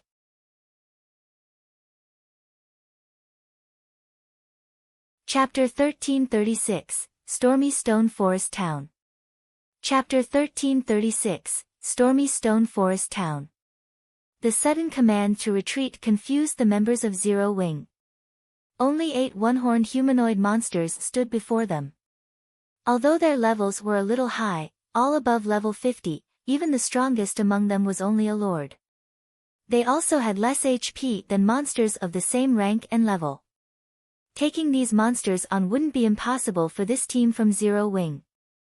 Even so, everyone listened to their team leader and immediately retreated. Do you actually think you can escape? A cloaked figure suddenly emerged from the stone house. This cloaked man's entire body had been wrapped in bandages. Sneering, the man said, "Just stay here and sacrifice yourselves." Although the cloaked man hadn't been particularly loud, everyone had heard him clearly, and they shuddered involuntarily. The team's rangers were more shocked than their companions. They had kept eagle eyes active, which allowed them to perceive all players and monsters within a certain range, yet they had failed to detect the one-horned monsters and the cloaked man even as he stood before them. Before the team could put some distance between themselves and these new enemies, the humanoid monsters smiled sinisterly as they dashed forward. They were so fast that they left afterimages in their wake. With just a few steps, the evil beasts had crossed 30 yards and caught up with the retreating Zero Wing members. So fast. Do you really think we're afraid of you? Realizing that they couldn't outrun these evil beasts, 3 level 40 shield warriors and 1 level 41 guardian knight turned to stop the monster's approach. Voice of anger. Justice roar. With their AoE taunt skills activate, the 8 evil beasts couldn't attack other players for a short time. Foolish, the cloaked man sneered. In the next moment, the evil beast's claws emitted a faint, gray fog. The evil beasts then launched a barrage of attacks against the shield warriors and guardian knight. The instant the evil beast's claws collided with the 4 MT's shields, the sharp claws passed through them as if they didn't exist and slashed the MT's helmets. These MTs instantly lost over 13,000 HP, a large fraction of their totals, after a single attack. Before the healers in the rear could react, these MTs took several more hits. In the blink of an eye, 4 MTs, each with nearly 40,000 HP, died. Their companions were stunned. However, several calm elementalists and rangers had reacted quickly and responded with attacks of their own. Immediately, dozens of arrows and spells flew towards the 8 evil beasts. However, like agile assassins, the evil beasts dodged most of the attacks and blocked the rest. As a result, they survived the volley, remaining unharmed. Most surprisingly, the distance between these monsters and the team had shortened. Suddenly, a level 54, Lord-ranked evil beast jumped into the crowd of players. It brandished its claws at the nearby healers, the gray fog extending and transforming into sharp blades. A gray arch, extending to 15 yards, tore through Zero Wing's rear line. With a single attack, the cloth armor classes with low defense, aside from a few elementalists that had responded quickly and used blink to escape, died instantly. In the blink of an eye, nearly half of the team of 50 had died. The level 54 Lord's strength made the surviving Zero Wing members tremble. Run! Scatter and run, the ranger serving as the team's leader shouted in the team chat. Hearing this, these players gritted their teeth as they split up and ran. With this, the 8 evil beasts wouldn't be able to catch them.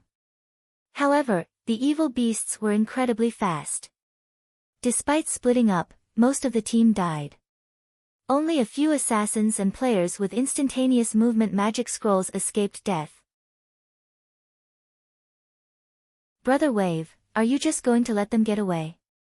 Flame Blood, wearing a black cloak and wielding a blackwood staff, approached from the nearby forest.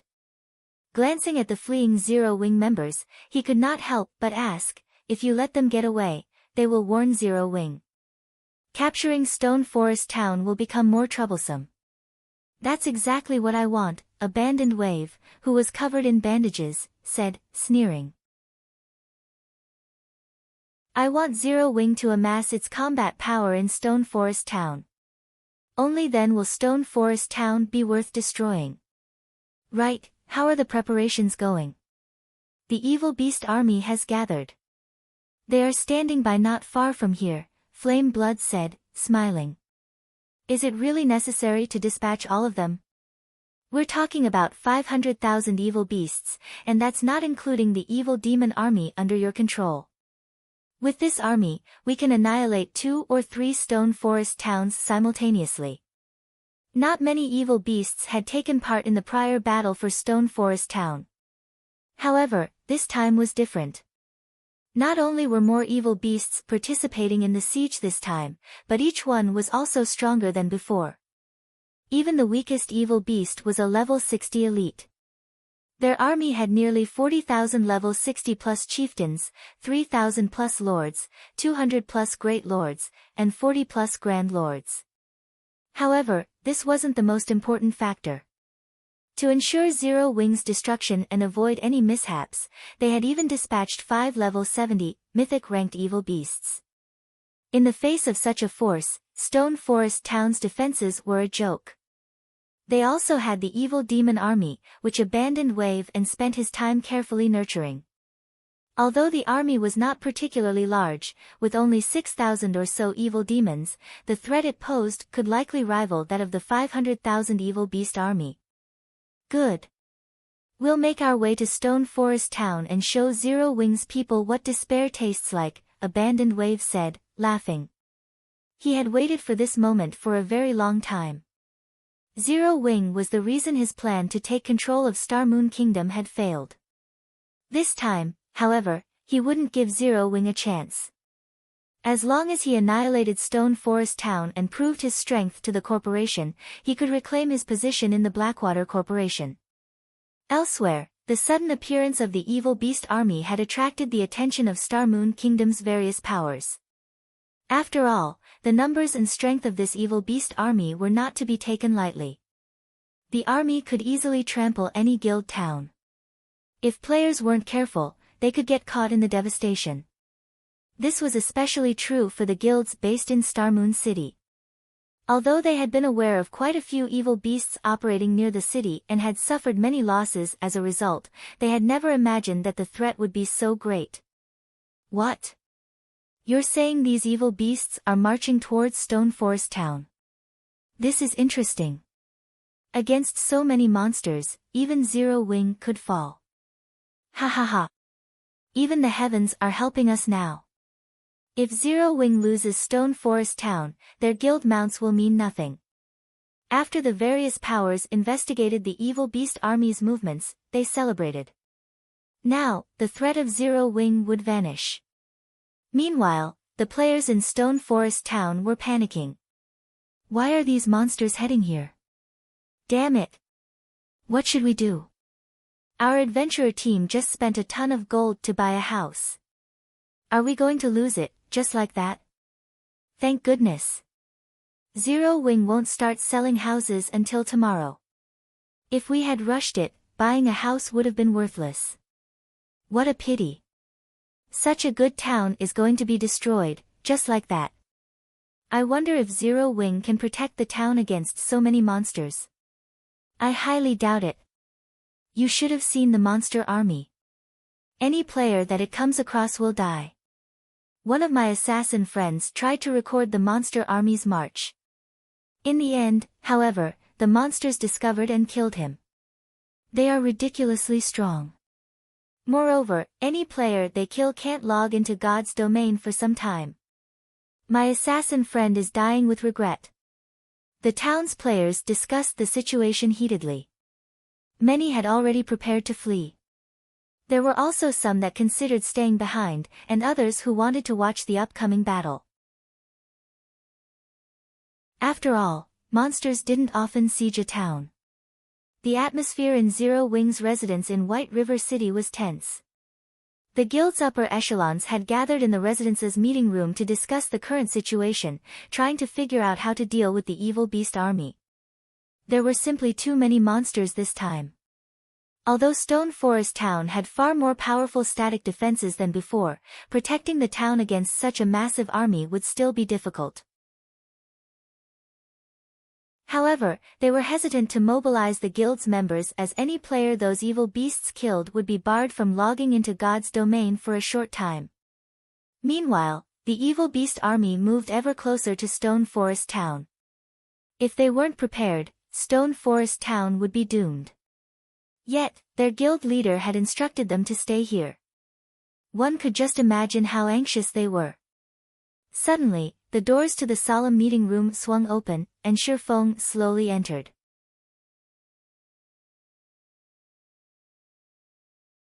Chapter 1337, Unfathomable Guild.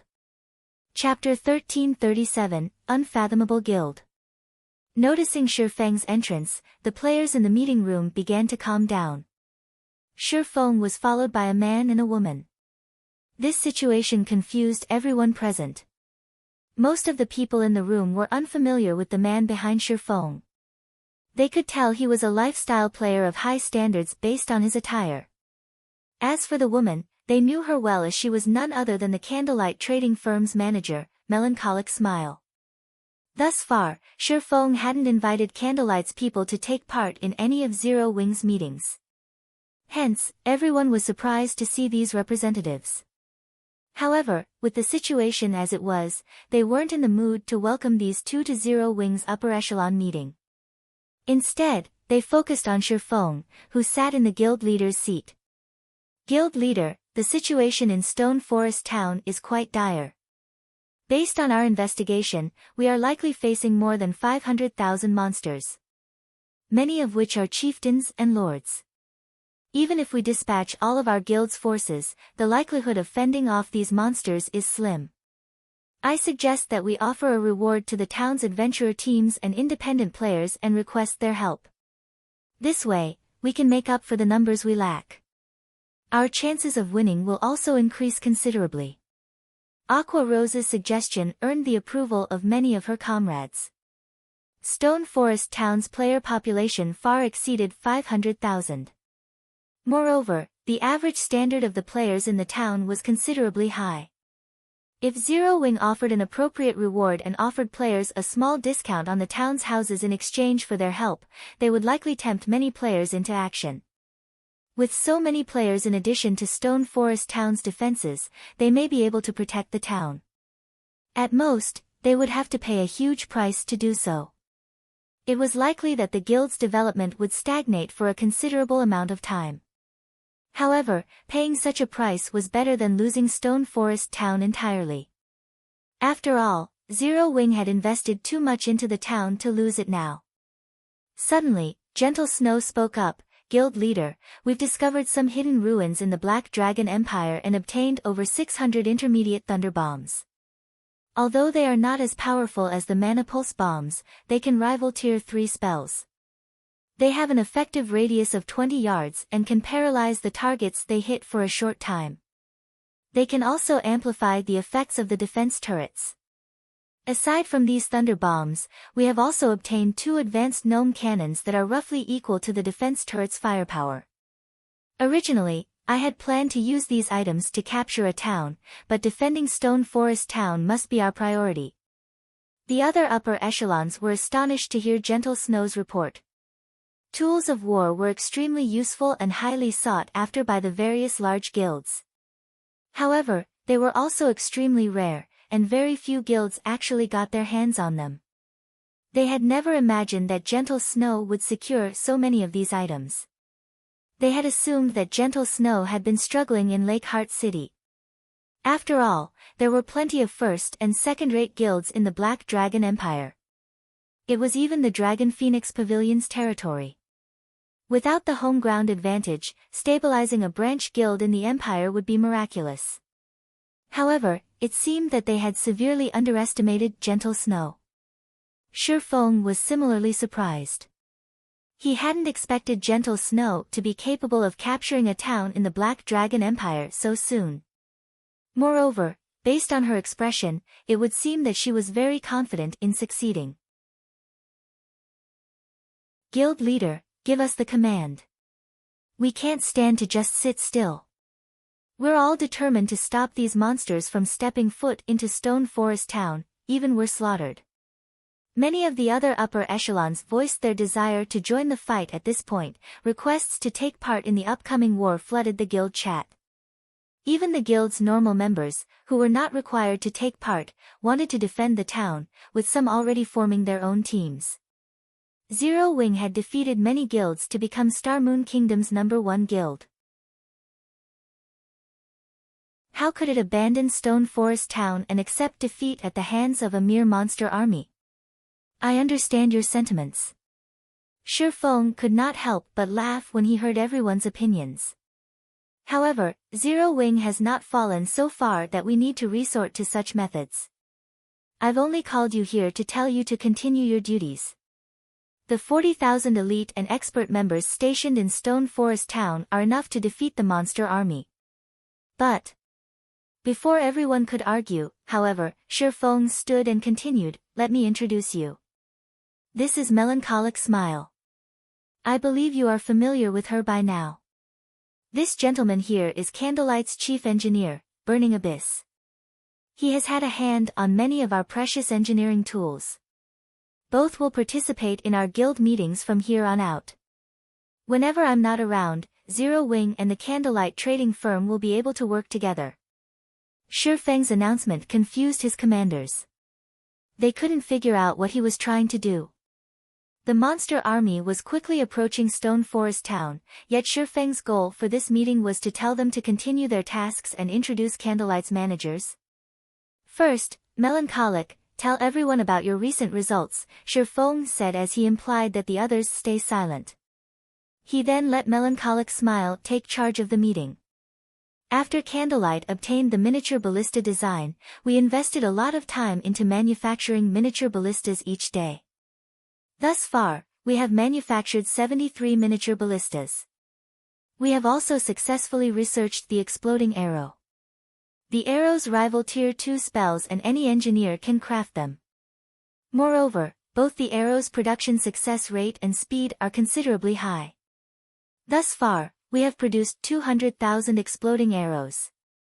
We've secretly moved these arrows to Candlelight's warehouse in Stone Forest Town.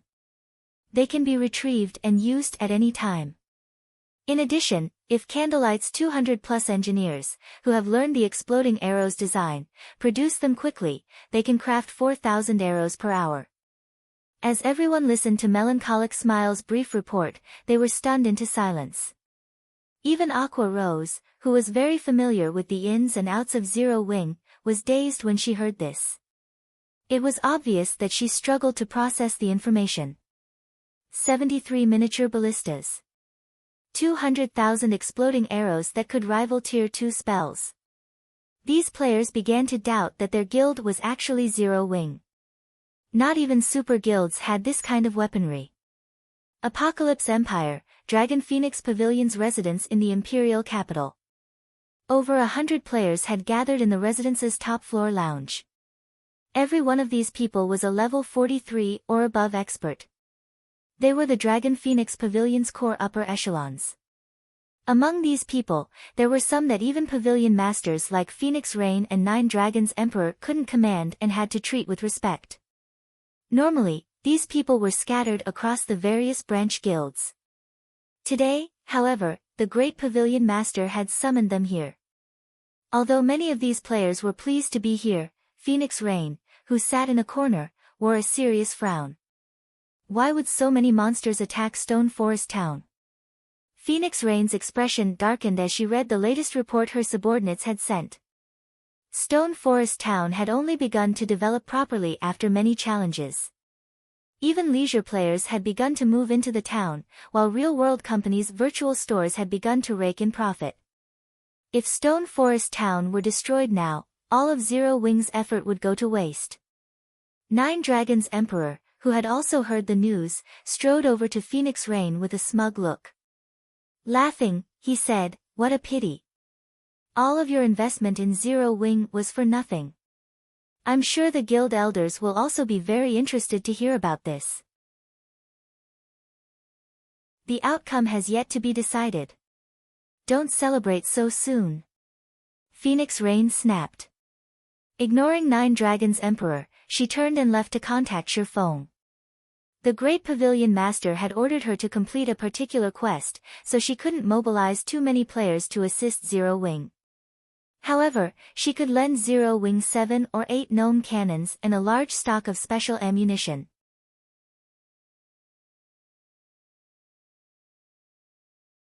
Chapter 1338, Defensive Siege Battle. Chapter 1338, Defensive Siege Battle. After Phoenix Rain left, Nine Dragons Emperor returned to quietly sipping wine from his glass. Martial Dragon, the burly man exuding chilling aura from behind Nine Dragons Emperor, asked quietly, "Pavilion Master, should I use this opportunity to send some people to destroy Zero Wing's residence in Lakeheart City? The quest is about to start. There's no need to waste the manpower. In any case, it is only a matter of time before Zero Wing crumbles," Nine Dragons Emperor replied, smiling faintly as he watched Phoenix Rain's departing figure. With so many monsters assaulting Stone Forest Town, he wasn't even certain that the Dragon Phoenix Pavilion's full force could protect the town, much less Zero Wing's. Without Stone Forest Town, Zero Wing wouldn't be able to help Phoenix Rain. Meanwhile, standing in another corner in the lounge, Phoenix Rain waited a while before contacting Shifeng. "Phoenix Pavilion Master, to what do I owe this pleasure?" Shifeng asked. He could not help but poke fun at Phoenix Rain when he saw the woman's anxious expression.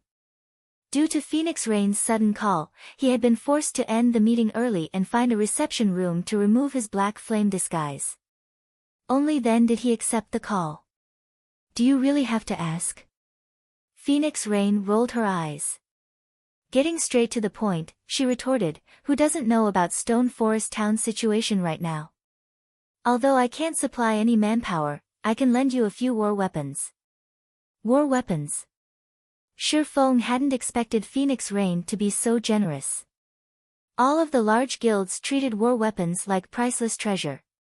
They wouldn't even think of using these items if they could avoid it, much less lending them to someone else. They only put these items to use during crucial moments. "Let's forget about the weapons. How many magic crystals do you have on hand?" "You don't need the weapons." Phoenix Rain was slightly surprised. She couldn't understand what Shifeng was thinking.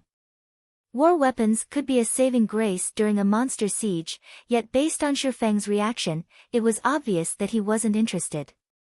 "I've already spent most of the magic crystals that I borrowed from Zero Wing. Right now, I only have around 50,000 or so left. If you need them, I can have Blue send them over right away." "But that's all I have." 50,000? After pondering for a brief moment, Shifeng said, "That should be barely enough. Thank you for the help, Phoenix Pavilion Master. Regarding the 300,000 magic crystals that you've borrowed, we'll write off the interest." Phoenix Rain had wanted to respond, but as soon as Shifeng finished speaking, he disconnected the call. Blue Phoenix walked over and asked, "Big Sis Rain, how did it go? Should I send some people to retrieve the gnome cannons from the guild warehouse?" "No. Just take 50,000 magic crystals to Stone Forest Town," Phoenix Rain said, waving her hand. "No?" Blue Phoenix was surprised. "We're talking about tools of war. They can definitely help defend the town. Is Zero Wing really so confident of protecting Stone Forest Town against so many monsters?" I doubt that Zero Wing would fool around with Stone Forest Town, Phoenix Rain said, uncertain. Hopefully Zero Wing can defend it. As a preventive measure, take the gnome cannons and special ammunition with you. Zero Wing was going up against more than 500,000 monsters, and even the weakest among those monsters was a level 60 elite. Even the Dragon Phoenix Pavilion wouldn't be able to guarantee the town's safety. She found it truly hard to believe that all Zero Wing needed was a few magic crystals. Understood. Blue Phoenix nodded before leaving the lounge. A horde of evil beasts had surrounded Stone Forest Town. Looking at these monsters, the Zero Wing members stationed atop the town's ramparts felt their knees grow weak. The players that had come to watch the battle were just as shocked. There was a great discrepancy between the information they had received and what lay before them. While the reports had stated that the weakest monsters within the monster army were level 60 elites was true, these level 60 elites did not make up the majority of the army. They weren't even a quarter of the enemy's forces. Rather, most of the monsters in the army were level 60+ special elites.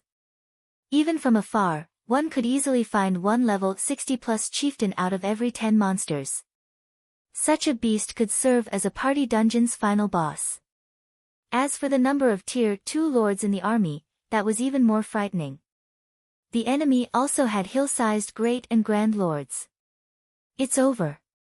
Stone Forest Town is beyond salvation now. Even from here, I can count more than 200 great lords. The great lords are nothing. They can be defeated. You should be worried about the level 65+ grand lords and mythic monsters. I'm pretty sure those monsters can obliterate Stone Forest Town without help. How does such a powerful monster army exist? Even if every player in the town joins the fight, we can't stop these monsters. Upon seeing the enemy's forces, some players who had intended to stay to watch the war dismissed the notion. With such a massive gap in strength, this was no longer a war. It would simply be a one-sided slaughter. If they didn't leave now, they wouldn't even get the opportunity to flee once the battle began. Ha ha ha. Abandoned Wave's army is truly impressive. Even if Zero Wing sends in every member, its struggle will be futile. Singular Burial was elated as he watched the live stream a subordinate had sent from inside Stone Forest Town. With such power, they could proceed to take control of the Star Alliance's towns once they finished with Stone Forest Town. After that, Heaven's Burial wouldn't have any competition in Star Moon Kingdom. Guild Leader, I just received news that Zero Wing isn't taking any action against the monster army. The elite members that were already in the town are the only ones stationed there. There are only 40,000 players, the subordinate recording the live stream reported. He then shifted the camera angle towards Stone Forest Town's interior. Zero Wing's members crowded Adam Stone Forest Town's ramparts. However, there weren't many. No matter how one looked at it, they didn't even have nearly 100,000 players. They're giving up. Singular Burial roared with laughter when he saw this. What a pity. I had hoped to use this opportunity to deal a blow to Zero Wing. As expected, Black Flame's decision is a bold one. It's no wonder how he developed Zero Wing to its current glory. If it were up to him, he would defend his town with everything he had. However, from a logical viewpoint, giving up the town was the best decision. Otherwise, the guild would suffer additional losses while reaching the same outcome. Meanwhile, Stone Forest players realized that Zero Wing intended to give up on the town. No one dared to linger as they used their return scrolls to flee. How boring. So Zero Wing doesn't even have the courage to put up a fight. Abandoned Wave clicked his tongue when he saw the lack of reaction in Stone Forest Town. He had really wanted to watch Zero Wing's final struggle. Since that's the case, let's end this. Following which, Abandoned Wave swung his hand forward. Immediately, the evil beast army surrounding Stone Forest Town began their assault as they surged towards the town. Seeing the evil beast army approach, the Zero Wing members on the ramparts grew nervous. With just 40,000 elite players, just how were they supposed to face an army of 500,000 monsters? However, just as the evil beast army was 3,000 yards away from Stone Forest Town's walls, one miniature ballista after another appeared on the ramparts, 3 players controlling each weapon. Atop the magic tower, Sherfong smiled as he looked at Stone Forest Town's defenses. Following which, he commanded, "Let's kick their asses."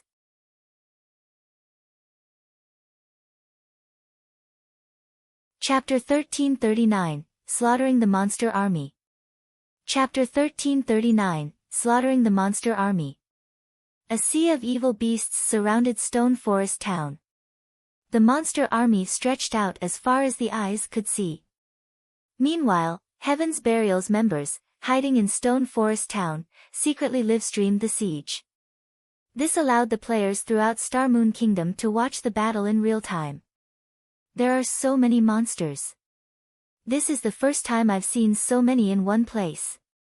Can Zero Wing really face these monsters with so few people? By the looks of it, Zero Wing should be giving up on Stone Forest Town. After all, these monsters are simply too strong. Guild towns have no way to fend off such a horde at this stage of the game. The players who bought houses in the town and applied for membership to the battle arena are out of luck. Zero Wing is just going to sacrifice such a large town. They're not even going to try to defend it. If that's the case, who would be dumb enough to invest in their towns in the future? You have a point. In any case, I won't be buying a house in Zero Wing's towns in the future. The guild is too unreliable. The spectacular sight of the monster army shocked the players watching the live stream. At the same, they voiced their discontent about Zero Wing's decision to give up on Stone Forest Town. Despite being Star Moon Kingdom's #1 guild, Zero Wing wasn't even brave enough to face the monster army. The players who had wanted to join Zero Wing began to hesitate. Some Zero Wing members even began to withdraw from the guild. Did you think you can reduce your losses just by giving up Stone Forest Town? Singular Burial sneered as he read the recent forum posts. I want to see just how long you all can endure. Zero Wing's determination had put a wrench in his plans. However, if he uploaded the live stream of the siege battle to the forums, he could force Zero Wing into making a decision. Either Zero Wing chose to conserve its strength and give up Stone Forest Town, or it would try to defend the town with all its might at the cost of reducing the guild's overall strength. While the former option was a good choice, it would also damage the guild's carefully built reputation. Most likely, the results would halt the guild's development for some time. If Zero Wing wanted to continue developing, its only choice was to protect Stone Forest Town with everything it had. He did not hope that Zero Wing would mobilize all of its members to protect the town. It would be enough if the guild moved a portion of its members in White River City. At that time, Zero Wing would lose both Stone Forest Town and its stable. If that happened, Heaven's Burial would take Zero Wing's place as the #1 guild of Star Moon Kingdom. Just as the players discussed the live stream on the forums, the evil beast army began its assault. The earth trembled as the monsters swarmed towards Stone Forest Town. The players watching were stunned. They finally understood what Zerg tactics truly were. With so many monsters, even Stone Forest Town's defense turrets and magic towers were utterly inadequate defenses. It was no wonder why Zero Wing had given up Stone Forest Town. The guild might have expected this outcome. Huh? What are Zero Wing's members bringing out? Aren't those miniature ballistas? It seems that the guild did prepare. So what if they are prepared? The defense turrets and magic towers can't even slow down the monster army. What could a few miniature ballistas do? When the monster army was less than 3,000 yards away from Stone Forest Town, some of the spectators noticed quite a few miniature ballistas emerge atop the ramparts, and they couldn't help but laugh. Although the miniature ballistas were easy to move, their power was subpar at best. Moreover, their AoE wasn't as large as the defense turrets. The miniature ballistas might be useful against players, but against so many high HP monsters, they were simply a joke. However, before these people could finish their words, something else occurred on the ramparts that stunned the watching players. There were nearly 20 miniature ballistas on each wall. With all 4 walls, Zero Wing had almost 80 miniature ballistas protecting Stone Forest Town. How is this possible? Those are miniature ballistas we're talking about. The large number of miniature ballistas stupefied the spectators. The various large guilds watching the live stream were particularly shocked. Ordinary players might not understand how precious war weapons like the miniature ballistas were, but the major powers understood their importance well. Although the miniature ballista could not rival the gnome cannon's firepower, it wasn't easy to obtain. Not even super guilds could collect nearly 80 miniature ballistas, yet Zero Wing had. Before everyone could recover from their shock, Zero Wing's members began to load the ballistas with 2-meter-long arrows. Crimson runes danced across these arrows' shafts. It was obvious that these weren't arrows you could purchase from NPC merchants.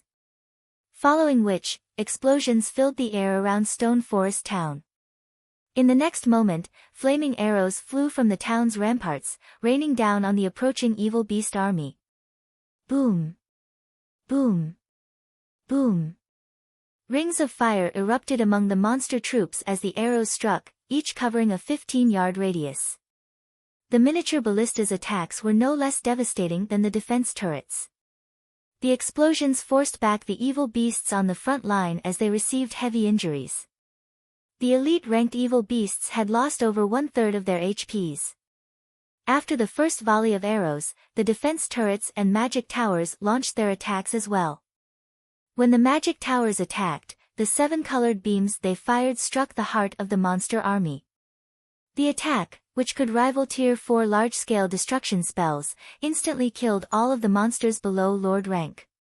As 3 7-colored beams cut through the evil beast army, over 8,000 evil beasts died instantly, tearing large holes in the enemy formation.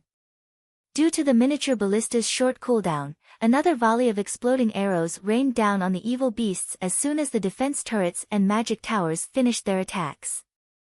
Before the army had even reached 2,500 yards of Stone Forest Town, over 30,000 evil beasts had died. Stone Forest Town's frightening defenses stupefied the spectating players. This is insane. These are Stone Forest Town's defenses. Zero Wing is amazing. They have so many miniature ballistas. If not for these monsters' numbers and strength, the guild might annihilate the monsters before they even reach the walls. How is this possible? Why does Zero Wing have so many miniature ballistas? Singular Burial balled his fists as he glared at the live stream. However, although he was very surprised and confused, he quickly recovered as he sneered and said, "Although I didn't expect such a trump card, so what? This army isn't like the last one you faced." While the miniature ballistas had claimed many of the evil beasts below Lord rank, this war would be as good as over once the monsters reached the ballistas. Interesting. And here I thought you had given up. Let's see how you deal with this. Abandoned Wave, who stood at the very rear of the evil beast army like a coward, sneered. He then waved his hand, and immediately, another large wave charged forward. This time, however, there were far fewer evil beasts in the charge. However, these were higher quality monsters, with the majority being chieftain rank and above. Even the Grand Lords had joined in the charge. These monsters were too large to have taken part in the initial charge, but now that less of their companions occupied the field, the Grand Lords could easily dodge the attacks from the town's static defenses. As these chieftain rank and above evil beasts inched closer to Stone Forest Town. Before anyone had realized it, 2 mana pulse cannons had appeared above one of Stone Forest Town's magic towers. Larger than the basic mana pulse cannon, these 2 weapons were none other than the intermediate mana pulse cannons Shifeng had obtained from the fallen Arkansas. Target the densest areas of the monster army. Fire.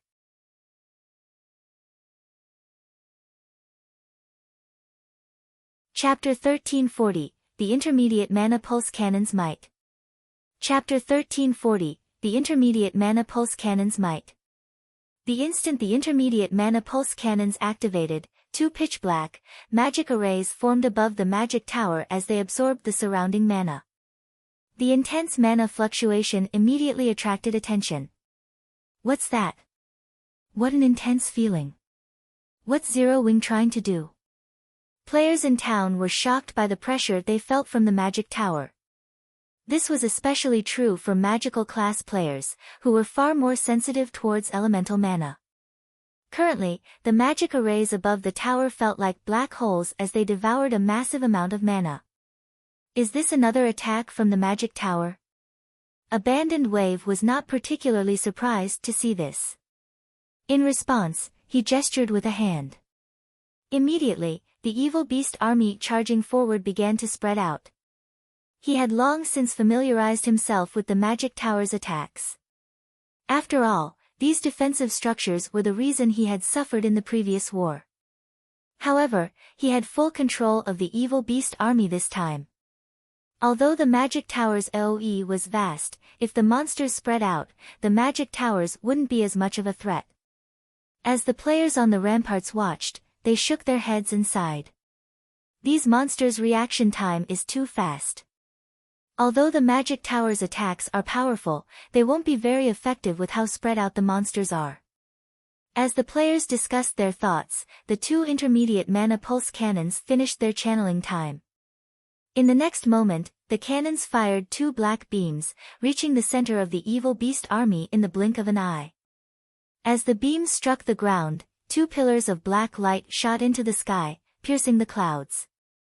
This phenomenon was nothing like the magic tower's prior attacks. As the black pillars rose, they expanded.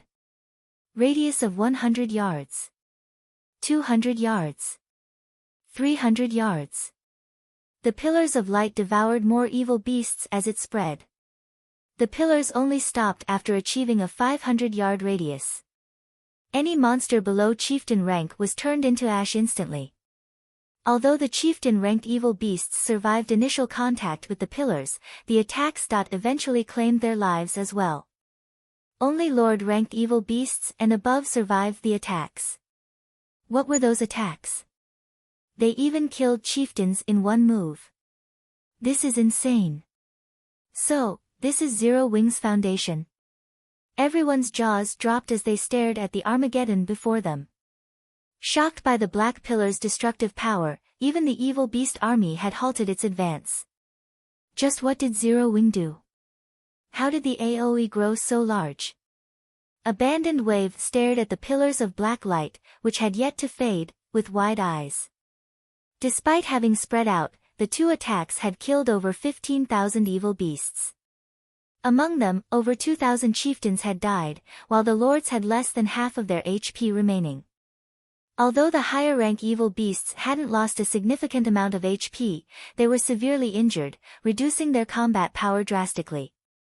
Such frightening, destructive power was simply unheard of. Such attacks could deal a devastating blow to his evil beast army. If he allowed several more of those attacks to land, the consequences would be unimaginable. Singular Burial wasn't the only one shocked. Every major power witnessing this was astonished. With such frightening war weapons, who would dare attack Stone Forest Town in the future?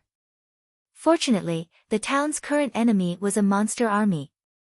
No amount of players would be enough to capture Stone Forest Town.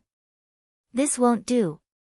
I won't be able to sustain the losses if this continues. Abandoned Wave had lost his complacent attitude. Immediately, he took a dark gray crystal ball from his bag and started chanting. Go! Destroy the magic towers. In the next moment, the 5 level 70, mythic-ranked evil earth dragon's crimson eyes began to glow. With large strides, they approached Stone Forest Town rapidly. Although the evil beast army was relatively easy to create, chieftain-ranked evil beasts and above were difficult to produce. Not only did their creation depend on luck, but he also needed to sacrifice monsters of a sufficiently high rank and level. Moreover, he only had a chance of created mythic ranked evil beasts by killing high-ranked evil beasts. It was utterly impossible to nurture a common evil beast to mythic rank. He wouldn't have minded losing these high-rank evil beasts in a normal slugfest, but it was a different story if Zero Wing simply slaughtered them. The moment the evil earth dragons moved, Stone Forest Town's players felt death loom over them. At this stage of the game, one mythic monster was more than enough to destroy a guild town, much less 5. Although Zero Wing had protected the town against mythic monsters before, it had only faced 3 during that battle. They had also only been level 65. Even so, those 3 mythic monsters had ravaged the guild. It had come very close to losing Stone Forest Town. Evil Earth Dragon, Dark Creature, Mythic.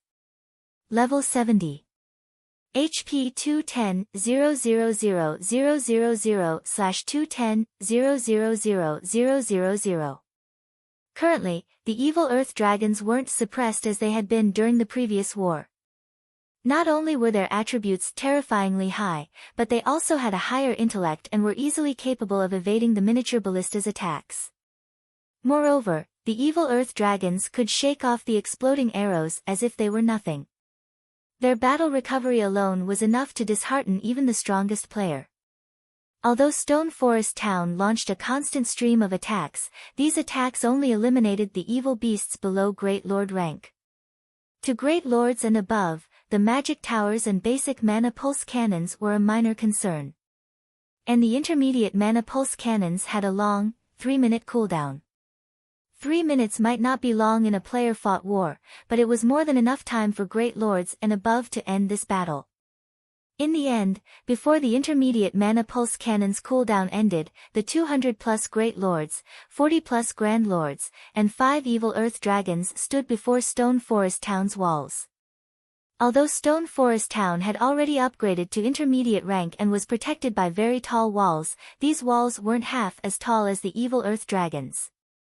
Before the mythic monsters, Stone Forest Town's ramparts were easily crossed hurdles. It seems Zero Wing is truly finished. There are so many powerful monsters. This is insane. Even a 500-man elite team is unlikely to stop a level 65 Great Lord. If those 200-plus Great Lords work together, Zero Wing's 40,000 members won't even serve as a warm-up. When the spectators had watched Zero Wing reveal so many powerful war weapons, they had held on to some hope of success. However, they realized how futile Zero Wing's attempts were as the evil beast stood before the town's walls. Ha ha ha.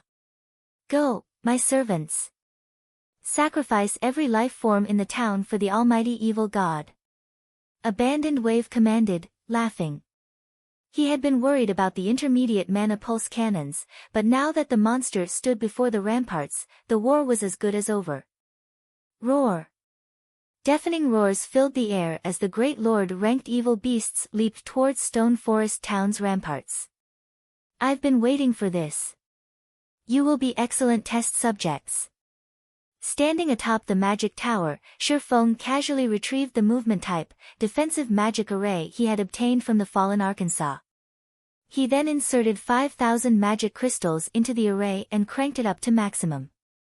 Immediately, a crystal-like barrier expanded and enveloped Stone Forest Town.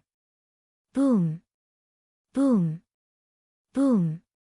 Suddenly, these evil beasts slammed into an invisible, steel-like wall 10 yards from the ramparts, unable to proceed farther.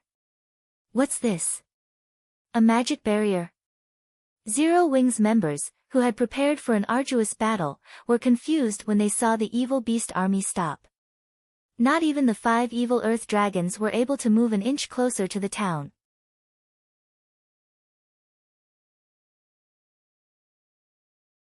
Chapter 1341, Trump Card Appears. Chapter 1341, Trump Card Appears. The barrier managed to block mythic monsters. Impossible. What kind of barrier is this? How much strength has Zero Wing kept hidden? Everyone's jaws dropped when they saw the beasts halted. Every large guild in Star Moon Kingdom had a few trump cards. They obviously had something as important as a defensive magic array.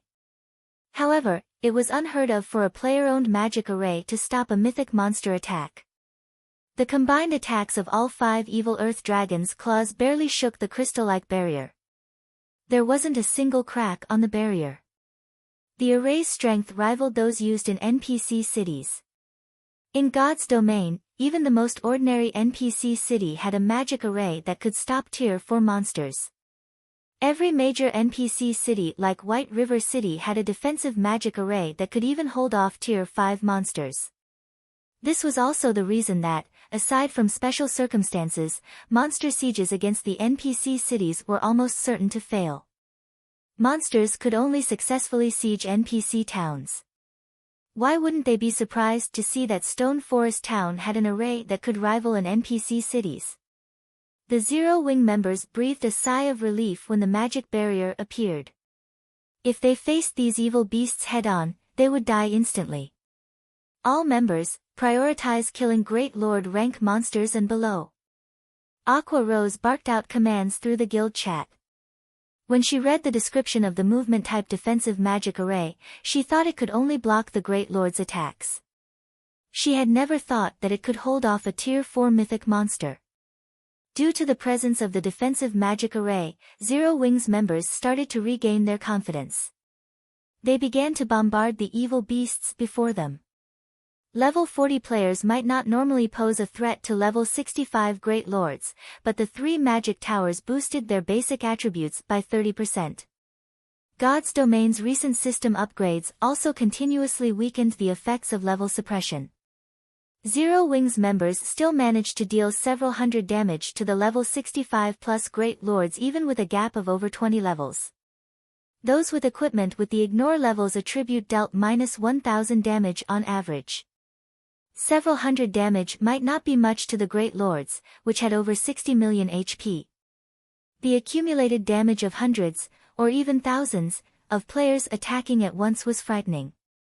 The Great Lords were taking hundreds of thousands of damage every second, greatly exceeding their battle recovery. It was definitely possible to kill all the evil beasts attacking Stone Forest Town, given enough time. There were also the miniature ballistas and Tier 2 NPC guards pitching in from the sides. All these factors combined reduced the Great Lord-ranked evil beasts' HPs at a rate visible to the naked eye. Evil beasts below Great Lord rank were even easier to deal with. They could be finished off with a brief burst of concentrated fire. Damn it! How did Zero Wing get such a powerful defensive magic array? Abandoned Wave gnashed his teeth as he looked at the scene. The magic barrier remained completely intact even after numerous attacks from so many evil beasts. At this rate, the evil beasts he nurtured were simply EXP for Zero Wing. He reluctantly manipulated the dark gray crystal ball in his hands once again. You might be able to block normal Tier 4 attacks, but what about Tier 4 destructive spells? The 5 evil earth dragons abruptly stopped attacking the magic barrier as the crystal ball glowed. Then they widened their mouths. The mana around the evil earth dragons started rampaging as it gathered in front of their mouths. 5 black beams shot out of the evil earth dragons' mouths shortly later. Tier 4 spell, Evil Energy Roar. The black's beams shook the barrier violently. The other evil beasts attacking the barrier backed away from the powerful impact momentarily. It blocked the attacks? Abandoned Wave was shocked by what he saw. The Evil Energy Roar rivaled the intermediate Mana Pulse Cannon's might. Its AoE was much small, though. No, there are cracks on the barrier. Once the evil energy roars ended, Abandoned Wave could clearly spot numerous cracks on Stone Forest Town's barrier. But the cracks were being repaired quickly enough to see with the naked eye. As expected of a Tier 4 spell.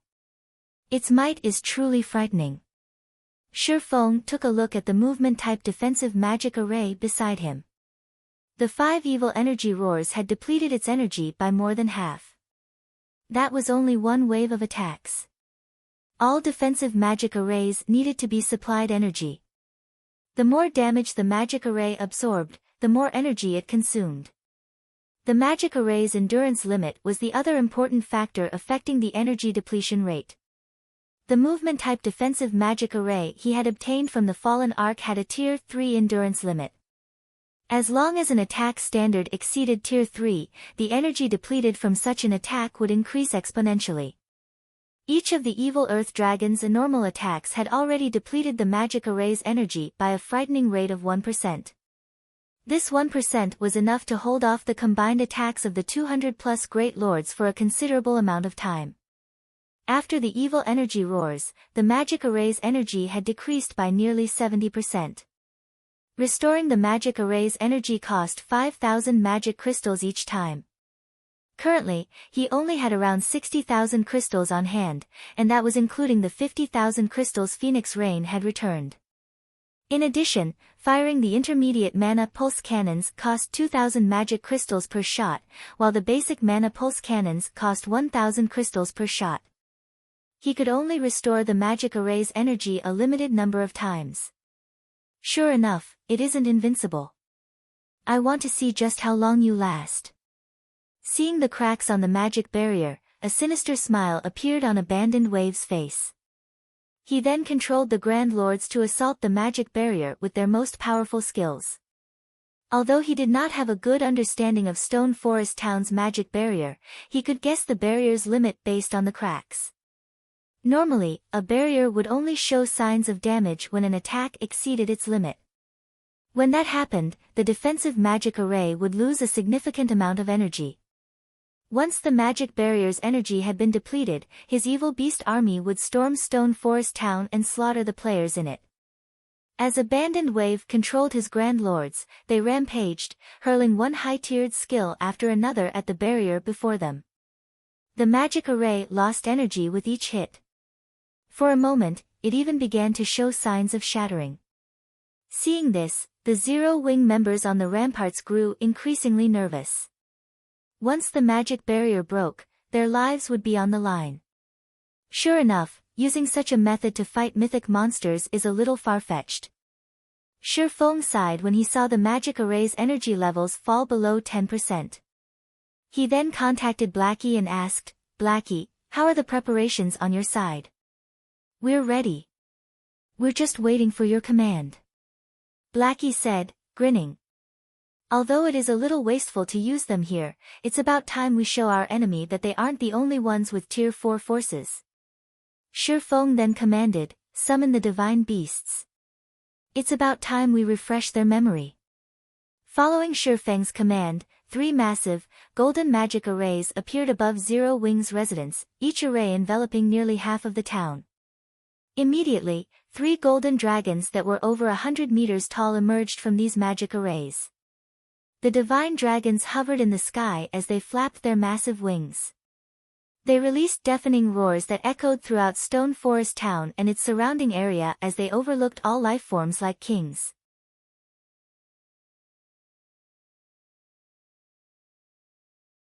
Chapter 1342, Divine Dragon's Power. As the 3 divine dragons appeared, silence descended on the battlefield.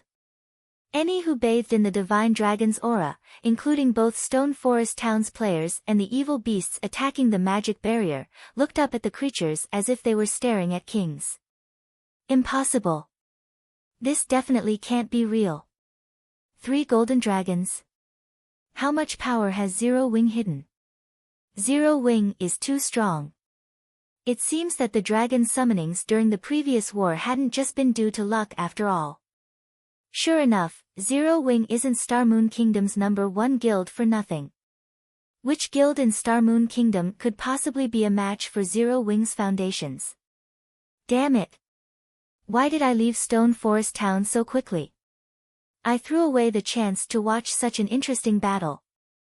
Although the players who watched the live stream couldn't experience the battlefield's atmosphere personally, they were still shocked to see 3 divine dragons hovering over Stone Forest Town. To current players, Tier 4 mythic monsters were invincible. Not many had been optimistic about Zero Wing's chances of protecting Stone Forest Town. However, now that Zero Wing had summoned 3 of its own mythic monsters, it had a fighting chance. How is this possible? Singular Burial was momentarily stunned when he saw the 3 divine dragons. He couldn't believe his eyes. He, too, had been present during the last war. During that battle, he had assumed that Zero Wing had obtained a summoning scroll for the divine dragon by chance, only allowing the guild to summon it once. As a precaution, he and Abandoned Wave had prepared for the possibility that Zero Wing could summon another divine dragon. Yet, Zero Wing had just summoned 3 of them. Before everyone could react, the 3 divine dragons flapped their wings, creating a strong gale. They then vanished, transforming into streaks of golden light as they reappeared above Stone Forest Town's ramparts. Spreading their massive jaws, each of the divine dragons created a golden magic array. Divine Dragon's Breath. Immediately, 3 golden tornadoes swept across the evil beast army. As these tornadoes encountered 3 of the evil earth dragons, they threw the creatures hundreds of yards away. Any evil beast below Lord rank died instantly. This is so awesome. This attack must have killed at least 1,000 evil beasts. Blackie, who controlled one of the divine dragons, was astonished when he saw the destruction the golden tornado left in its wake. As the tornadoes danced across the battlefield, only death followed. This phenomenon continued for 500 yards. After watching Alluring Summer control the divine dragon during the last siege, he understood that the mythic monster was very powerful, but he only realized just how powerful the divine dragon was after controlling one for himself. Seeing 5 level 65 great lords charging towards him, Blackie sent a tail swipe at them. Pang! The attack sent the 5 great lords flying over 30 yards away, a damage of over -1 million appearing above each of their heads. Blackie's divine dragon then lashed out with its claws, turning over a dozen elite evil beasts into dust. The divine dragon's power was simply devastating. Alluring Summer and Violet Cloud controlled the other 2 divine dragons. Arriving before 2 evil earth dragons, the divine dragons swiped their massive claws. Reacting quickly, the evil earth dragons responded in kind. Boom! The instant the claws collided, the impact pushed the nearby elite evil beasts back. As for the 2 evil earth dragons, they were forced to take 2 steps backward. It was clear that the divine dragons surpassed them in terms of strength. Immediately, Alluring Summer and Violet Cloud attacked their respective opponents' abdomens with tail swipes. The collision threw the evil earth dragons over 40 yards away. Although Blackie, Alluring Summer, and Violet Cloud couldn't control the divine dragons as they did their own bodies, their combat techniques and experience far surpassed the evil earth dragons. In a one-on-one fight, they could easily suppress their opponents. The divine dragon's overwhelming display of power stirred a bloodlust in Stone Forest Town's players.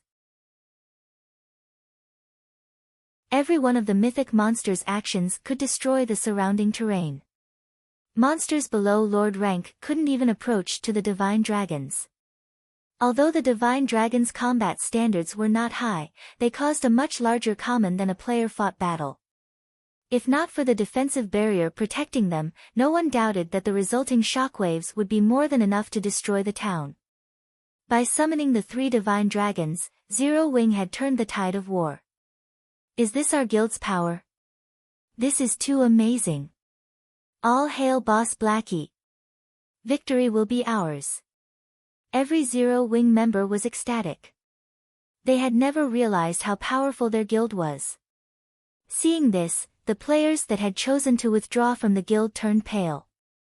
Use this opportunity to kill the Great Lord monsters and above. Don't let any of them get away. Shurfeng commanded. Although the divine dragons were very powerful, each one cost 88 magic array scrolls to summon. The materials required to create the divine beast's descent magic array scrolls were also extremely precious. Each scroll cost over 10 gold to produce. However, the production cost was secondary. To produce the divine beast's descent magic array scrolls, On needed a special material called mana essence. It only dropped from 50-man or more team dungeons. It was a precious item to every large guild, and creating a set of divine beast's descent magic array scrolls required 88 mana essences. Even though Zero Wing now had a lot of members, it had barely collected enough mana essence for 3 sets. Zero Wing had invested everything in this war. Hence, it was of utmost importance that they recuperate some of their losses through these evil beasts' deaths. Unfortunately, evil beasts did not drop weapons or equipment.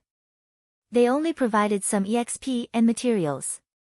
The most valuable loot, the evil energy crystal, only dropped from chieftain rank and above monsters. Compared to the cost of the 3 sets of Divine Beasts Descent Magic Array scrolls, these items were barely worth anything. The only consolation was the Soul Orb, which allowed him to absorb souls from Great Lords and above.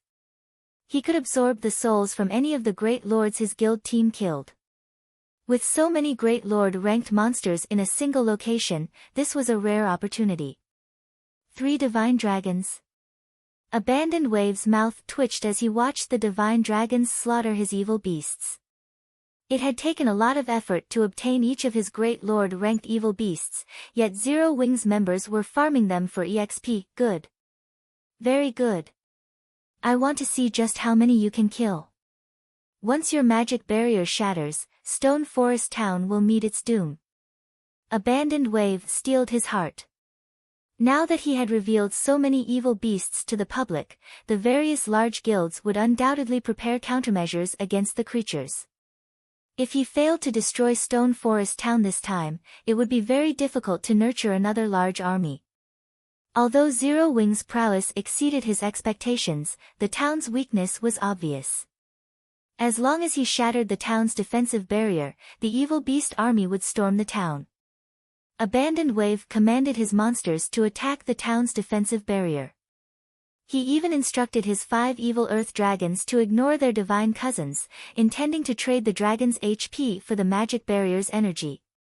Following which, the magic barrier's energy drained. At the same time, Shifeng replenished that energy.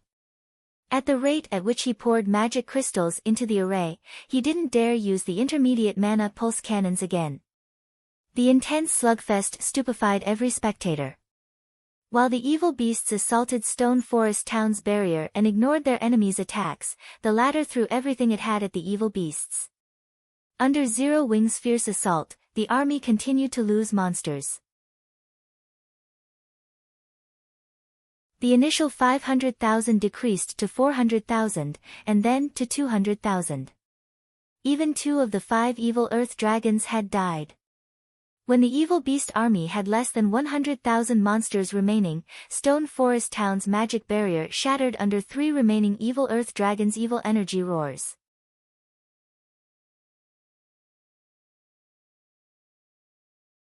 Chapter 1343, Town Battle. Chapter 1343, Town Battle. It's shattered. Abandoned Wave released a sigh of relief when he saw the magic barrier disappear. Stone Forest Town's defenses had truly exceeded his expectations. To destroy the defensive magic array, he had lost over 400,000 evil beasts. Had he expected such losses, he would have waited to attack. At the very least, he would have only moved after readying 6 or 7 evil earth dragons. Finally. Success. Singular Burial, who watched the Stone Forest Town battle from Heaven's Burial's main headquarters, wiped sweat from his forehead as he watched the magic barrier shatter. Had the barrier lasted a few more minutes, the operation may have failed. Although the evil beast army had attacked the barrier madly, their numbers had continued to decrease as the fight drug on. Even the 3 remaining evil earth dragons had less than 1/3 of their HPs remaining. Had the evil earth dragons all died before the barrier broke, the threat of the evil beast army would have decreased drastically. Such a sturdy defensive magic array was simply unheard of. Fortunately, the evil beasts attacking the array had high HP and strength. If it were up to players to take the barrier down, the army would pay a horrific price to deplete the magic array's energy. After seeing this magic array, Singular Burial's desire for Stone Forest Town grew. A guild town's key element was its security. It would only attract interested investors if it had powerful defenses. No one-time use magic array scroll could conjure such a powerful defensive magic array. The source was likely a defensive structure or tool. Based on the images he had received from his subordinates in Stone Forest Town, it was obvious that this defensive magic array had originated from the massive machine atop one of the magic towers. Letting a guild like Zero Wing hold on to such a tool is too much of a waste. Singular Burial turned to Broken Flow, the level 43 berserker in dark purple armor beside him, and said, "Teleport to Stone Forest Town's private house with your men. I don't care what it takes, steal that tool. If necessary, I'll permit you to expose the dark contract." Zero Wing was Heaven's Burial's greatest competitor in Star Moon Kingdom. Naturally, Heaven's Burial had planted plenty of spies in the guild. They had even purchased 2 private houses in Stone Forest Town as a preventive measure. This was the perfect moment to put those houses to good use. With the magic barrier shattered, Zero Wing would try to hold back the evil beast invasion. Meanwhile, Heaven's Burial could use the opportunity to strike.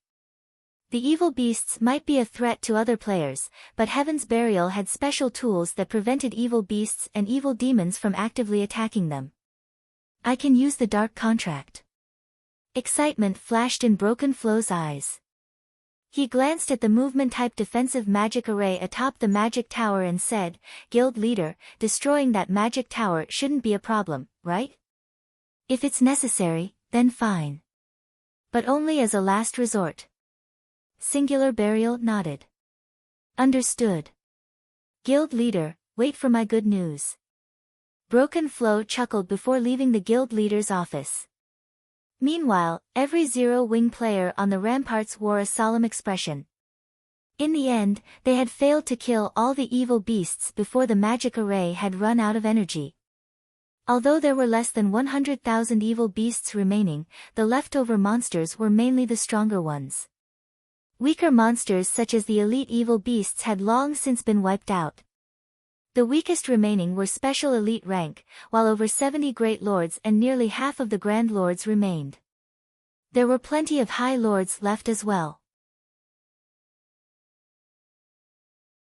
Magic array teams, prepare to trap those grand lords. Ranged classes, support the NPC guards and prioritize killing the great lords. All MTs, distract the evil beasts below the great lord rank. Do not let any evil beasts enter the town or destroy the miniature ballistas. Aqua Rose commanded Zero Wing had invested tons of coins to raise Stone Forest Town to its current state. If they let the evil beasts invade and destroy it, the consequences would be unimaginable. If these monsters captured the guild residents, in particular, Zero Wing would lose Stone Forest Town. Following Aqua Rose's commands, Zero Wing's members burst into action. The numerous magic array teams promptly activated the 9-star polar domain magic array scrolls they had been given, trapping the Grand Lords that rushed into the town. At the same time, the level 75, Tier 2 NPC guards charged towards the Great Lords. Meanwhile, due to the Magic Tower's buff, Zero Wing's level 40+ MTs were more than capable of blocking the evil beasts below the Great Lord rank. Although the battle was intense, it was not beyond salvation. Moreover, Zero Wing had the strongest combatants with its 3 divine dragons. These creatures suppressed the evil earth dragons, preventing them from truly entering the town. Despite having no financial support, Zero Wing sure has hidden a lot of tricks up its sleeves. But it's too late. Despite watching both sides sustain casualties and Zero Wing having the upper hand, Abandoned Wave was very calm. He raised the dark gray orb in his hand and began to chant an incantation. In his opinion, this war had been over the moment the magic barrier had shattered. As Abandoned Wave chanted, a massive, pitch-black, twofold magic array appeared above him. When Abandoned Wave finished his chant, evil demons began to descend from the sky. In total, more than 3,000 evil demons had appeared. The weakest among these evil demons was a level 50 special elite, with the stronger being level 61 Great Lords. A total of 19 Great Lords had joined the battle. These evil demons were the result of his merciless hunt of guild and independent teams. Although there were very few demons, they radiated an intensely terrifying aura. These evil demons' aura resembled that of high-tiered NPCs, wisdom and intelligence were evident in their blood-red eyes. Why are there so many great lords? Flame Blood, who stood beside Abandoned Wave, could not help his surprise when the 19 Great Lord-ranked evil demons dropped to the ground. Although Flame Blood had guessed that Abandoned Wave had not revealed all the evil demons he had nurtured, he hadn't expected the man to hide so many. Based on his estimates, the man should be lucky to have nurtured 7 or 8 Great Lords after killing the various guild elites and experts. After all, it was far more difficult to upgrade an evil demon than it was to upgrade an evil beast. Correspondingly, an evil demon was much stronger than an evil beast of the same rank. Against players, in particular, evil demons had an overwhelming advantage.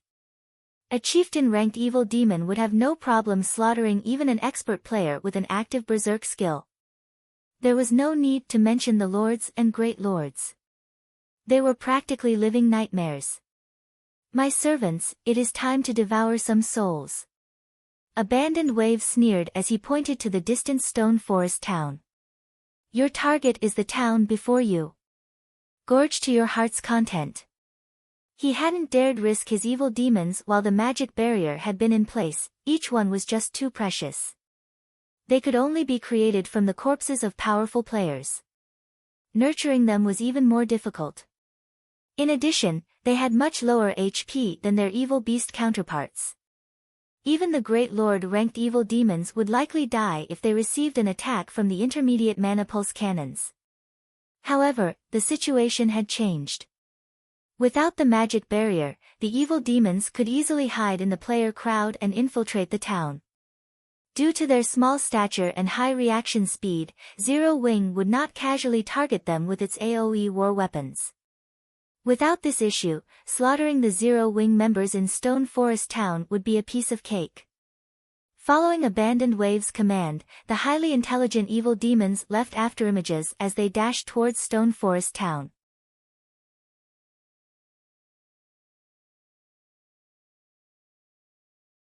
Chapter 1344, 1-Star Adventurers Association.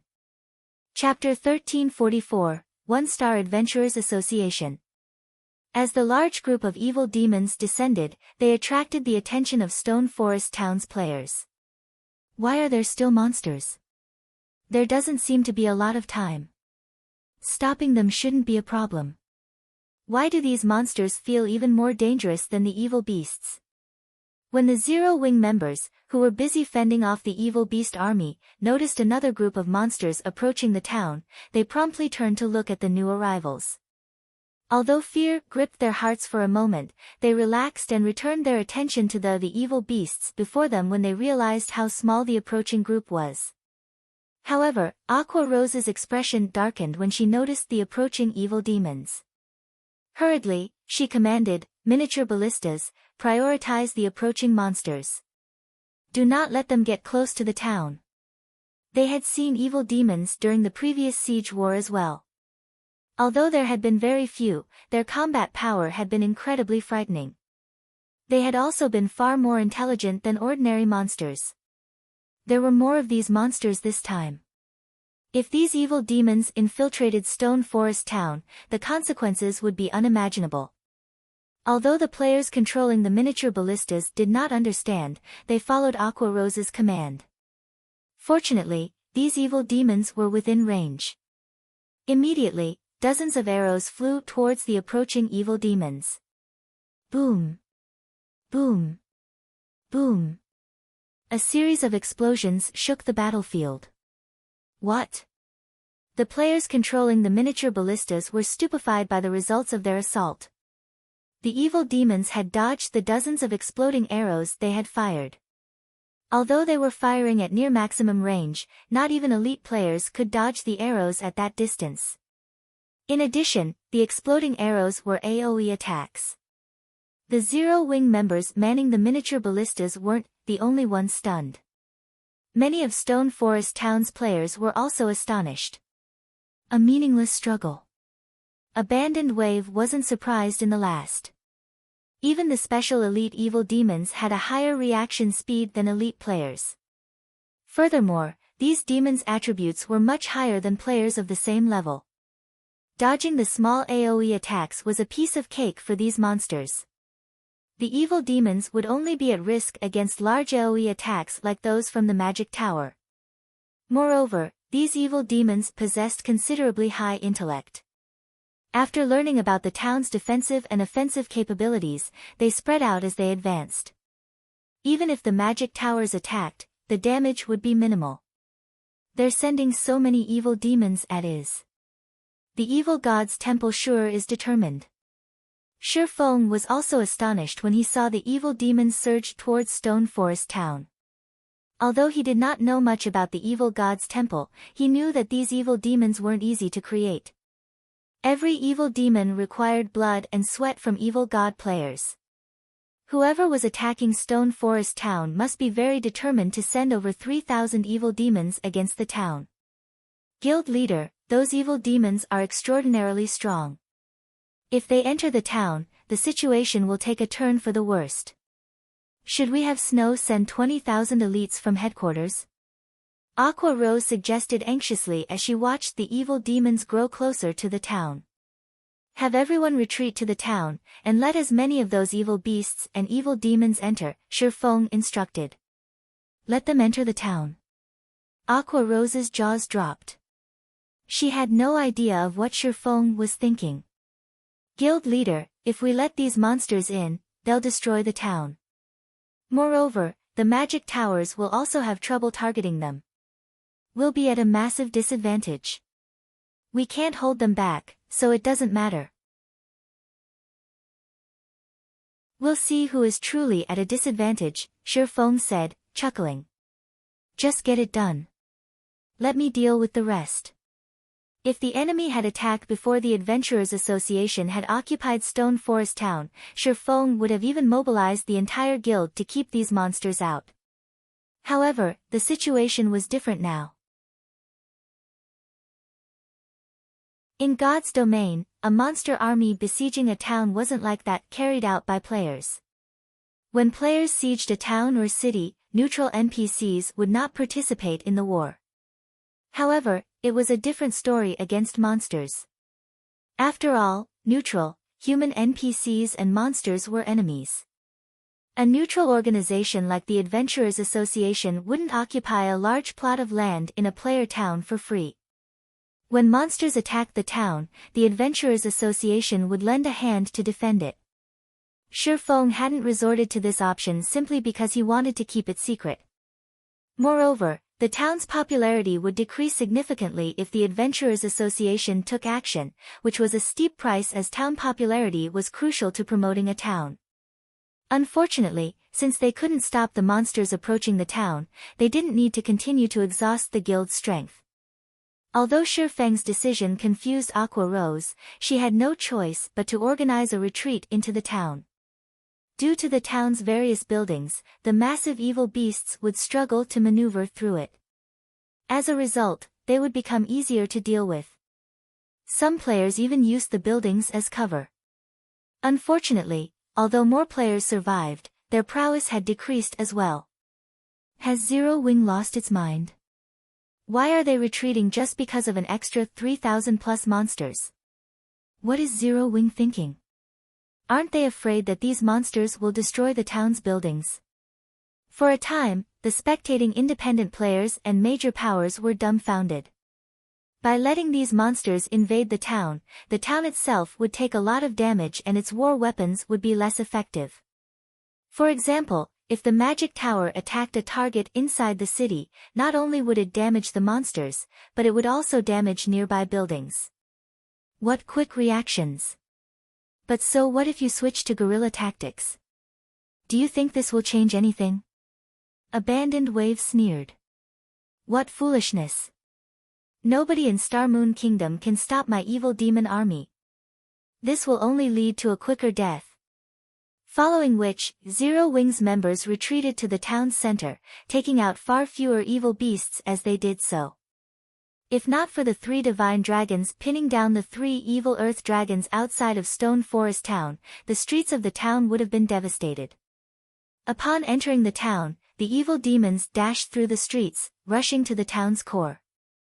Alright, time for you to take action. After seeing the entire evil demon army enter Stone Forest Town, Shifeng smiled. He then clicked to approve the Adventurers Association's request to help defend the town. System, you have agreed to let the Adventurers Association assist in defending the town. Calculating the number of monsters inside the town. System, current number of monsters, 94,347. Strongest monster detected, level 70 Grand Lord. System, current Adventurers Association is a 1-star association. A minimum of 500 NPCs must be dispatched. A maximum of 1,000 NPCs can be dispatched. Every additional NPC adventurer will decrease Stone Forest Town's popularity by 20 points. Please choose the number of NPC adventurers to mobilize. 20 points. Shifeng was slightly surprised when he saw the system notification. It didn't actually cost as much to mobilize these NPC adventurers as he had assumed. In the past, every additional NPC adventurer had cost 100 town reputation. However, after giving the matter some thought, Shifeng found the situation reasonable.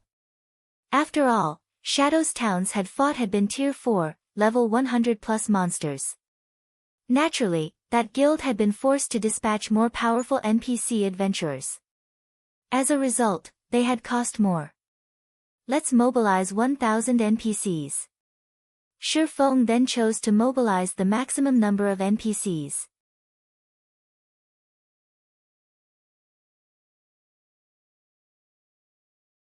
Chapter 1345, Reversal. Chapter 1345, Reversal. With the entire Stone Forest town embroiled in the battle, many streets had already been destroyed. Is it finally starting? The corners of Singular Burial's mouth curled up when he saw the evil demons charging at Zero Wing's members. Slaughter them. Kill every Zero Wing member inside the town.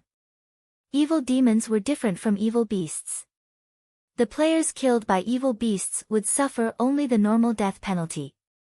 However, players killed by evil demons were not as fortunate. When killed by an evil demon, not only would players suffer double the death penalty, but their immortal souls would also be devoured, preventing them from logging into God's domain for a certain period. Such an outcome was a nightmare for guild elites and experts. Recovering from such a loss would be very difficult. Meanwhile, standing in front of a magic tower, Aqua Rose was currently commanding the Dark Gods Legion members and a large number of NPC guards to prevent the evil beasts from destroying the magic tower behind them. At this time, a larger group of evil demons joined the fray as well. Sure enough, their targets are the magic towers. When Aqua Rose saw the evil demon army charging at her group, she hurriedly commanded, "Everyone, prioritize killing the evil demons. Activate your berserk skills as soon as the fight begins. Let the Tier 2 NPCs be the main attackers while you all assist from the sides." Seeing the evil demons entering their attack range one after another, the ranged classes of the Dark Gods Legion promptly went on the offensive. Tier 1 spells and skills rained down on the evil demon army. However, aside from the special elite ranked evil demons, the other high-ranking evil demons dodged the attacks easily as if they were expert players. Moreover, they were also able to keep advancing as they avoided the attacks. Only when an attack was unavoidable would they retaliate. As for the Tier 2 NPC guards, although they held the advantage when going up against Chieftain-ranked evil demons, the Lord-ranked ones easily overwhelmed them. If not for the healers at the rear line, it was only a matter of time before these NPCs got killed. Such high intellect. Are these things really monsters? How can there be such powerful monsters? Their combat standards are already on par with expert players. The players spectating the battle through the live stream could not help but gasp. They never thought that monsters were capable of achieving such a high combat standard as well. Even the weakest special elite ranked evil demons had combat standards rivaling the current expert players of God's domain. Meanwhile, there were actually over 3,000 of such monsters. With this, Zero Wing really won't have any hope of a reversal. Even an army of 200,000 elite players would be no match for this army of evil demons. Everyone could not help but shake their heads and sigh as they watched Zero Wing's members continuously retreating. Currently, Zero Wing's experts were barely holding their own against the Lord-ranked evil demons. If the players had not activated their berserk skills, they would have been killed already. Not to mention, the lords weren't the strongest evil demons present. There were still High Lord and Great Lord ranked evil demons. Against these evil demons, even when the level 65, Tier 2 NPC guards worked together, they still did not have a chance to retaliate. The NPC shield warriors and guardian knights could not at all keep up with the high-ranking evil demons' attack speed, receiving blow after blow. If not for them having activated their life-saving skills and berserk skills, as well as rapid healing coming from the rear line, these NPCs would have long since met their makers. Once the duration of their berserk skills ended, the battle would also end entirely.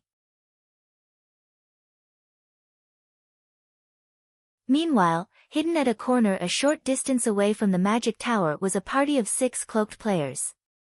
Currently, these 6 players had their eyes focused on the entrance of the magic tower. Boss broken, should we take action now? Zero Wing's magic tower doesn't seem like it'll be able to hold on for much longer. If they complete the disassembly of the defensive tool and teleport away, we'll have wasted a trip here, a pale and slim level 37 assassin asked as he looked at Broken Flow standing beside him. No hurry. We have the Tier 3 Space Freeze magic scroll. Stopping them from teleporting away will be a piece of cake. Let these monsters whittle down Zero Wing's members further first. We'll then have an easier time snatching the tool later on, Broken Flow replied calmly. Speaking of which, has your skill locked on to that item yet? Boss, rest assured, I've already locked on to the item. No matter who picks up that tool, as long as we kill that person, we can get it to drop at a 100% success rate, the slim assassin said with confidence. He was originally a very inconspicuous member of Heaven's Burial. However, he had fortunately learned a special skill called Plunder. At Tier 0, this skill only allowed him to steal some money from players' bags. Moreover, it needed him to loot players within 5 seconds of their death. It had been a very useless skill. However, when the skill reached Tier 1, it had undergone a heaven-defying change. The skill now allowed him to lock onto a specific item, and if this item was placed in a player's bag, then after the said player was killed, the targeted item would drop with 100% certainty. Due to this godly skill, Heaven's Burial directly promoted him into a core member and invested resources into his development.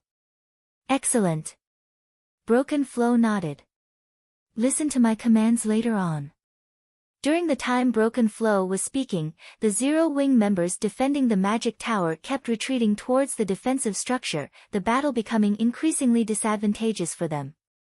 Numerous level 50+ one-horned humanoid evil demons could be seen easily dodging the spells and arrows sent by players. At the same time, a level 61 Great Lord ranked evil demon leaped abruptly into the air, both its claws emitting grey fog that promptly transformed into a massive greatsword as it descended into a crowd of players. The frightening might exuded by the greatsword made even Aqua Rose feel the threat of death. Not good. It's a Tier 3 skill. Everyone, avoid it. Aqua Rose reminded hurriedly. However, Aqua Rose's warning was still a step too late. The players within the attack range of the Grey Greatsword could only watch as the massive weapon descended towards them. Just as the Greatsword was about to crash into the nearest player, a spear of light suddenly struck this Great Lord-ranked evil demon. The instant the spear of light came into contact with the Great Lord, it sent the latter flying 20 yards away, the evil demon's HP decreasing by over 1,600,000. Meanwhile, when this Great Lord hit the ground, the spear of light piercing its body suddenly transformed into golden chains that bound the Great Lord, preventing it from budging even an inch. Immediately after, hundreds of spells descended accurately on this Great Lord-ranked evil demon. In the blink of an eye, the level 61 Great Lord, which had 22 million HP, turned to dust. It died. Aqua Rose, who was prepared to make a last stand against the evil demon army, was momentarily stunned. She had fought evil demons before, during the previous siege war. Although the evil demons back then were only at the Lord rank, if not for Anna and Kite's assistance, even a team of experts of the same level would most likely have been annihilated. Nevertheless, now, a Great Lord-ranked evil demon was actually killed almost instantly. At this moment, Aqua Rose wasn't the only person stunned by this situation. Even Singular Burial and Abandoned Wave, who were watching the live stream of the battle, were stupefied, their eyes nearly falling out of their sockets. Nobody had a clearer understanding than they did of just how powerful a Great Lord-ranked evil demon was. Yet, such an existence was actually killed instantly, so suppressed that it did not even have the power to retaliate. Before anyone realized what was going on, a group of NPCs suddenly appeared behind the evil demon army. Unlike the town's NPC guards, these NPCs wore all sorts of attire. The classes they possessed were also diverse. The only thing these NPCs had in common with each other was that every one of them sported the adventurer emblem. In addition, these NPCs were all level 70, and even the weakest among them was tier 2. Among these NPCs, there were even 10 tier 3 NPCs.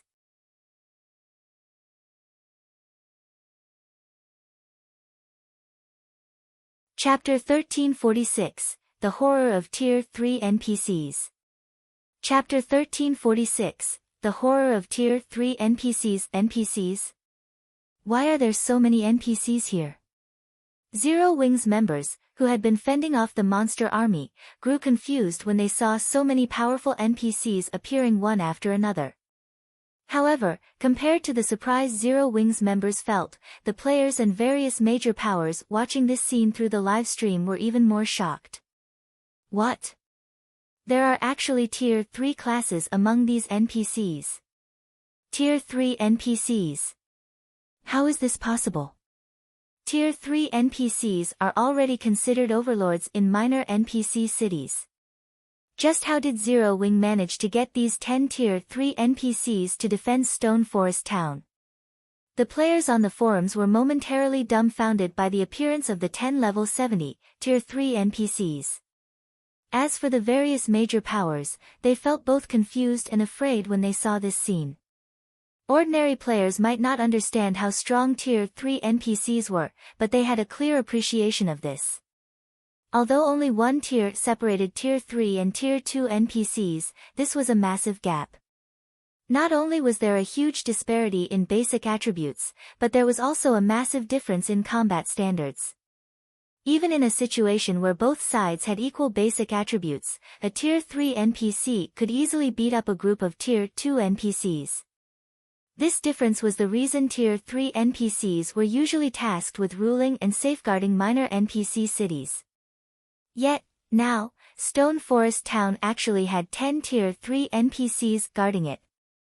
Moreover, NPCs were different from monsters. NPCs were capable of coordinating their movements to display superior combat power, only their coordination was still not as good as players. If 10 Tier 3 NPCs worked together, not to mention dealing with a Grand Lord of the same level, even thrashing a mythic monster of the same level would be child's play. While everyone was shocked by the appearance of these NPCs, a large number of NPCs also turned up at the other two Magic Towers and Zero Wings residence. Although these NPC adventurers were not as numerous as the town's NPC guards, even the weakest among them was level 70, Tier 2. They were far stronger than the majority of Stone Forest Town's Tier 1 NPC guards. Moreover, every one of these locations was also graced by the presence of Tier 3 NPC adventurers. If one counted the Tier 3 NPC adventurers, one would discover a total of 30 of them in Stone Forest Town. They were even more numerous than the Great Lord-ranked evil demons. Damn it!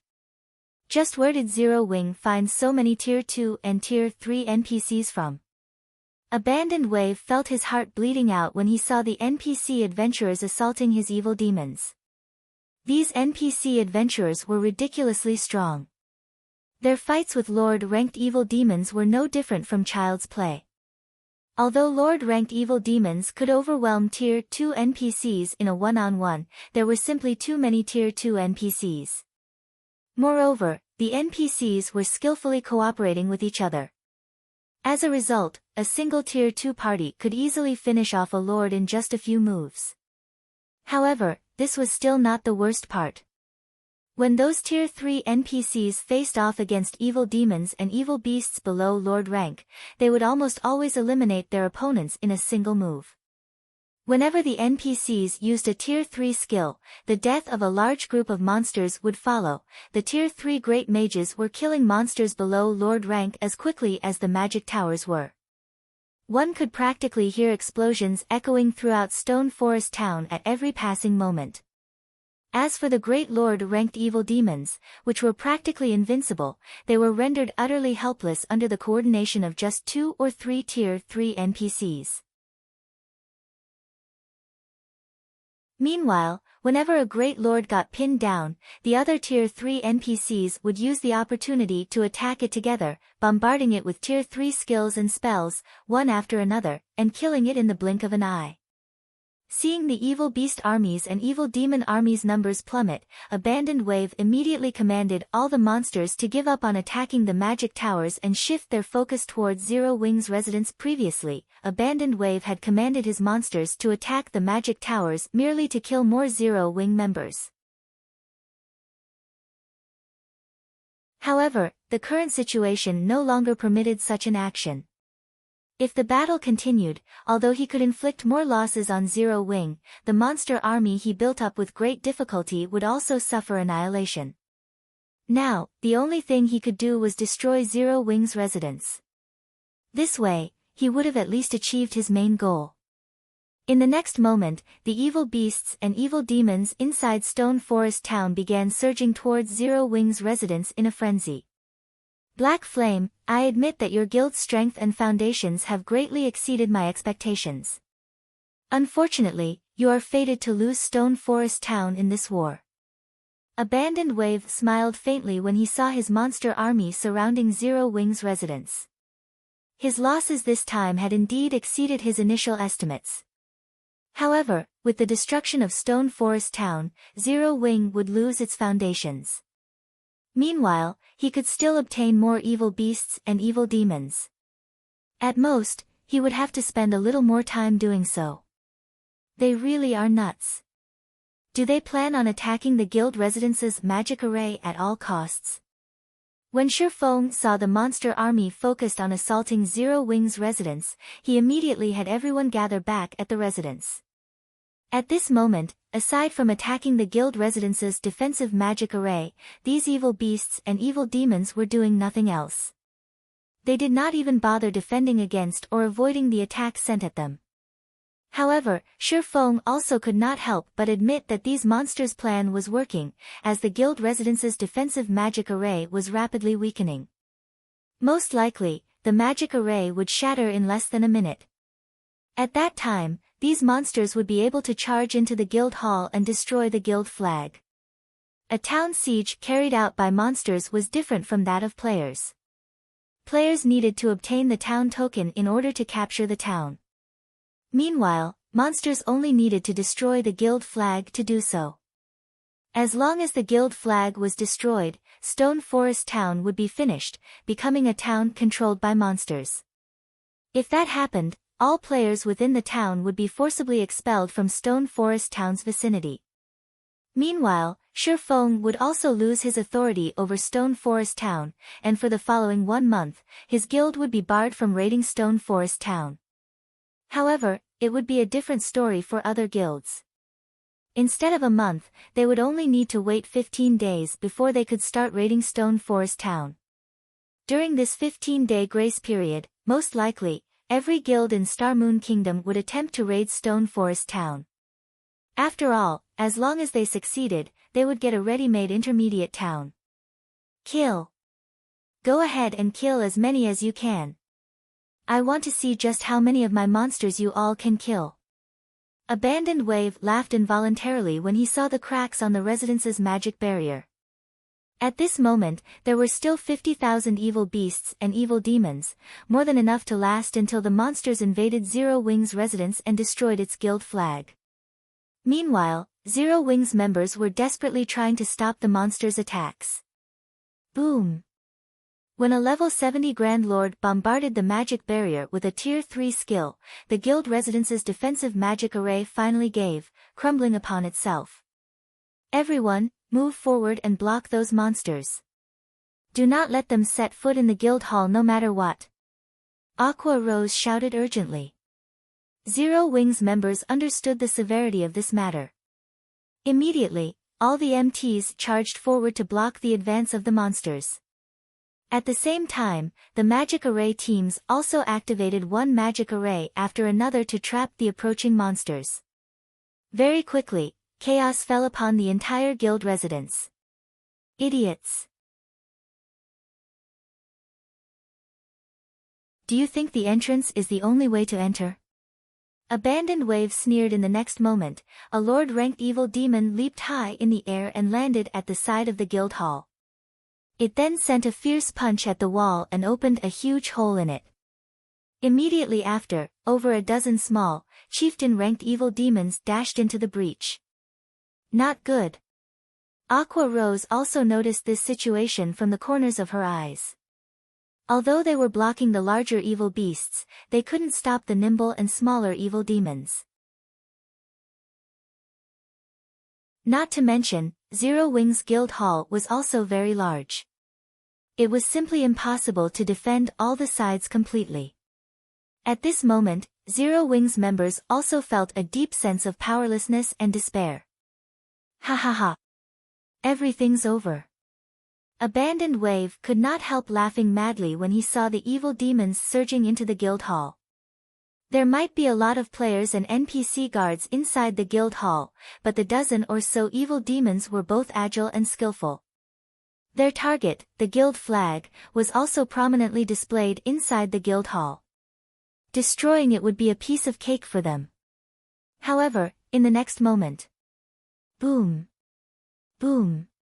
Boom! The dozen or so evil demons that charged into the guild hall actually went flying back out through the same hole they entered from. However, before these dozen or so chieftain-ranked and one lord-ranked evil demons could even land, their bodies had already transformed into ashes and disappeared from everyone's sight. How? Abandoned Wave's eyes nearly fell out of their sockets. Meanwhile, Zero Wing's members also became slack-jawed at this scene, unable to comprehend what had just happened. When everyone turned to look at the hole in the wall, they could faintly make out a muscular man in black robes standing before the guild flag.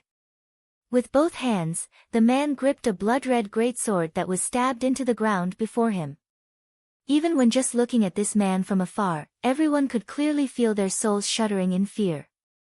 This man was none other than Gilbert, the hero Shifeng had summoned.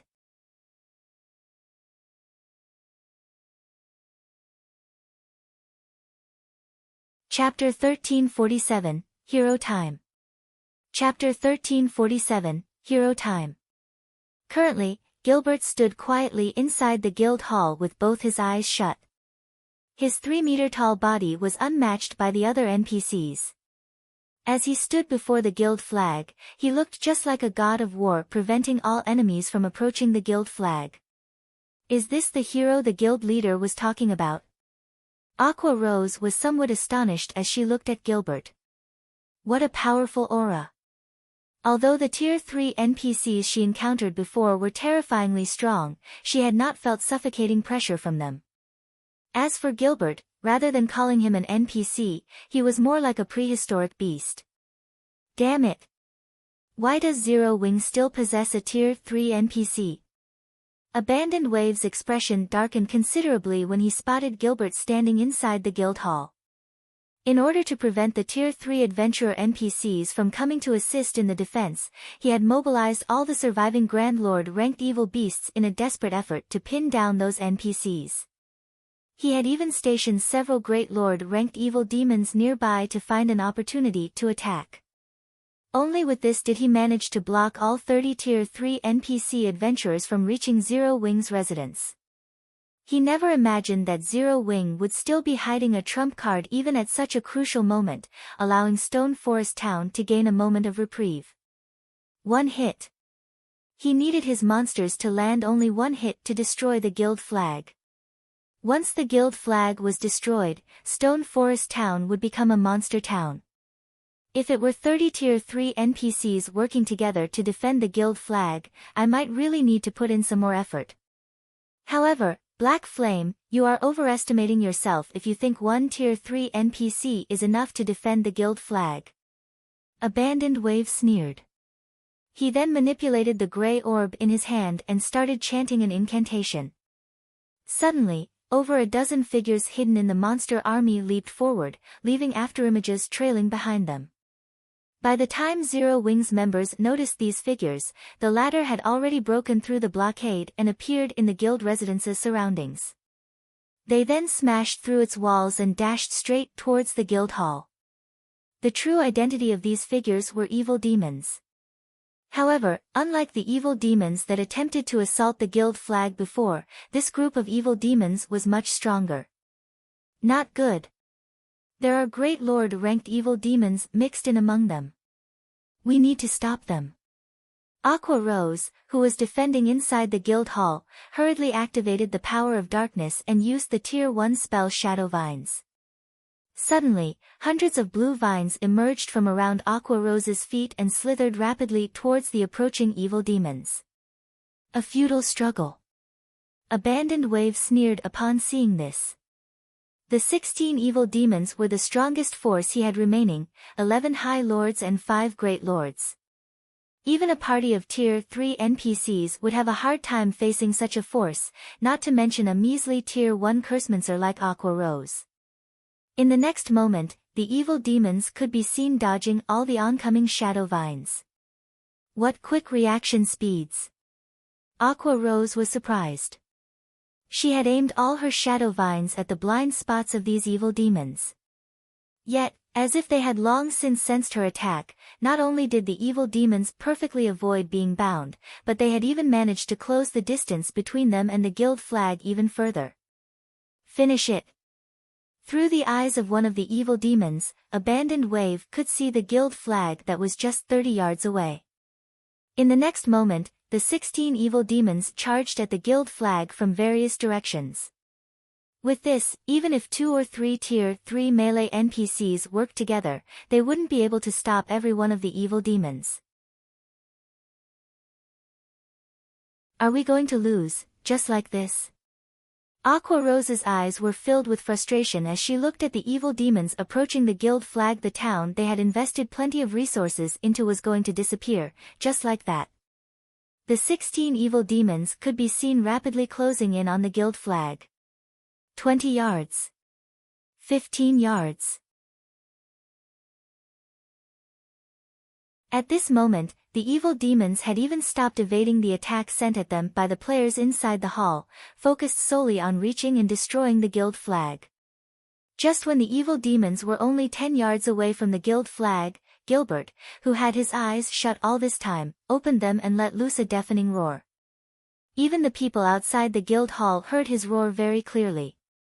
In the next moment, the 16 evil demons involuntarily turned towards Gilbert, as if nothing but Gilbert existed in their world at this moment. The Barbarian class's Tier 3 legacy skill Barbaric Roar.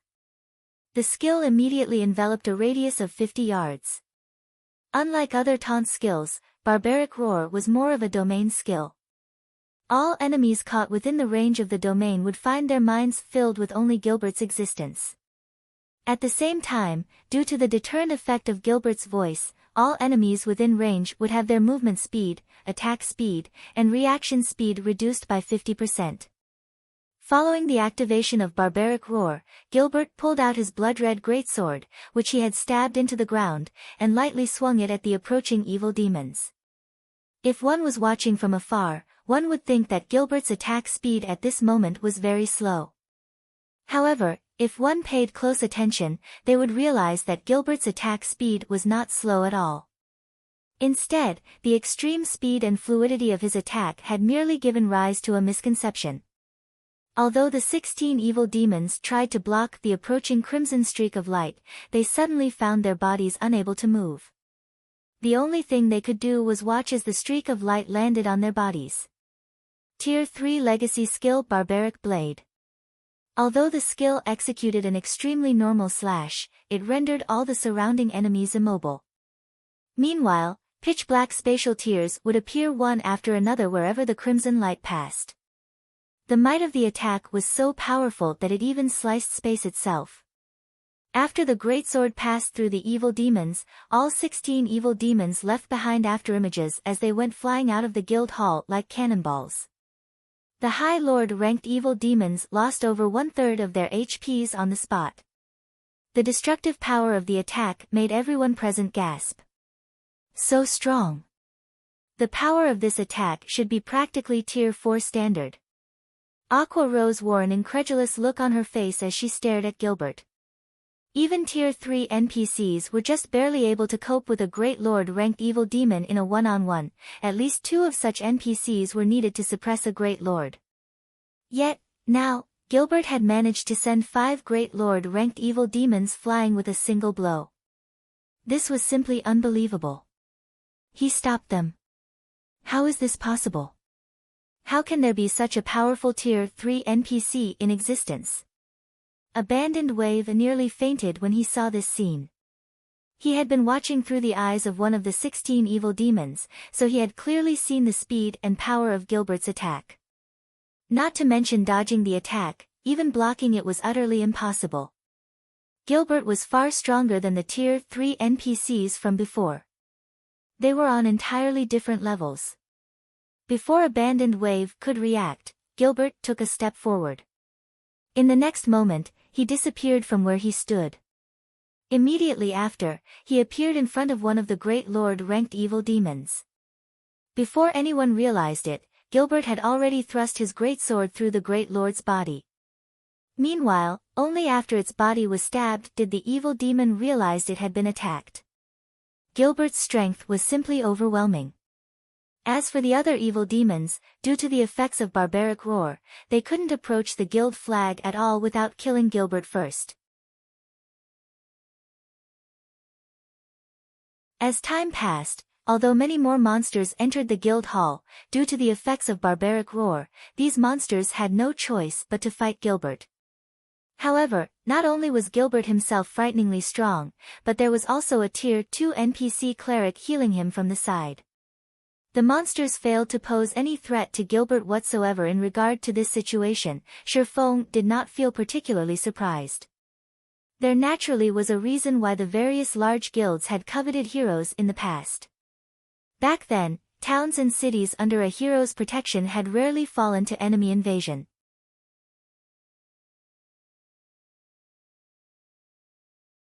Although a Tier 3 hero could not compete with an archaic species of the same rank and tier in terms of basic attributes, in terms of combat standards, a Tier 3 hero was many times superior to the ordinary experts of God's domain. After taking into account the legacy skills they grasped, a hero was the most suitable kind of NPC to defend a guild residence. Over time, the number of evil beasts and evil demons could be seen decreasing continuously. Is this Zero Wing's true strength? This town's defenses are simply too strong. Such a powerful monster army actually failed to capture it. With this, which guild could possibly threaten Stone Forest Town? Everyone was filled with astonishment as they looked at the rapidly thinning monster army. After this war, most likely, no guild in Starmoon Kingdom would dare have designs on Stone Forest Town. At the same time, Stone Forest Town would also enter a new era of prosperity. We lost? Abandoned Wave's eyes were filled with mixed feelings as he looked at his servants decreasing precipitately in number. At this moment, whether it was the evil beast army or the evil demon army, the top combatants of both had already been annihilated. Right now, even without the presence of NPCs like Gilbert or the Tier 3 adventurers, Zero Wing's remaining members were more than enough to defend the guild flag. I'll give this win to you, Zero Wing. However, don't get excited too soon. Although I've lost my evil beasts and evil demons, I can still make more. You all, on the other hand, won't be as fortunate next time. Abandoned Wave knew that he had been thoroughly defeated this time. However, he was confident that with enough time, he could create a monster army that was several times stronger than the current one. Meanwhile, as long as Zero Wing lost Stone Forest Town, it would decline into a second-rate power. Flame Blood, I'm afraid Heaven's Burial will have to get busy for the upcoming period. Rest assured, although Star Moon City's resources have nearly dried up, there are still plenty of resources available in other cities and kingdoms. Flame Blood smiled and nodded. Although Zero Wing's performance today was indeed shocking, Heaven's Burial remained in the shadows while Zero Wing stood in the light. Heaven's Burial could easily help Abandoned Wave create more evil beasts and evil demons while Zero Wing could only wait for its impending doom. The reason for their loss this time was their lack of understanding of Zero Wing as well as their lack of preparation. However, it would be a different story next time. Following which, Abandoned Wave and Flame Blood turned around and left. Meanwhile, standing inside one of Stone Forest Town's magic towers, Shifeng was quietly observing the image displayed on the massive crystal ball before him. I've finally found you. An evil god envoy? Shifeng muttered, his lips curling upwards as he looked at the image of the bandaged Abandoned Wave. No. The evil energy surrounding him is too thin. An evil god envoy has received the blessing of the evil god. Even if he used a treasure to suppress the evil energy, it should not be this thin. Perhaps an evil god apostle developed by an envoy? Forget it. Let's just go and take a look. Saying so, Shifeng locked in the coordinates and used space movement. Suddenly, he vanished from the top of the magic tower. You're tuning in to the Blissful Bookshelf YouTube channel. We're so grateful for your support and don't forget to subscribe to join us on this incredible journey through captivating stories. Your generosity through donations truly makes a world of difference, as it's the primary source of revenue that allows me to expand and enhance this channel for you. Thank you from the bottom of my heart for being a part of this adventure.